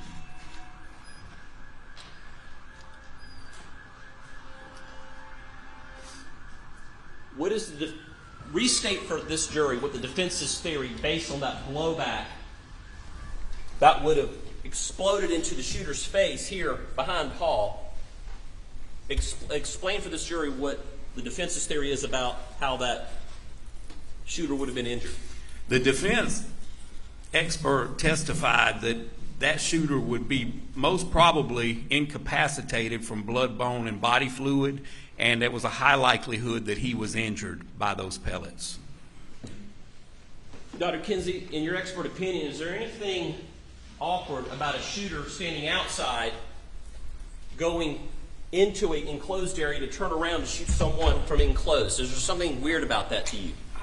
I can't figure out the methodology of a shooter. I've never done any crime like that, Mr. Wilson, but I don't see, if we talk about common sense and everybody's mentioned the totality when they don't have an answer for something, it's always, I looked at the totality, but I don't see any reason for someone to squeeze up past one victim in this doorway to go inside to shoot him back out. And if he did, if that scenario did happen, that doesn't explain all the pellets that are in the floor of the feed room that we've heard testimony to as to why law enforcement didn't clean those pellets up. If it happened the way the defense expert says those pellets would be out here in the yard, they would not be inside that feed room. Dr. Kinsey, you have had a chance to review the case file on this particular case and observe the defense testimony from last week? It's two separate things. Yes, sir, I have reviewed our case file. All crime scene or what I felt was crime scene related evidence. I didn't look into the videos and a lot of that other stuff. And I have witnessed the testimony of the defense experts. Are you familiar with what the investigation has determined about the tool marks found on the 300 blackout shells found around Maggie's body and the tool marks found on the weathered 300 blackout shells found way up by the house in the flower bed? Are you familiar with that? I am familiar. And what do you know about that? The examination. Beyond the scope of our case, it's going into completely new information. Their ballistic experts already testified. We didn't present a ballistic expert, and now they're parading him as a ballistic expert. Response? Your Honor, their expert said yesterday, about an hour and 9 minutes into their testimony, that it would be impractical for one shooter to bring in two long guns. It has always been the state's theory that the shooter owned both guns and had them on him. So we're rebutting what the defense expert said. The objection overruled. Please answer the question, Can you Dr. ask me Kinsey. again, Mr. Wilson, please? Are you familiar with what the investigation has determined about the 300 blackout shells found around Maggie's body and the 300 blackout shells found up by the flower bed that appeared to be several months old and weathered? What relationship do the shells have to each other? According to the firearms examination, those cartridge casings were loaded and ejected from the same weapon. So a family-owned weapon is what was used to kill Maggie. Objection leading. What do you infer from that information? I would infer that this is a family-owned firearm.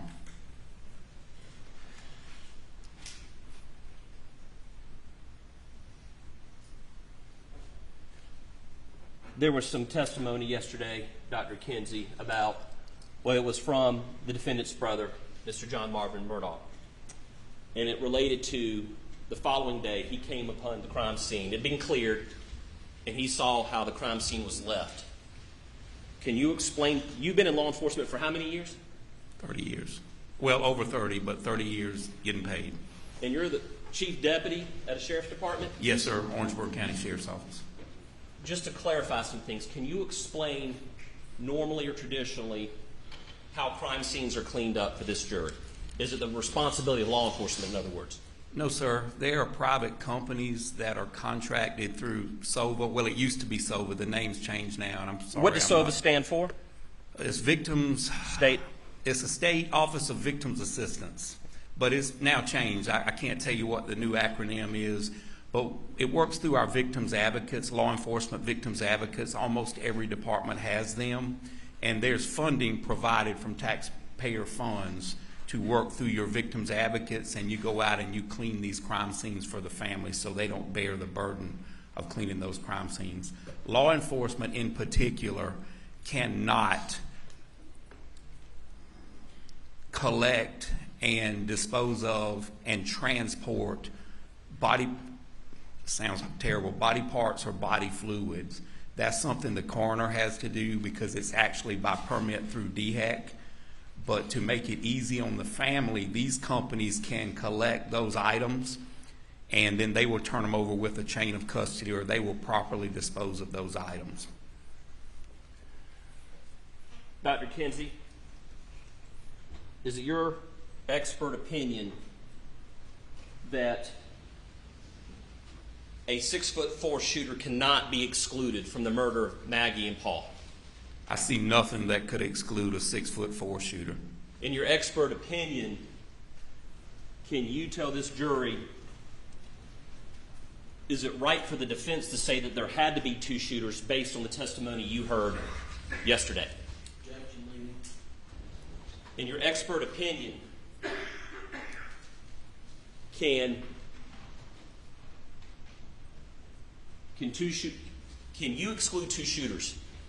I cannot include or exclude two shooters. Can the defense include, to the exclusion of all other possibilities, two shooters? Absolutely not.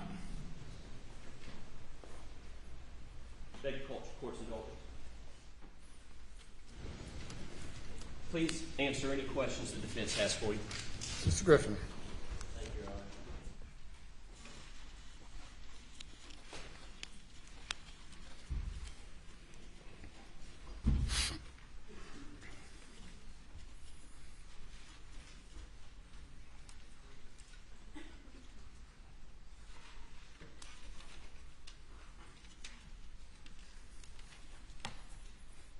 Good afternoon, Dr. Kinsey. Hey, Mr. Griffin. And anyone who has a doctorate degree, I want to call doctor.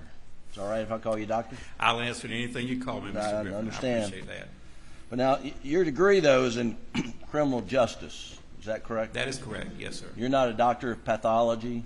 Absolutely not. And you have no medical training? I have training in pathology of gunshot wounds, yes, sir. I've attended several courses, classes, and seminars.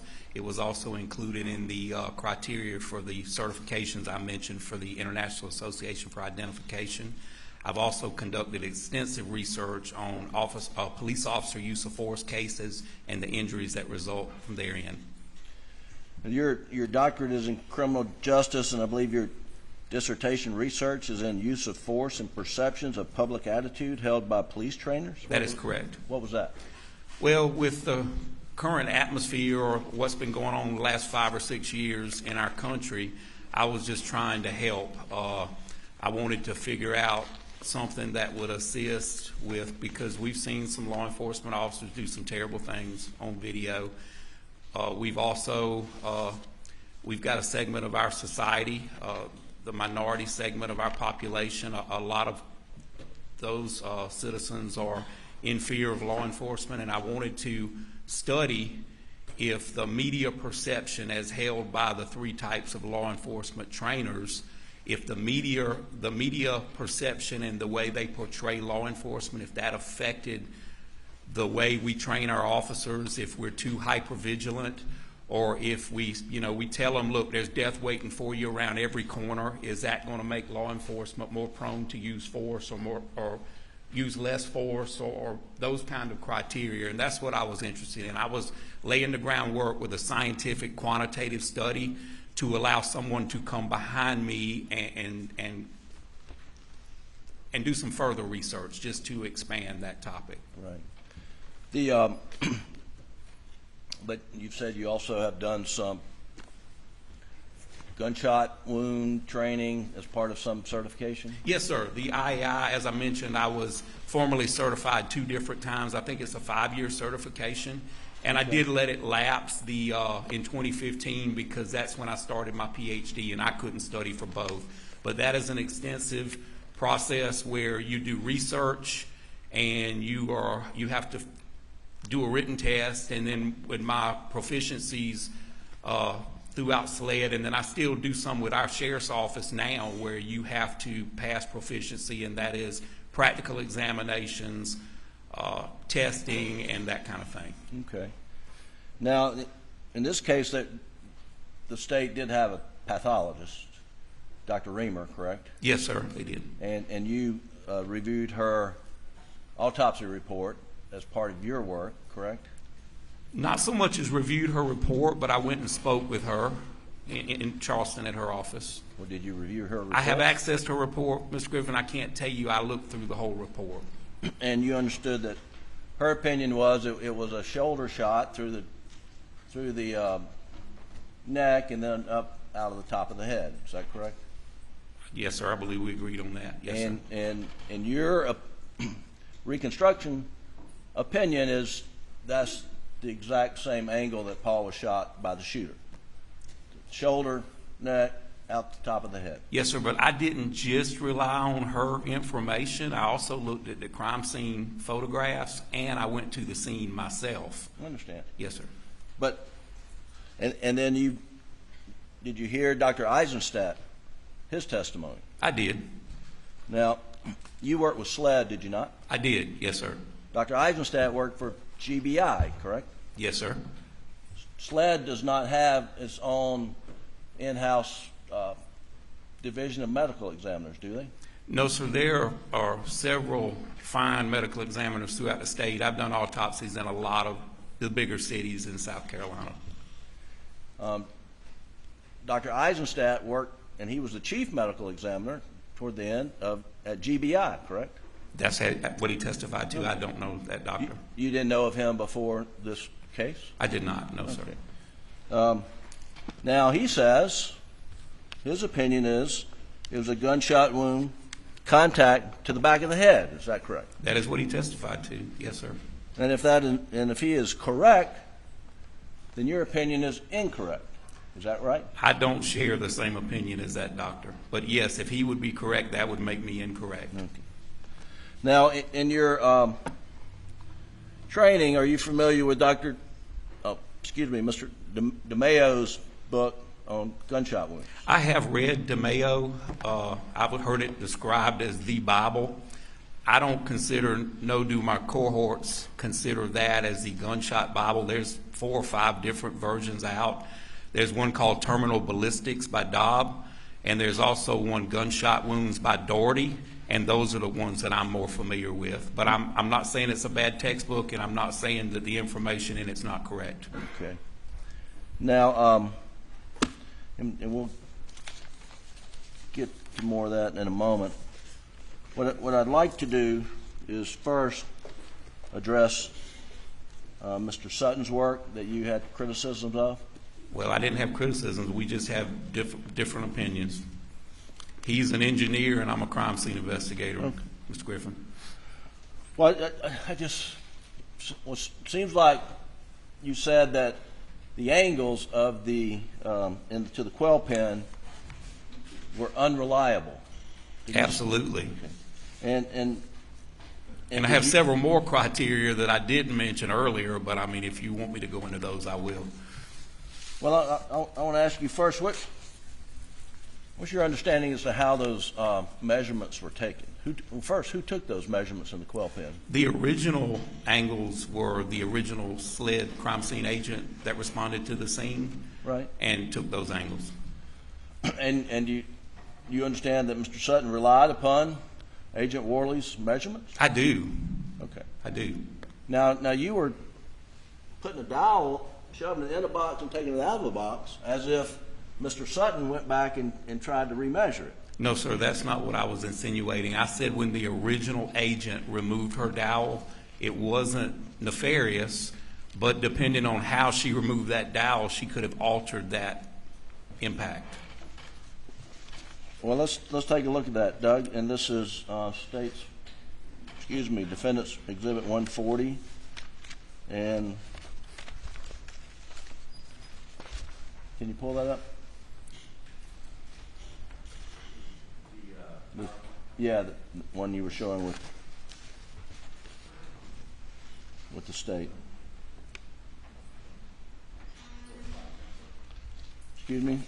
Just go to the second slide to start with.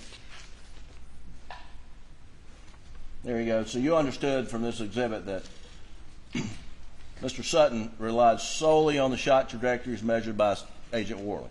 As I said, it wasn't his intentions, Mr. Griffin. It was his results that I disagree with. It's not absolute. And he gave, in my opinion, an absolute opinion to this.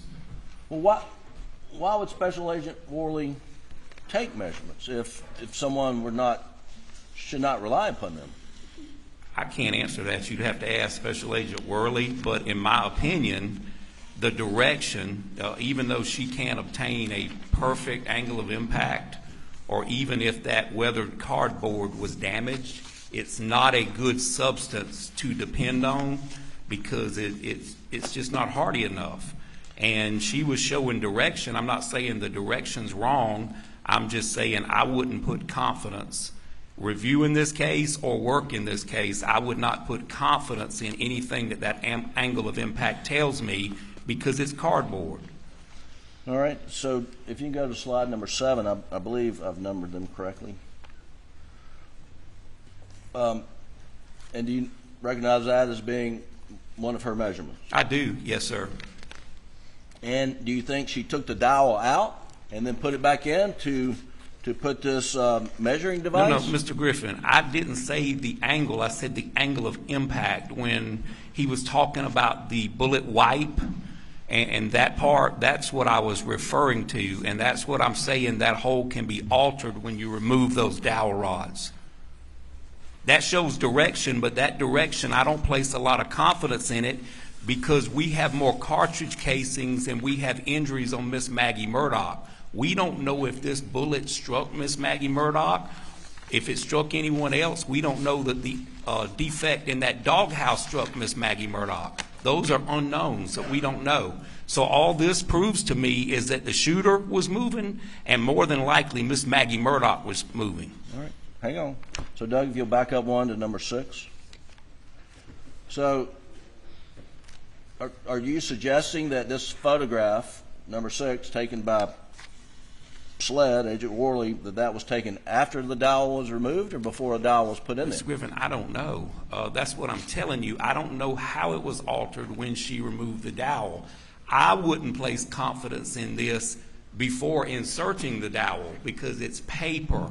It's not something hardy. Well, would your opinions be different if you knew she took the picture first before inserting a dowel? It would still be irrelevant except for direction because we know we had a moving shooter, we know we had a moving victim, and we can't prove one way or the other whether the projectile that caused this defect struck Miss Maggie Murdaugh. All right. So if you'll go to slide 8.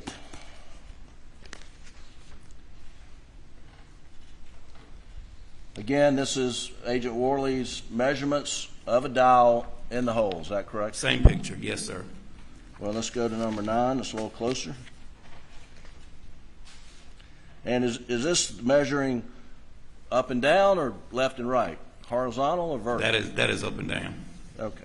And I wasn't going to mention this, but the actual protractor or level finder is backwards. It would be a much more confident angle if the flat edge was up against the substance, but I wasn't going to bring that out. And SLED did this, not? SLED did that, yes, sir. But I don't know what her intentions were. Like I said, she could have just been trying to show direction. I don't know that, Mr. Griffin. Well, this is direction, but it's up and down direction, right? Yes, sir. It's showing angle of impact also. Right. And if you had confidence in the angle of impact, you could do, whether you're doing it with a ferro system or just, the old-fashioned way with some sort of colored twine. I mean, it's a legitimate way to determine shot angles. I don't know what it would prove, and I've run it through my head a million times. I don't know what more it would prove other than you've got a moving victim, you've got a moving shooter, and that at some point in time, Miss Maggie Murdaugh was over there in the vicinity of that quail pen, and we know that because we identified that tire tread impression on her leg as being from that Polaris or another tire just like it. Okay. So I know that already. So if you go to slide 12, please, which is Exhibit 70. So you know that this shot angle through the quail pen also went through the feed room. Through the shed, through that wooden wall. That wooden wall there, correct? I don't think I observed a photograph of the inside of the shed. I may have, but I don't believe I ever observed that. Well, do you see number 12 going all the way through? This is the dowel that goes from the outside, the inside, and then on through the back side of the quail pen. I see it being held up by the cardboard and the rabbit wire, but I don't know what's behind that cardboard. You're unaware that it actually went through the wood there. You didn't know that? I do not know, and like I said, I don't see what it would prove. I don't see any more that it would prove than you've got a moving suspect and a moving victim. Well, if the measurement included going through fixed wood siding, that would give you more confidence that the angle is accurate, would it not? Yes, sir, but the angle itself will prove no more for me than direction, because what this proves to me is at some point in time, Miss Maggie Murdaugh was close to this quail pen. If this shot is related, and I have no reason to believe it's not, and my shooter was moving, my victim was moving, I don't know forensically what else that can prove. Well, you can certainly measure the angle of the bullet entrance to the quail pen and calculate backwards to see where that shot was fired from. You could, yes, sir. And that's what Mr. Sutton did he not? He did, and I never disagreed with his direction. I'm disagreeing with his final analysis or his final result that you can judge how tall a shooter is without knowing a whole lot of other variables. Well, you understood that Mr. Sutton said that the gun, the barrel, was somewhere on that line at to make the shot angle. Moving back and forth on that line, yes, sir. Yeah. I heard his testimony. And that he picked a spot and said if you put the gun at a hip level to get on that line, he used a 5'2" person as an example. That's exclusively, yes, sir. I do. But he did not say the person had to be 5'2", did he? I mean, we all know it could be dynamic. A 5'8", 6 foot person can get low. What I gathered from his testimony is it was his opinion that only a person in that height range could have fired that weapon. That was my opinion. Well, his opinion was that it would be a shooter at 6'4", it would be an unnatural position for them to fire at that low of a level. And that's the part I disagree with. I don't know how Mr. Sutton could publish an opinion about what's natural or unnatural. Well, if it's someone 6'4" and the muzzle of the gun is being fired at 28 inches off the ground, I mean, the 6'4" person either's got to get down on the ground or hold it down below their knees. Isn't that correct? I have demonstrated several different ways, depending on distance and height, that a shooter can shoot. We don't know. We don't have a video of it, Mr. Griffin. Right. But Mr. Sutton's methodology, I think what I'm hearing you now is you don't have a real dispute to his methodology. He's an engineer. Yes, sir. Okay. What you dispute is the accuracy of the angle coming out of the quill pen because of the construction being cardboard.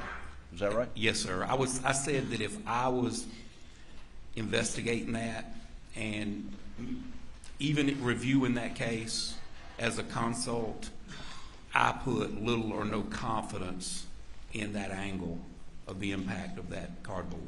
Now, I put much greater confidence in the one for the dog kennel. Okay. Well, let's see if we can. You mentioned you had a fair amount of confidence in at least one of the angles coming out of the quill pen, right? Left or right? The direction, yes, sir. The direction. Mm-hmm. And so let's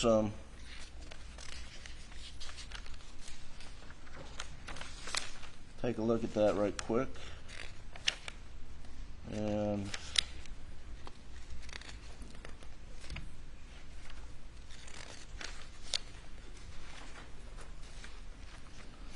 Doug, if you'll go to Time.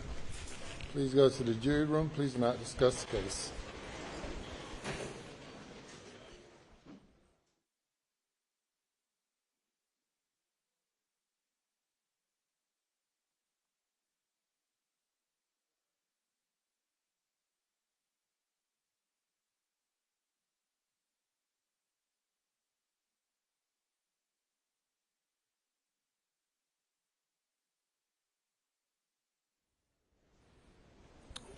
Court reporter needs a break. We'll take 15 minutes.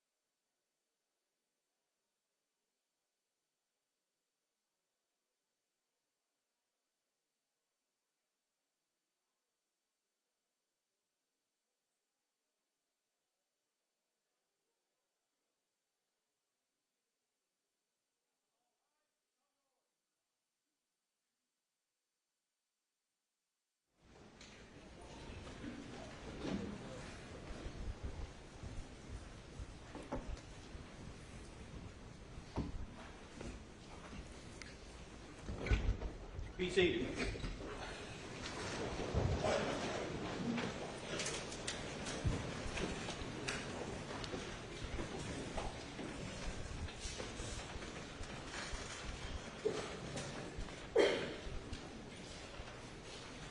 You bring the jury.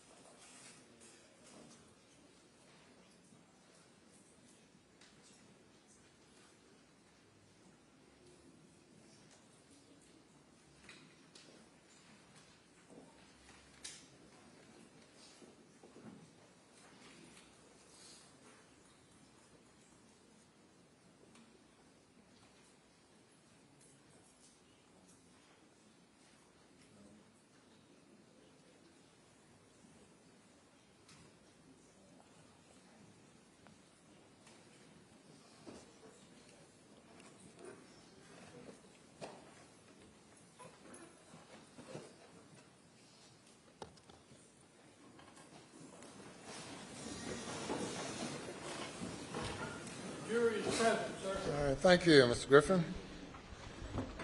Yes, sir.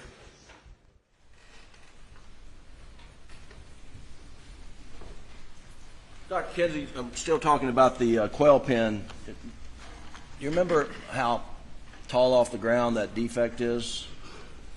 I do not from memory, Mr. Griffin. If I would show you Agent Wardley's report, take a look at it. We don't, it's already in evidence somewhere, but if you could just tell the jury, and if that's consistent with your understanding of how high that defect is.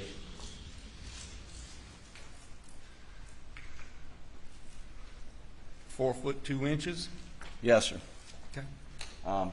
And did you inspect, when you were out there, did you inspect the entry in the quail pen or the damage to the shop behind the quail pen at all? I looked at all of it, but I did not run any angles. Okay. And did you ever talk to Agent Worley about her measurements? I did, yes, sir. I did interview Agent Worley about her work on the scene. When was that? Back the first or second week of December at the New Sled Laboratory. Okay. I can give you an exact date if I look back through my notes. I don't need that. Okay. But are you being compensated for your time? I am, yes, sir. And how much have you been paid thus far, and how much you hope to get paid before it's all said and done? Well, I'm a Baptist, so if I didn't charge something, my friends and family would talk bad about me. But my retainer is $2,500, and I have a flat $100 an hour rate. And when I added it up, I was up a little over 100 hours. But I ended my retainer myself without anyone asking me to do a little over a week and a half ago. And I'm now working off of a mutual aid agreement that my sheriff's allowing me to do that, Sheriff Leroy Ravenel from Orangeburg. Sure. So I'm not charging anything from a little bit before last week on. So 100 hours, $100, is that? That's roughly, I have expended roughly, not all of it was daytime, but if I take off, I have to use personal leave from work to do this work. So roughly 75, 80 hours I have used of time from work. Okay. So you've made $7,500, $10,000? Well, I've spent way more than that running up and down the highways, Mr. Griffin. I've probably been to 20 meetings or so, but yes, sir, if you look at it that way. Okay. Now, Doug, back to exhibit. But I will be going up next week. Exhibit 140, and if you'll go to slide 31, please. I think it's the right number. Yeah. So this is from Mr. Sutton, and it's got let's just focus on the angle going in the quail pen. This is not a height issue. This is the angle. Do you have any disagreement with this angle?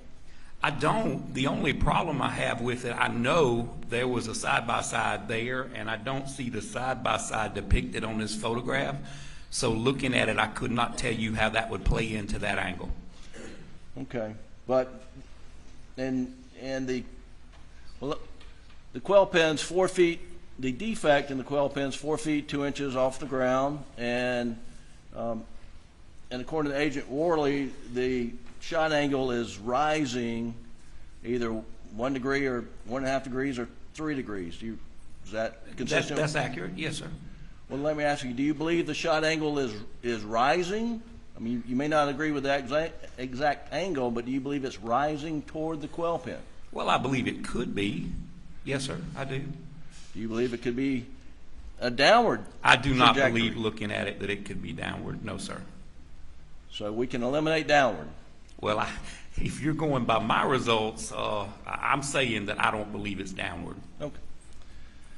And so if it's going upward, and then you take that line back that we see, this line, at some point in time it's going to go into the ground, will it not?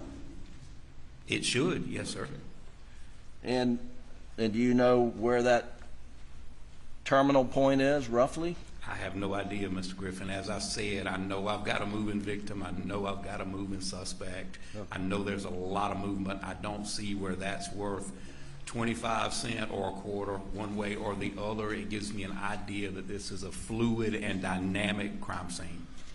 Well, if you had confidence in the vertical angle, then you would be able to determine depending on where along the way, you would be able to determine the height of the muzzle of the gun, if you had confidence in the angle. Well, I'd have to know a bunch of unknowns also. How the shooter's holding the gun, how tall the shooter is, the Would you? distance, did he move a shell casing, did he not? I mean, I don't know those things, and I'm not going to make them up.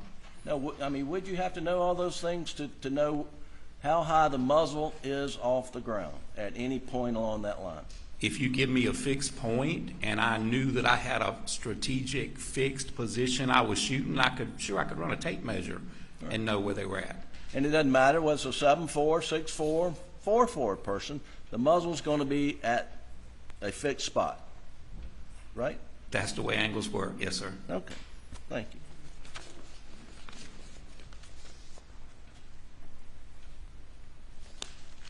Now, on this Faro, and Faro is the SLED does Faro work, do they not? Yes, sir. And it is the state-of-the-art technology in scanning and getting measurements? It is the new thing. We use the sketch pad and a pencil, but I do understand the technical part of it. And would you agree with me that the feed room would be about right in here? Can you see that? You want to come down and point out where the feed room would be on this angle? Excuse me, on this Faro? And I'll give you I thought I would. I believe it's right here. Right there at the end of the structure? Yes, sir. Okay. All right, thank you. Yes, sir. And I guess you don't have the measurements, but do you know roughly how far this line, this angle would be away from the corner of that structure? I have no idea, Mr. Griffin. You've not done that math? No, sir, and I saw no need to if all the shell casings are up here by the shed. Okay. All right.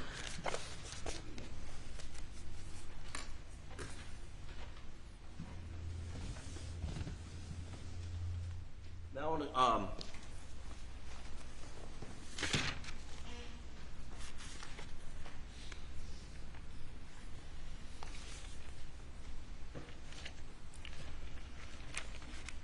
I want to go back to Paul and his injuries, and and I guess first I want to talk about your analysis. We've been critical of, y'all have been critical of Mr. Palmbach and Dr. Eisenstadt, but under your analysis, the shot of the gun was up through the left shoulder, jaw, and out the top of the head. Correct? Yes, sir. That is my opinion. And you, I'm going to come up here, and this is the feed room door here. I just want to understand where you have Paul under your analysis. Is Paul on this side? Which shot, Mr. Griffin? The last shot. The fatal shot? Yes, sir. Well, as I mentioned in my report, I would assume he's closer to this wall because I've got a void 6 inches below that light switch. If you look at the outside photograph of that building, there's a silver light cover on the wall. And about 6 inches below that, I've got one stray satellite drop of blood, and then it's fairly clean. You've got some outliers, but it's fairly clean going down. Okay. So you think Paul is closer, and this would be the door and it's swung open, so you think Paul is closer to this side? Well, I think it would have to be Paul because the angle wouldn't match up if the shooter was here and Paul was over there. It wouldn't match up either way. Whether it was down in the head or up in the head, it still wouldn't match up either way if Paul was against the hinge side of the door. And Paul was standing roughly how I'm standing? No, sir. As I demonstrated, well, we tried to demonstrate, me and Mr. Harpootlian were kind of dancing up here, but I believe he come out with his head down. He's drooped on the left side, and he come out on this side with his shoulder just outside the room. Yes, sir. About like that. Okay. And then the shooter is off to Paul's left? Yes, sir. From this side. Yes, sir. And the shooter has a shotgun, right? Absolutely. And he is some 2.5 feet away? Well, I mean, the barrel is 2.5 feet away? That's what Dr. Riemer said. Yes, sir. What do you say? I don't believe it was that far away. But I'm not, like I said in my earlier testimony, I'm not going to contradict a pathologist. She knows more about the human body than I do. All right. But you don't mind contradicting Dr. Eisenstadt? Well, because I've been to the scene and I've reviewed all this evidence. Yes, sir. That is correct. Okay. Well, that's what we're doing. Mm-hmm. So if you say, let's take 2.5 feet from the end of the muzzle, is that what we're talking about? Yes, sir. That is. And then you've got to back the shooter up to hold the gun. And I guess if you got it 45 degrees, right? Well, as mentioned a dozen times so far, I don't know how long this shotgun is. Okay. Okay? But it would be here. And I don't know where he's standing, most probably behind this wall, because Paul is stumbling toward him. So here. So the shooter's shooting left-handed, you think? Well, I don't know if he's left or right-handed, Mr. Griffin. Okay. I don't know that part. Right. But that angle would match up despite all the... That matches up? Yes, sir. That would match up. Now tell me, in that angle, and this dials the gun, where's that shot shell going if it ejects? If I'm pointing into the room, it could go inside the room. Well, you just raised it up to... I mean, that's under your angle. But I'm behind the gun. I'm behind the gun, so that's going to push the weapon out a little bit. The ejection port's on the right, so the shell could easily end up in that room. If Paul's standing there and the end of the muzzle is 2.5 feet away, yes, sir. You're saying could eject in the room? The door is this wide. Yes, sir. Absolutely. At 45 degrees? Yes, sir. Okay. It's doable. Yes, sir. And then under your analysis... Your analysis? Your analysis. Oh, my analysis. Okay. Your analysis. Yes, sir. We're not there. We're not there. We're still in court. The shot's going up through Paul, chest, jaw, out the top of his head. Yes, sir. Number 2 bird shot. Number 2 steel shot, dry lock, 3-inch. Yes, sir. And you counted, and I think you said 150, 156. I can't remember. Well, the literature says 156. I was like 150, but I kept getting tired of counting, and I think I kept messing up. So I'm going to say the literature is probably correct. Okay. And I think there were some 60 to 70 that were found in his body, at least. I have no reason to doubt that. No, sir. I didn't go 1, 2, 3, 4 and count them on the X-ray, but I believe that. Okay. And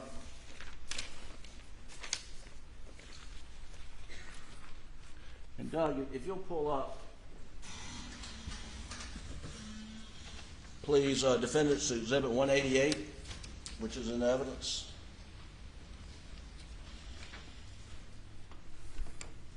Well, I don't want to do that one. Hang on. Let's do crime scene photos. And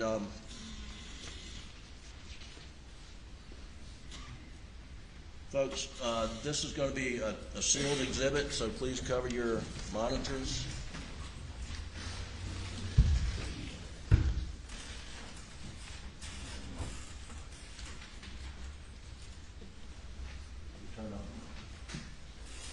And this is Defendant's 193 as soon as we're ready.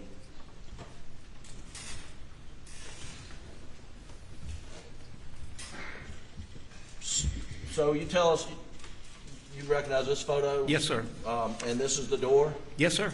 And this part of the door is blood spattered? Yes, sir, it is. And then there's hair?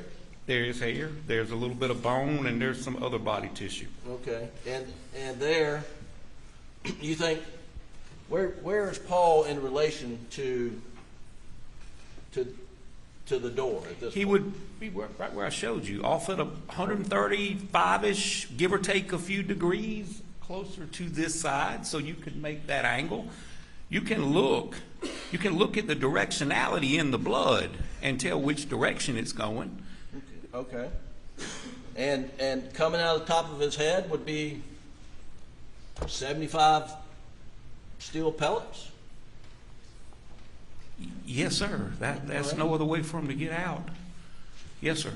And you went out there and you found one indentation. Well, it's an indentation, but that is a little deceptive because you can see the paint damage to the top of the door. One indent is what I found, but I said bullet defects. The S got dropped from that. But if you zoom in on that, you can see where the paint was disturbed around that indentation. But one proves it didn't go back the other direction, Mr. Griffin. It doesn't take a lot. So if you'll pull up 188, Defendants in evidence 188, and this is not under seal. 188, please. And zoom in on the indentation. There's actually several if you, All right. you're cutting in on that one, but. So you say there are more defects on the door? Yes, sir. Did you document any defects that you observed on the door? I got them in a photograph. I can show you. Okay. What other documentation did I need to do it to verify that that's the same door? No, I'm just talking about other pellet marks on the door. There are other pellet marks on there. Yes, sir. You just cut that one down, but if you move up a little bit, you can see the little indentions right there in the paint. All right, back it up, Doug. Right above the hinge, right here. 1, 2, 3, 4, 5, 6, 7. Okay. There's several of them there. And then you see this pellet here in the. I did not see that, but I'm vertically challenged, and I wish I could have looked up and saw that pellet, but I did not see that pellet lodged in that door frame. But I'm glad, Mr.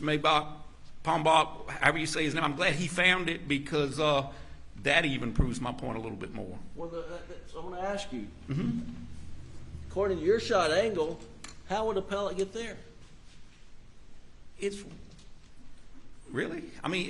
The cone. It's a cone, Mr. Griffin. I've already described how a shot pattern works. It's a cone. So this missed his head, you think? No, it come out of his head. Okay. And the ones in the floor in the feed room probably also come out of his head. They bounced off that door, the OSB, and in the feed room. Okay. And so you believe that this pellet that's in the door jamb came through his shoulder, through his neck, out the top of his head, and ended up at that location? Well, it didn't turn around and come back out the top of his head. Yes, sir, I do believe that. Well, now you said there's blowback, 8 to 10%. What do you mean? You testified earlier there's blowback about 8. If someone is behind the stock of a long gun and you shoot someone within distance to have high velocity spatter come back at you, it's going to be 8 to 10% of what's in front of the gun is going to come back at you. And a lot of the literature supports that. Well, were you,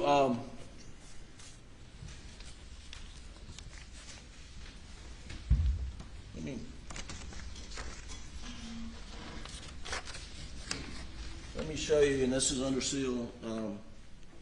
Please cover up, and it's Defendant's Exhibit 192.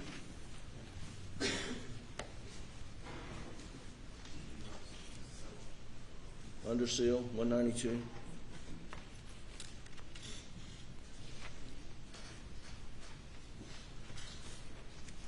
you see that? What? This photo. Yes, sir. Now, this blood spatter down here where you say Paul would be standing, what's your explanation for that? What do you mean, what's my explanation? What is it? That is medium directional blood spatter. From what injury to Paul? Probably his brain hitting the sidewalk would be my best guess, but that's not high velocity.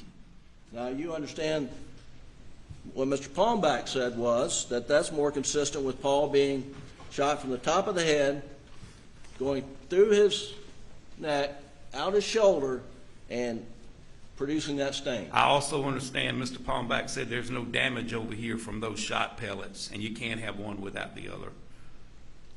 I disagree with that result. So you believe this is from Paul's brain landing either his where? his brain landing on the sidewalk, bouncing off the door, or either his body falling in body fluids outside. That's low velocity, low to medium velocity. That's not high velocity blood spatter. That's stomping in a puddle of blood or something moving in a puddle of blood. That's not the projected blood like you'd have a millimeter or less in high velocity blood spatter. That's large. It does show some directionality. It's coming from the door frame or either right outside the door frame, but it's large. That's way too large to be associated with the exit hole of a gunshot.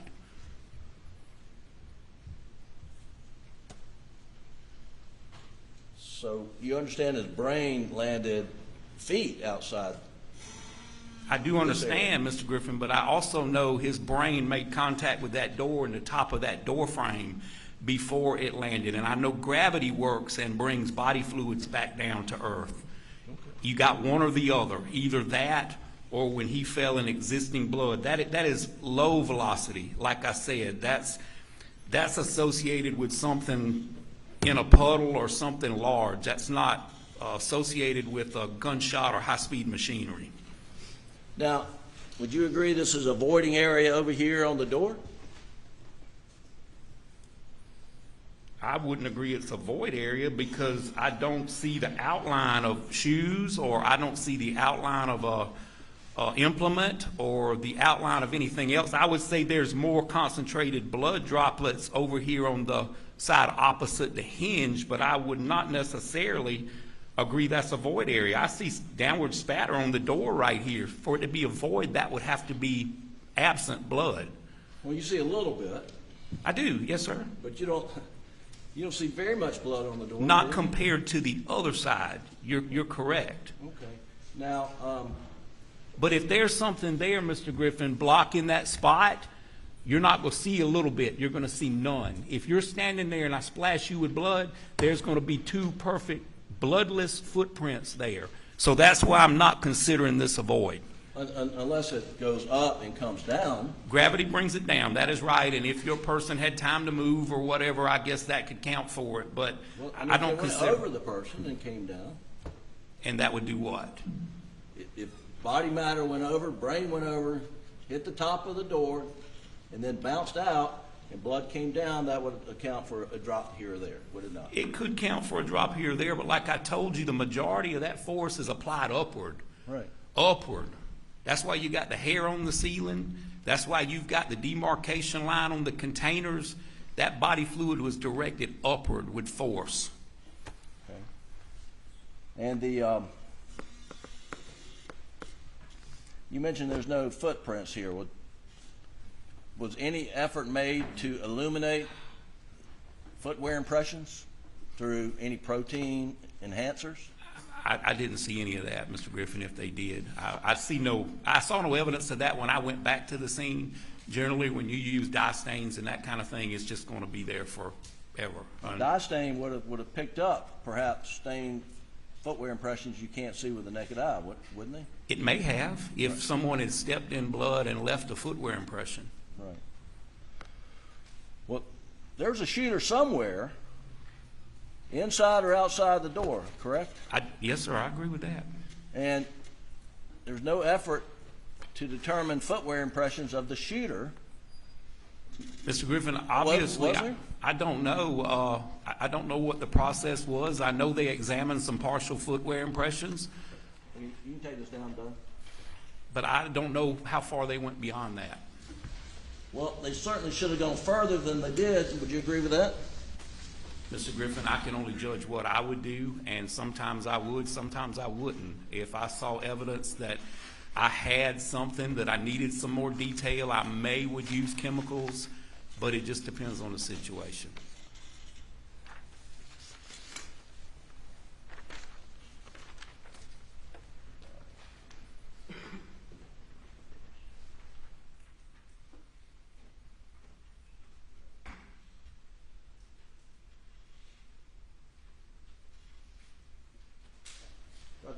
Kinsey, I'm going to show you what we marked as Defendant's Exhibit 197 and 196. And I'll ask you first, 197, do you recognize that as essentially a picture outside the feed room door? Yes, sir, I do. And Your Honor would move 197 into evidence this time without objection, I believe. Without objection. Are you offering both of them? Yes, sir. Any objection to either? No objection, Your They're Honor. both admitted. All right, 196.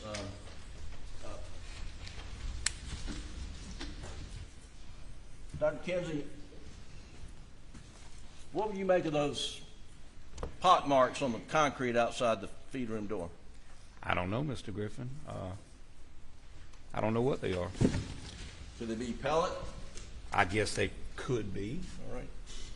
They could be from a pressure washer also. Oh, you have these? Okay, great. So we're seeing for the jury 197, and then can you zoom in there? Doug, go to 196, please.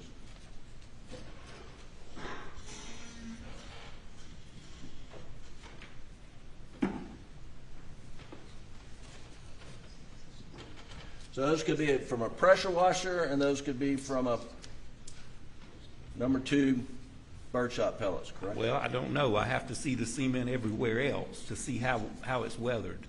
Okay. All right. Fair enough.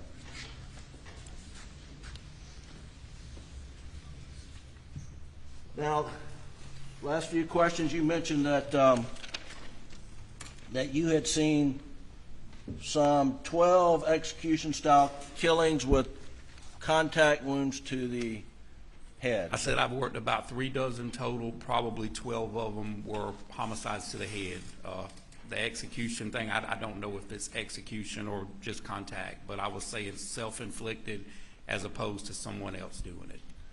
Well, so let's get it right. 36 total. I thought probably 3 dozen total, yes, sir. And 2/3 of that was probably self-inflicted, so that would leave 12. Self-inflicted are usually under the chin and the mouth, on the side. Well, the one that I witnessed was to the forehead. To the forehead. Yes, sir. Now, of the 36, how many were shotguns? No, I've worked a lot of self-inflicted gunshot deaths. I was saying shotguns. About 3 so dozen. 36 shotguns. Yes, sir. Roughly 12.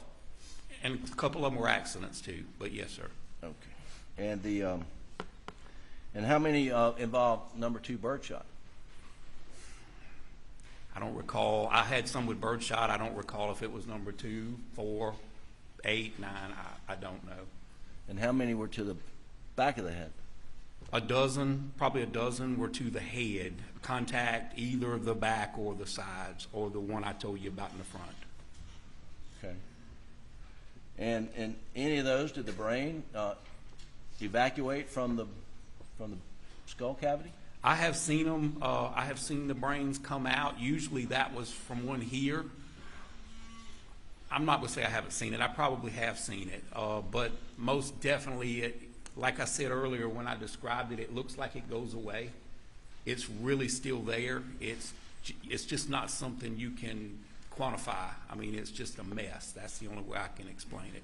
In your career, have you ever worked a case where a victim's brain had been evacuated the way Paul's was in this case? Yes, sir, I have, and tongues also. Tongue and brain, I have seen them. Yes, sir.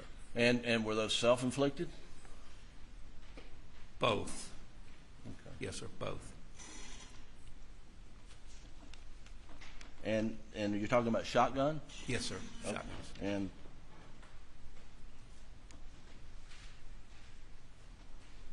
And I think you described those as execution style killings. Yes, sir. I would. If you put it on somebody's head from the side or the top, that's how I would describe it.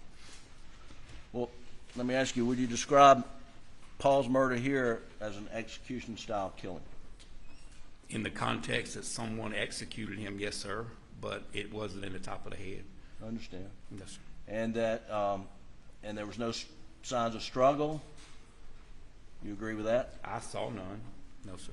And would you agree with Mr. Palmbach that it appeared that Paul got caught by surprise? I've said that from the start. That would account for his arms being down. Okay. Yes, sir. And or someone he was real comfortable with. And even under your analysis, the shooter would have blood, blowback blood on them. Is that correct? I believe they would. Yes, sir.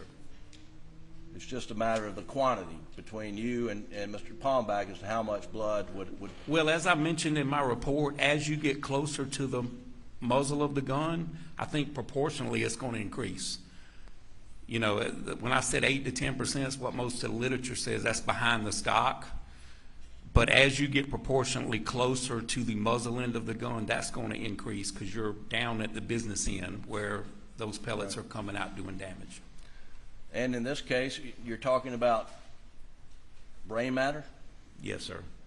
Blood? Bone, yes, sir. And getting hit from some skull fragments? Yes, sir, that's possible. Under your scenario as well? Yes, sir, absolutely. And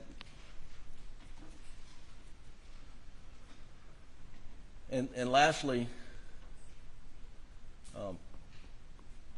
how many murder have you worked where one person brings a high-powered assault weapon that has a magazine capacity of 20 or more rounds and a shotgun with maximum capacity maybe 3 shells? Well, I have worked multiple murders where the available weapons there were used and several calibers were used, but I can't tell you from memory the other ones.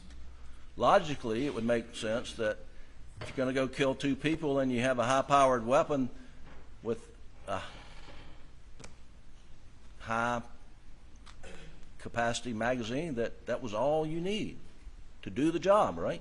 Well, if the weapon's available, Mr. Griffin, if it's there and it's available and maybe it wasn't something that I put a lot of thought in, I'm probably going to use whatever's available.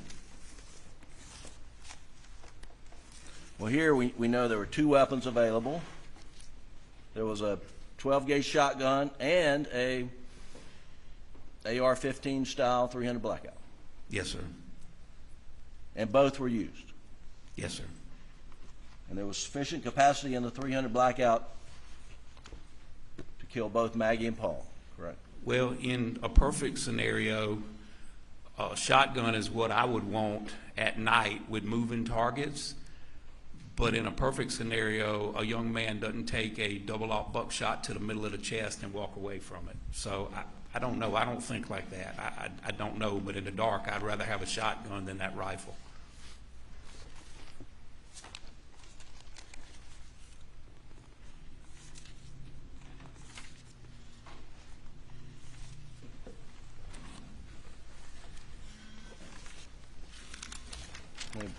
Take the course and build it for just a second.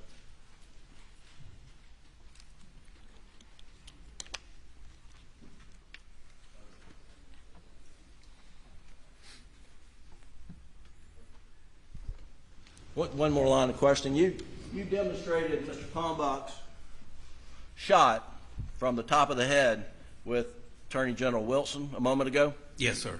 Now, that was Mr. Palmbach never put anybody inside the door the way y'all demonstrated in his testimony, did he? That is the way I understood it. Yes, sir. Well, I mean, he said that. Well, can you come up here, Mr. I mean, with the void, you're talking about the void. He said there's a void here, and this is where I believe the shooter would be, if I'm not mistaken. Right. So if you'll come up here, Mr. Arbutlian, and let me find the dowel. Let me bend down. Don't let him bend down like that. No, I don't. Come on, you want to point it out. No, I don't. So if you're coming out of the threat, you're going to get down. Down? Yeah, get down. Almost to the ground. And over like this? Further. All the way. Yeah, you probably need to get down further, but you probably can't do that. But the shot to the head as he's coming out, right? Or boom. He'd have to be twisted this way for it to work out with the arm if that was the Okay. exit. Yes, sir. But that's fine. That's fine. But Mr. Palmbach never said that they passed in the doorway, did he? He might not have said those words, but that was my inference, that there's a void there. And when he's in the picture holding his hands here, Right. I took that to be Paul's head. So that's... All right. Okay. Did y'all understand when he was in the picture there, he was demonstrating what your angle had to be to make it work? Well, I wasn't in the door with my angle. I understand. Yeah. I understand. Okay. All right. Thank you. Yes, sir. That's all we have. Thank you. All right. Briefly, Your Honor.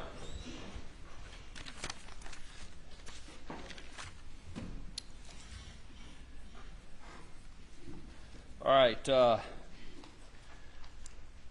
Dr. Kinsey, you've had an opportunity to speak with Dr. Riemer, the pathologist that actually examined Maggie and Paul, correct? Yes, sir, I have. And you had an opportunity to observe and listen to the testimony of Dr. I think it's Eisenstadt, who was the pathologist that did not examine Maggie and Paul, correct? Yes, sir, I have. You've also had an opportunity to go to the crime scene and observe the feed room, observe the areas where both Maggie and Paul were murdered, correct? That is correct. You've had an opportunity to observe all the brain matter and tissue and the defects in the doors and the wood and everything and get a complete context for what happened that night, correct? Yes, sir, that is correct. Is Dr. Riemer or Dr. Eisenstadt's conclusions about the trauma to the bodies, which one of them is more consistent with what happened at the crime scene as you observed with your expert background? Well, I'll start by saying I don't know either one of them from a can of paint. This was my first time ever meeting Dr. Riemer, but my opinions are consistent with hers. I vary a little bit on the distance, but like I said, I'm not going to argue with a pathologist. That's not I'm not that kind of doctor.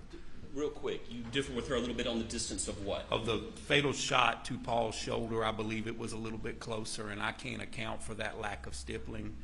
But other than that, her opinions and my opinions are fairly consistent. But that would not change, that difference of opinion would not change your conclusions either way? No, sir, they would not. For the sake of this redirect, let's assume for a moment that the angle of impact and the direction that the defense posed were accurate. Are there other variables that the defense expert didn't account for that could change the height of the shooter? Well, as I demonstrated, positioning, distance, height, the way you're holding the weapon that could place those cartridge cases there. It's nothing uniform about it. As I said, it's static and dynamic. So the shooter is running around and the victim is moving, correct? Yes, sir. It's chaotic. Yes, sir. It's crazy. Yes, sir. I would imagine it was. There's no way to know, unless you were there, how the gun was being shouldered, where it was being held, the angle. There's no way to know that. I have no way of knowing that.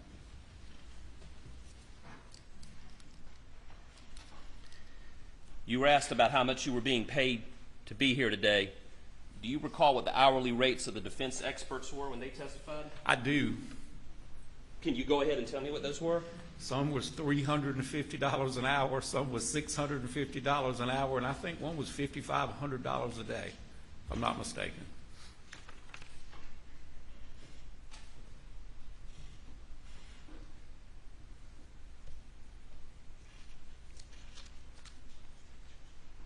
Oh.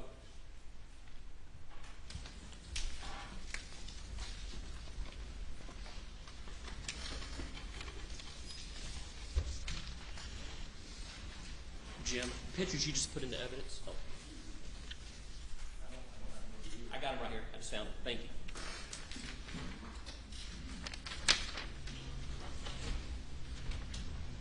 Okay, I'm showing you what's marked as State's Exhibit 197.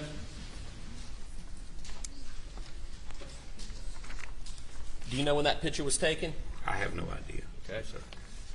I'm showing you what's been marked as Defendant's Exhibit 196. Do you know when that picture was taken? I have no idea. No, sir. Is there anything about the defects of that photo that stand out to you other than just concrete defects? They're not very uniform, but no, sir. Other than that, Does that photo tell you anything? it tells me nothing. No, sir.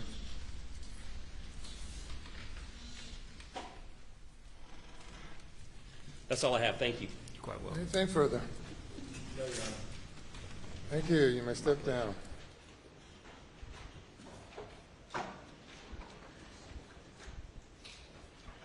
Any further witnesses by the state? Your Honor, in the rebuttal case, the state rests.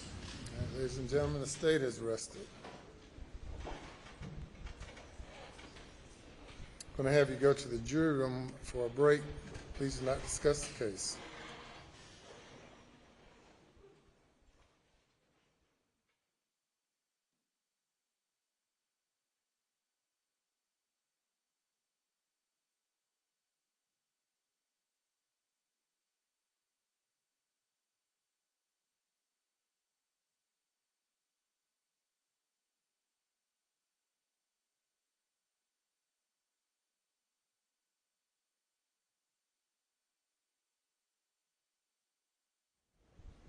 Everyone, be seated.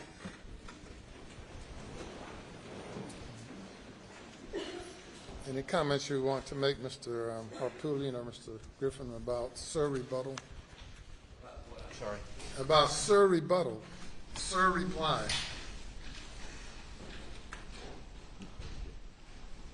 No, thank you. No. So the we run out of time today as far as the jury view. We're going to take a recess for me to confer with counsel.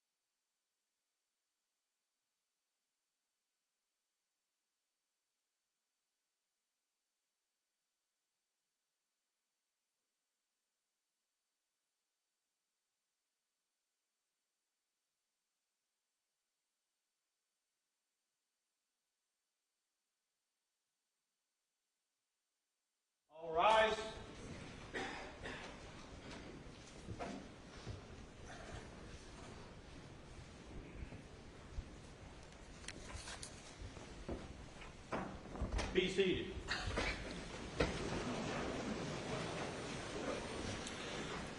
Okay, that's the end of all of the testimony. I don't know whether or not another motion or matter of law needs to be addressed at the end of the reply.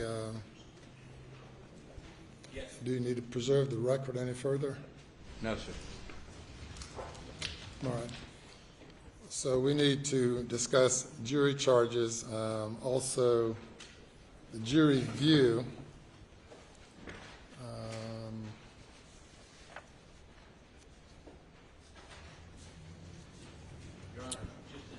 Yes, sir. We just want to, I'm not sure I've read a case on this, but renew all previously made motions concerning directed verdict so as to preserve them. I'm not going to argue the grounds. Yes, sir. That's what I was suggesting, and to preserve the record. And the court denies any motions regarding dismissals or directed verdicts. So we need to have the jury come. You bring the jury.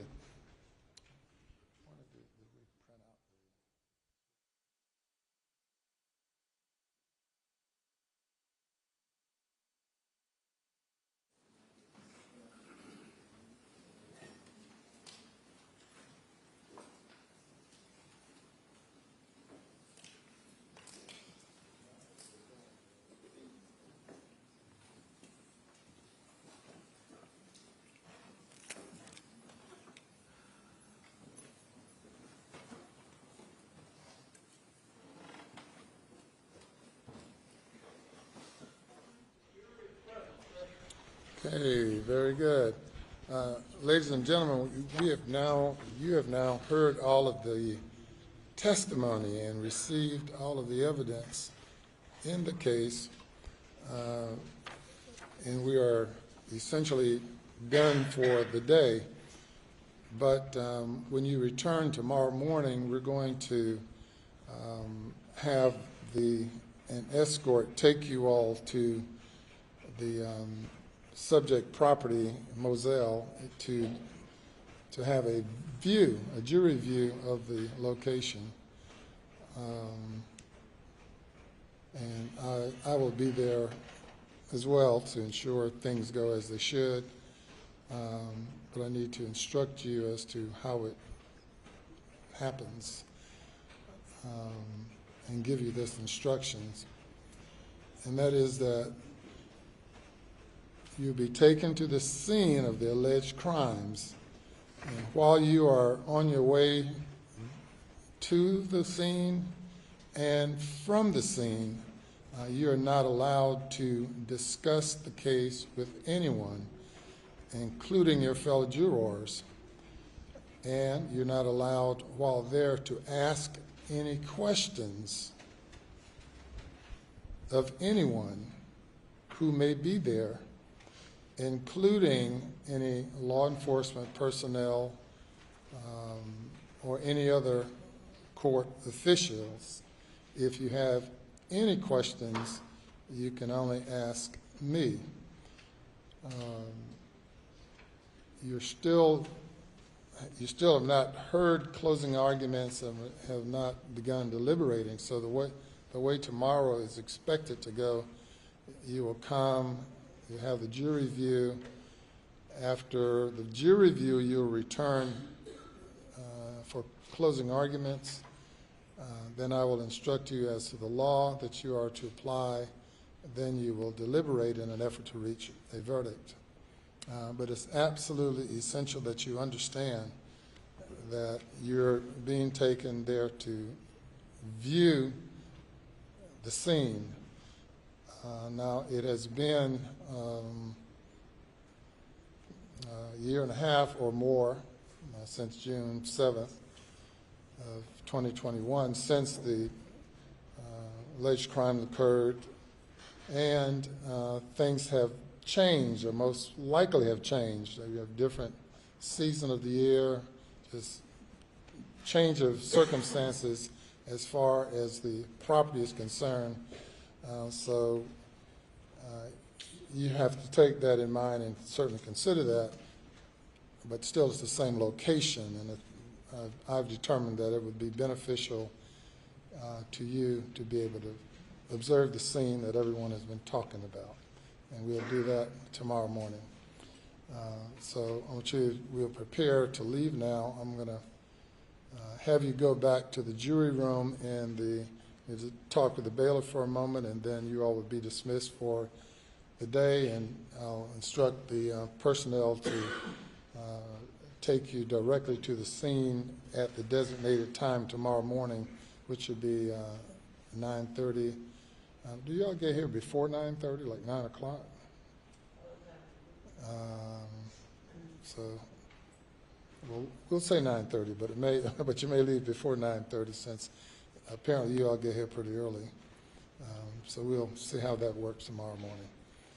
So if you'll go to the jury room now, and we'll prepare to dismiss for today, and we'll see you all after the view tomorrow morning. So if you go to the jury room.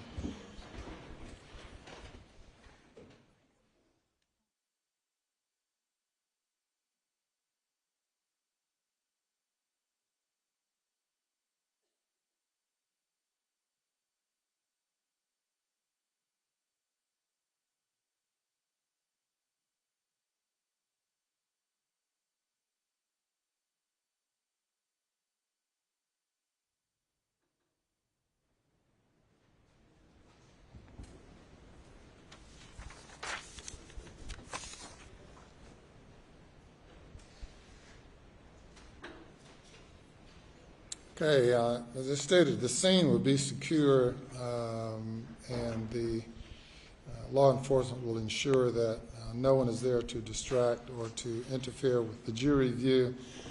I'm going to administer an oath to the people who will be transporting the jury,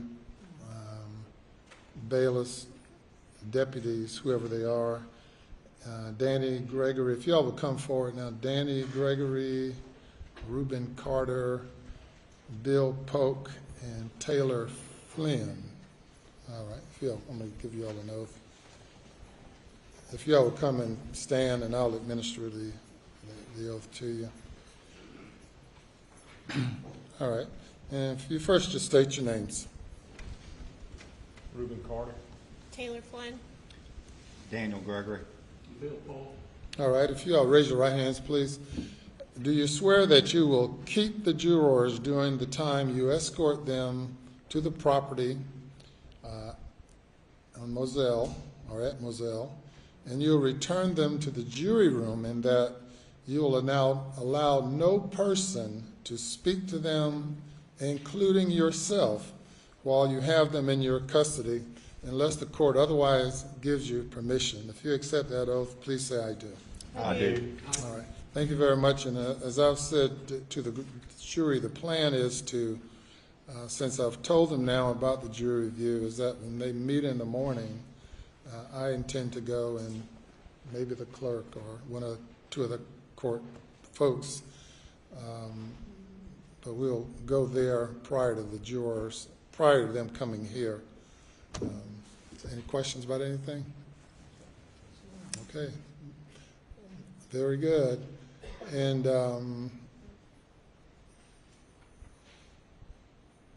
Mr. Pope, I'm going to speak to you for just a second. To you for a second. I think it was Mr. Pope, right?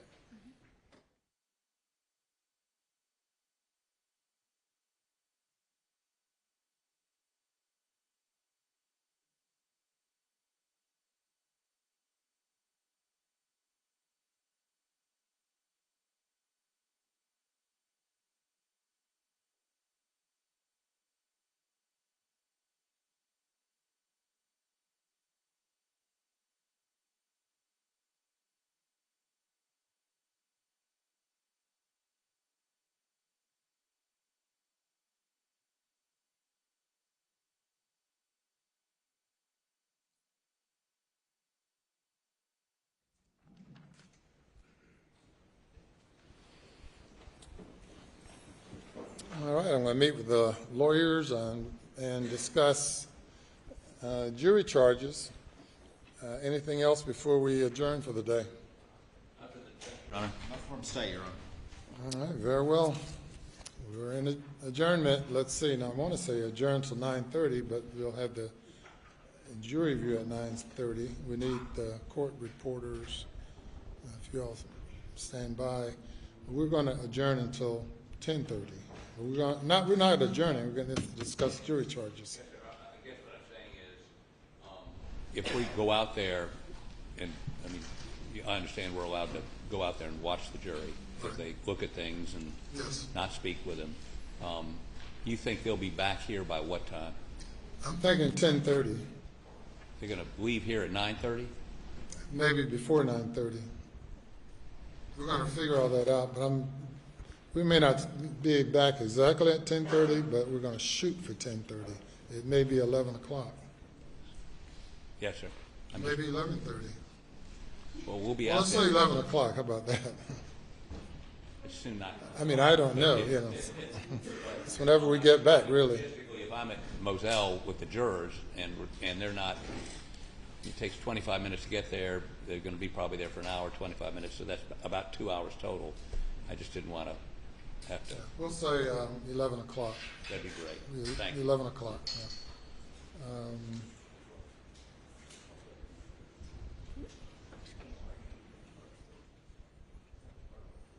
And we'll be in adjournment until we. Arguing when they get back, arguing and charging tomorrow. Yes. Argue, charge, deliberation tomorrow. Right. Yeah. All righty then. All right. Very good. And whether we deliberate will depend upon what time argument ends.